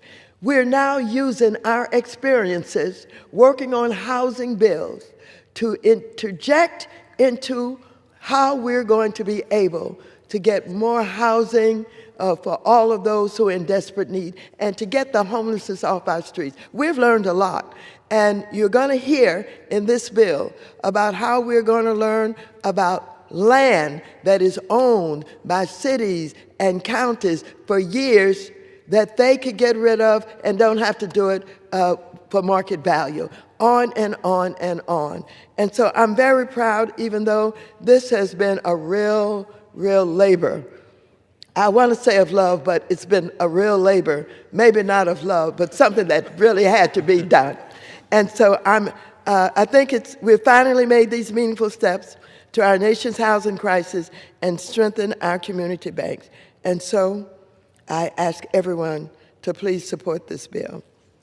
Gentlelady from California reserves. The gentleman from Arkansas is recognized. Thanks, Speaker. Well, you know, when I think about the ranking member, she knows the respect I have for her, and she has, I'm sure, no less than 4 decades as one of the nation's most strong and effective advocates for housing and housing solutions in our country. So to say she supports a bill is high praise, and we're grateful to her. Mr. Speaker, I have to say that I started what is a modest career in D.C. as a youngster in my 20s, and I was a staffer on the Senate Committee on Banking, Housing, and Urban Affairs during the first term of President Ronald Reagan. And Reagan was trying to restart the economy after the grim decade of the 70s. It was bad. President Carter had struggled with it. We were in 2 back-to-back recessions. And one of his ideas was, what can we do in housing? Interest rates were at 20%. A little hard to buy a house when interest rates are at 20%, but he had a commission on housing. And one of his top ideas was change the building codes, make them more modern, make them more competitive, both in manufactured housing and in modular construction techniques for resiliency, for energy efficiency. And guess what, Mr. Speaker? We're going to do that today. 40 years later. And we wouldn't be doing it if we didn't have the hard work of Mike Flood, the chairman of our Subcommittee on Housing and Insurance in this Congress, and his partner in this effort, Emanuel Cleaver, Missouri. So I yield 4 minutes to the gentleman from Nebraska, the chair of the Housing and Insurance Subcommittee, Mike Flood. Gentleman from Nebraska is recognized. Thank you, Mr. Speaker. Thank you, Chairman Hill, Ranking Member Waters. When I got the privilege of leading this subcommittee, given to me by our chairman, the first order of business after I found out where my office was to go meet Emmanuel Cleaver for dinner. We shared a prime rib, and I knew that night that we had something special. Housing is personal. Housing is not a building or a garage. It is where you bring home your first baby and the first bath is under the sink. It's where you tuck your little 7-year-old into bed and you say, I'm doing my part as a parent to protect her from being homeless or living a better life. And when I met Emmanuel Cleaver, I could see in his eyes that this was personal to him. And I thought, I'm a Republican, he's a Democrat. God has placed us in these spots to try and fix something for the American people, to make it easier to get that first house, to buy a manufactured home that doesn't have a chassis and save $25,000, to do it for all the right reasons. And last Sunday, as I was coming back to Omaha, we were flying because of storms. I was flying over Kansas City and the lights of Kansas City, and I thought to myself, I want this as much for him as I want it for Lincoln or Waverly or Papillion. And because of our chairman, because of our ranking member, because of our speaker, our leader, the leadership in both parties, we have a product that the American people can look at tonight on this floor and say, Congress did its job. They worked together. They compromised. Did we get everything we wanted? No. Have you ever met the ranking member? She drives a hard bargain. But did we move the ball forward for the American people? And the answer is yes. People send us to this town because they want solutions. They don't want what they get too often at 9 o'clock Eastern. They want to wake up and know that their kids have a chance to get into a home, to park their car in a garage, go to work at the factory the next day, and build a better life for the next generation. What do we have in this bill?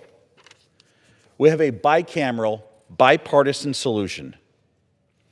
The institutional investor ban language by the Senate created massive unintended consequences for the market. We know that. But listen, the Senate impressed us with sending a truly bipartisan bill over here. What the American people need to know is this is what the founders envisioned. House versus Senate. Republicans and Democrats united in the House, Republicans and Democrats united in the Senate behind an issue, not a personality. And I credit the leadership for working the way they did that allowed Mr. Cleaver and I to set a table and listen to the Habitat Humanity folks from Huntsville, Alabama, to welcome in the mayor of San Diego, to talk to the mayor of Lincoln, who's high up on the Council of American Mayors, and find out what her priorities are. People are going to get into homes, and they're going to get into homes easier because of this. And I, for one, want the people I signed up to represent to know this is exactly why I want to be in Congress. I'd like to take a moment to highlight a few provisions that I feel will make a difference. 205 and 206, two sections of the bill, work to right-size environmental reviews on both HUD and USDA housing projects. Mr. Nunn from Iowa, big fan of that. This legislation ensures these environmental reviews are properly tailored to the real impact of the project going forward, not just a box that needs to be checked. I worked with Mr. Cleaver on this section of the bill for a long time as it relates to the reform of the Home Investment Partnership, the largest block grant program at HUD dedicated to building affordable housing. What does it do?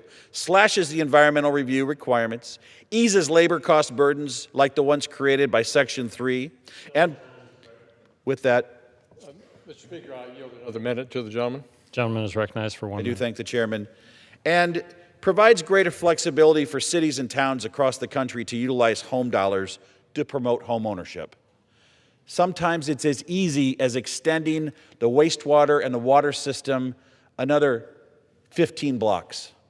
Think how far that goes in California or a small town in Nebraska where they only have 2 blocks, and another block means you can get 10 more houses there. That's 10 more families. That's 50 more kids for a school that is on life support. And now they've got housing. Listen, I'm very proud of the committee I serve on. I'm proud of the way we work in a bipartisan manner. I want my career in Congress to be experiences like this, and I thank Mr. Cleaver for everything that he's accomplished in Congress and look forward to continued great relationship. Mr. Chairman, I yield back to you. I reserve. Gentleman from Arkansas reserves. The gentlelady I'm very from California is proud recognized.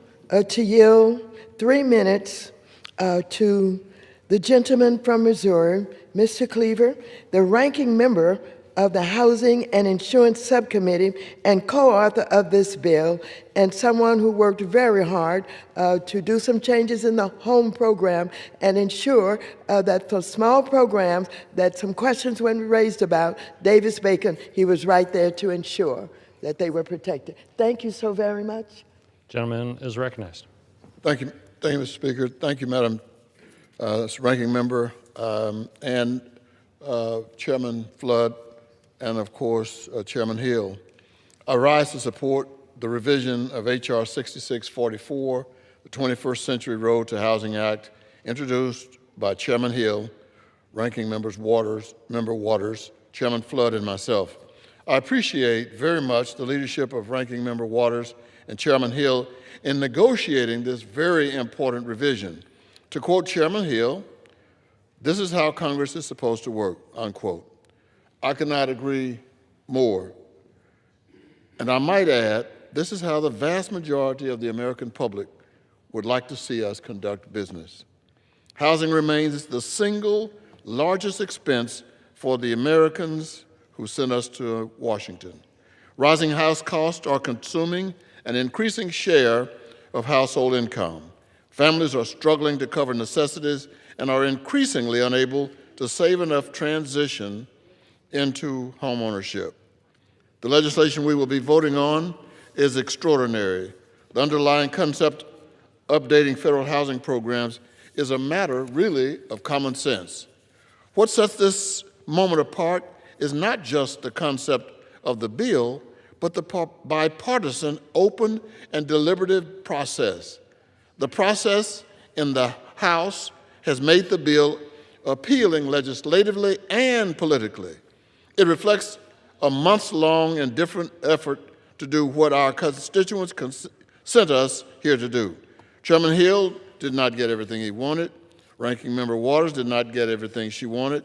Chairman Flood did not get everything he wanted, and I can say very clearly I did not get everything I wanted. But I understand that democracy demands deliberation, and we have a bill that is supported by housing stakeholders and will deliver for the American people.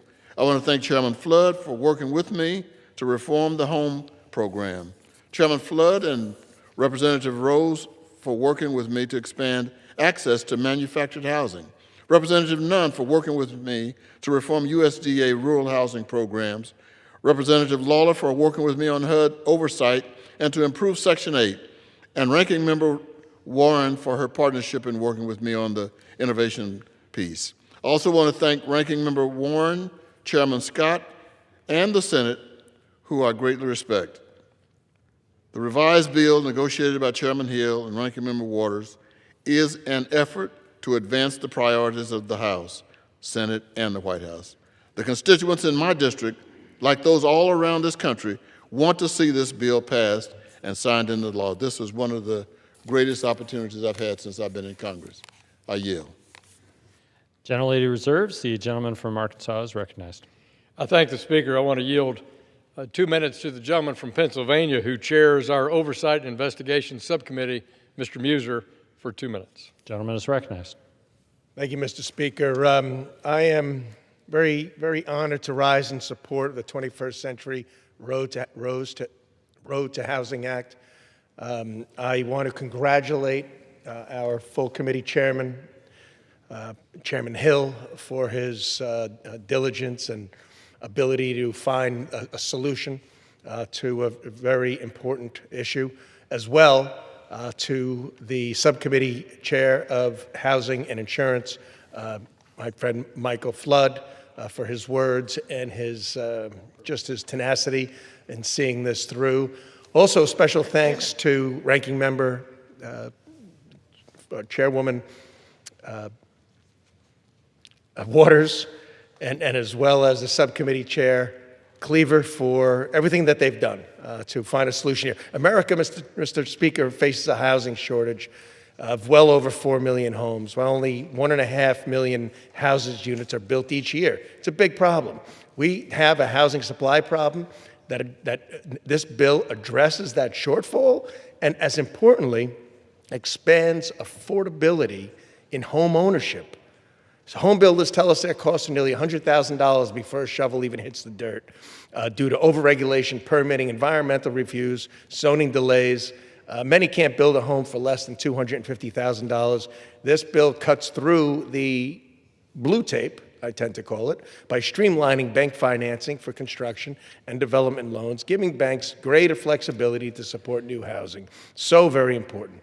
It modernizes zoning guidance to create new housing developments, speeds up environmental and project reviews that too often delay construction for months, if not years, and increase costs. President Trump and Republicans in Congress, and clearly many Democrats, are determined to address our housing challenges, including preventing institutional investors from owning single-family homes. Again, very important. This legislation proves bipartisan and bicameral solutions are actually possible where results matter more than politics. I yield the gentleman 15 more seconds. Thank you. Gentleman Thank is you, recognized. All future and existing homeowners throughout the United States will benefit from this bill. I yield back. Gentleman reserves. The gentlelady from California is recognized. I now yield 1 minute to the gentlewoman from New York, Ms. Velasquez, the ranking member of the Small Business Committee and an author of several provisions of this bill. Gentlelady is recognized. Thank you, Mr. Speaker. I rise in support of H.R. 6644, and I want to thank Ranking Member Waters and Chairman Hill for including my language on cooperative housing developments and oversight of monitors and receivers of public housing authorities. Cooperatives provide more than 1.5 million families with financially stable housing across the United States and are a critical source of home ownership. But unfortunately, they are often excluded from federal housing programs. Explicit recognition in this bill will ensure that cooperatives can access the bill's benefits and continue to remain a critical component of our affordable housing stock.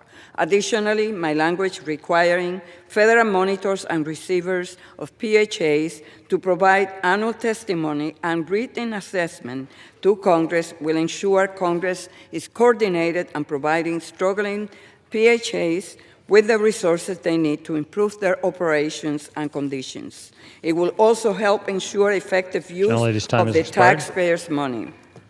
I yield the gentlelady an additional 30 seconds. Gentlelady is recognized. Thank you. Finally, let me say that this bill is a much-needed first step. It is not the entire answer. We must all recognize that we still need substantial monetary investments in housing programs to ensure effective development and reconstruction of the units we need. With that, I urge my colleagues to vote yes. I yield back.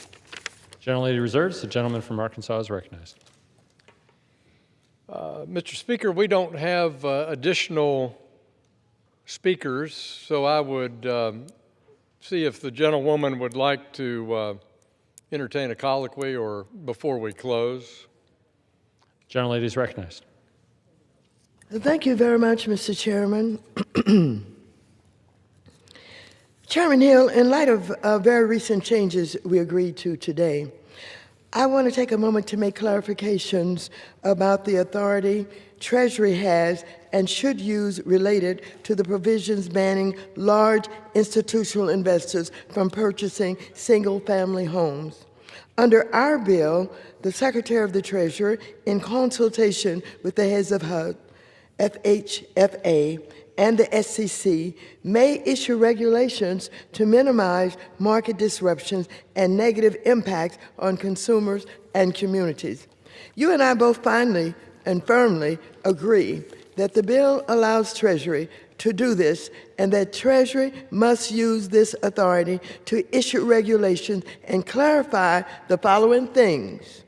First, the bill was not intended to impact military housing, student housing, disability housing, or LIHTC supported housing as defined in our earlier May 15, 2026 posted draft of this bill.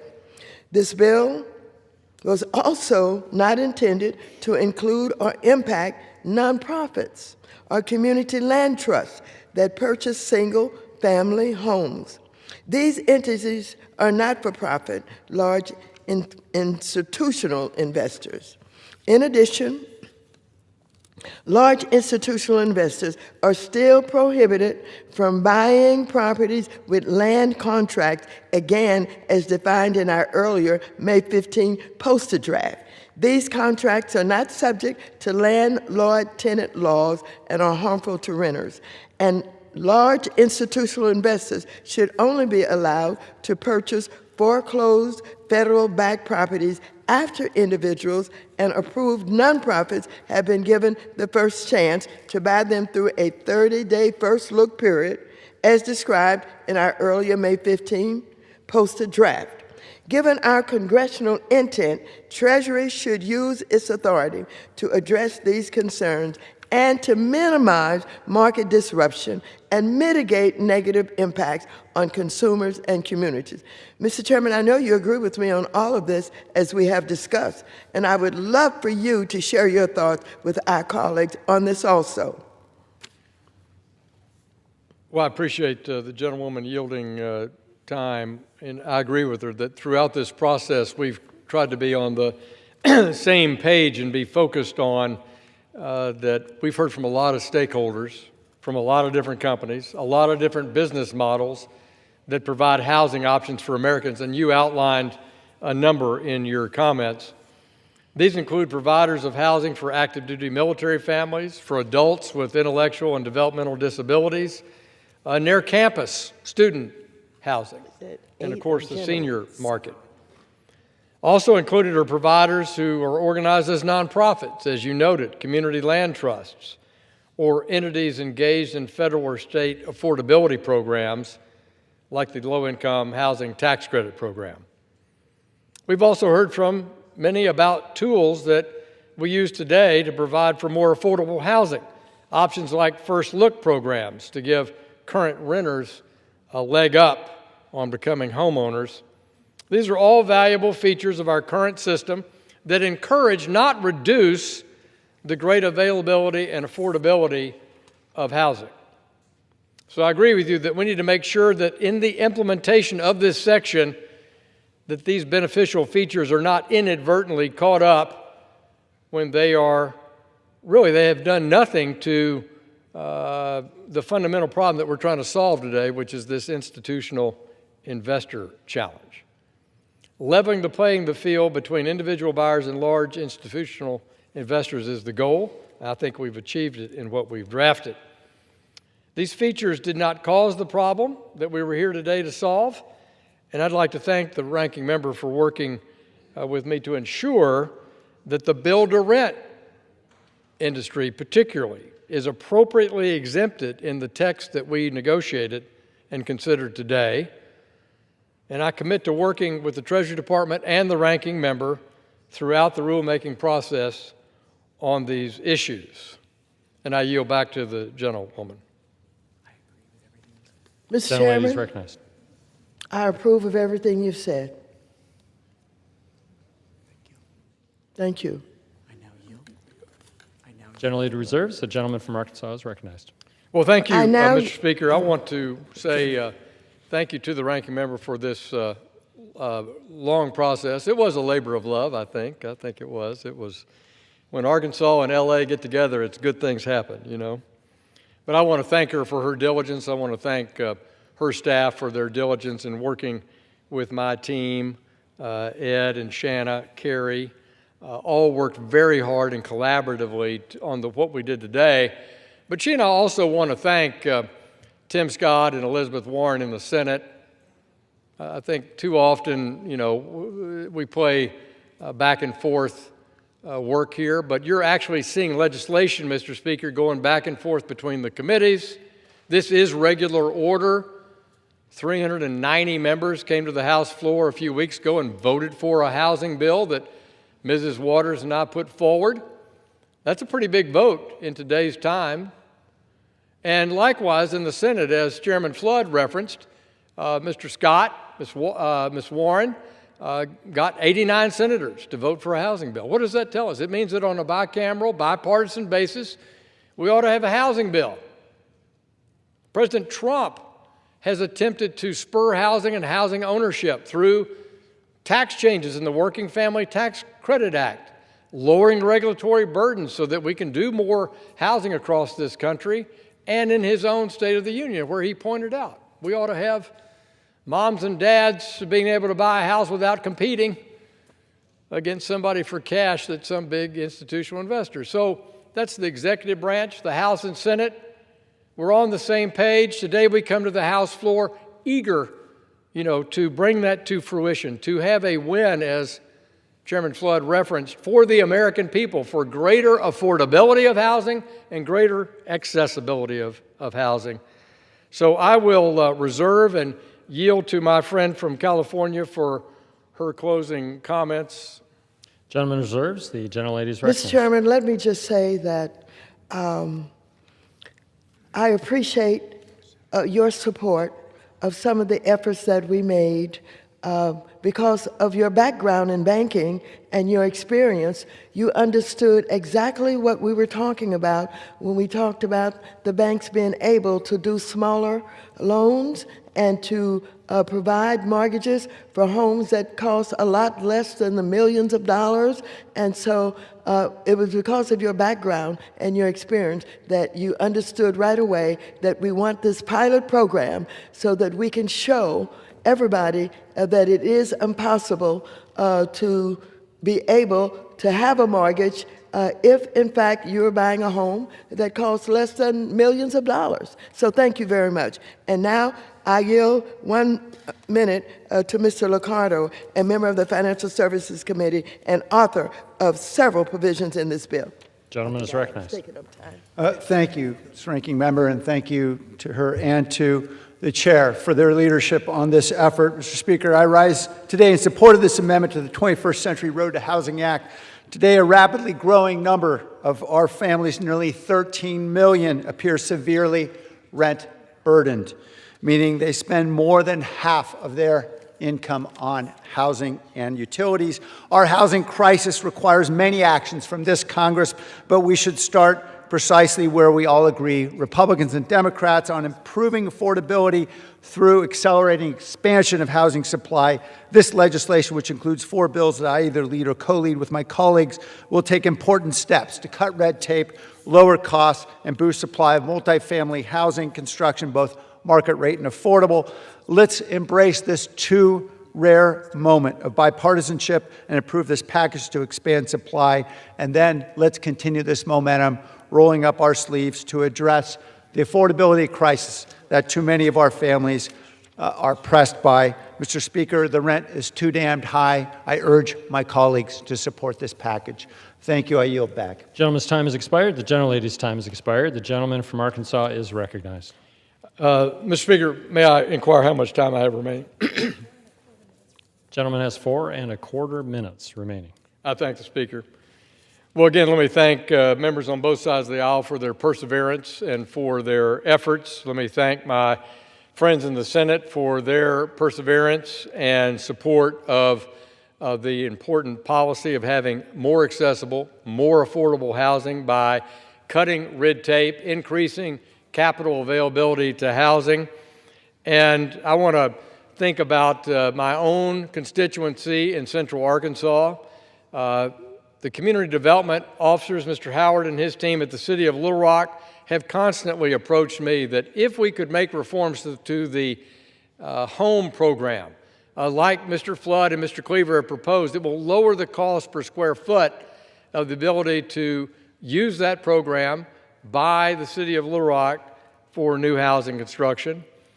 They've approached me about CDBG money being more flexible in how it can be used for infrastructure and how that could produce more housing availability in Little Rock. The issue of, in this bill, we reform the incentives to investment by bank holding companies to directly invest in housing. That's a major new source of capital that will come to the housing market. And then just think about the reforms we talked about in building codes that have a nationwide benefit. Of some 3,000 zoning agencies will be benefited from those changes. And then also in Little Rock, the importance of HUD oversight. And I want to thank Mr. Torres of New York, Mr. Lawler of New York, and their provisions in this bill that talk about HUD's oversight. How do we hold HUD accountable for doing a better job? But finally, Mr. Speaker, I will close by saying that the ranking member and I have included some common sense bipartisan reforms to our community banks to make it easier for them to be engaged in their community and delivering for those home builders that are building for our families across our communities. It's important because, Mr. Speaker, 6 out of 10 home construction loans in this country, 6 out of 10, those loans are made by community banks under $10 billion. Under $10 billion. That is the heart of America. It's the heart of Main Street, and that's why the ranking member and I have put a modest number of consensus elements to signal to Americans living on Main Street, living in our neighborhoods, we want to have a supply-side approach. More capital available for the banks, more funding for our home builders, more investment in 1 to 4 families through the provisions of cutting red tape in this bill, led by Mr. Flood and Mr. Cleaver. So I just insist that that, I believe, is so important, and I believe that's been recognized by policymakers on both sides of the aisle. The White House recently reinforced this principle in an executive order promoting access to mortgage credit, which recognized that regulatory changes over the past 2 decades have made it increase the cost to originate a mortgage and service a mortgage, and distorted the structure of the mortgage market. So this executive order specifically emphasized the importance of ensuring community banks and smaller lenders can continue participating in mortgage lending markets, reducing unnecessary regulatory burden. So the executive branch is on the same page with the legislative branch, and I think this poses an opportunity for a bicameral success that we can send to President Trump's desk that increases accessibility to housing, increases affordability to housing, and is a real success in economic policy for this country. I encourage all members on both sides of the aisle to support this legislation, and I yield back the balance of my time. Gentleman yields. The question is, will the House suspend the rules and agree to House Resolution 1299? Those in favor say aye. Those opposed, no. In the opinion of the chair, 2/3 being in the affirmative, the rules are suspended, the resolution is agreed to, and without objection, the motion to reconsider is laid on the table. For what purposes, gentlemen, seek recognition? I'd request the yeas and nays. The yeas and nays are requested. All those in favor of taking this vote by the yeas and nays will rise and remain standing until counted. A sufficient number having risen, the yeas and nays are ordered. Pursuant to Clause 8 of Rule 20, further proceedings on this question will be postponed. What purposes, gentlemen, seek recognition? Mr. Speaker, I ask unanimous consent that when the House adjourns today, it adjourn to meet at 11 a.m. tomorrow. Without objection. The chair will now entertain requests for 1-minute speeches. Does the gentleman seek recognition? Mr. Speaker, I move that the House do now adjourn. The question is on the motion to adjourn. Those in favor say aye. Those opposed, no. The ayes have it. The motion is adopted. Accordingly, the House stands adjourned until 11 a.m. tomorrow.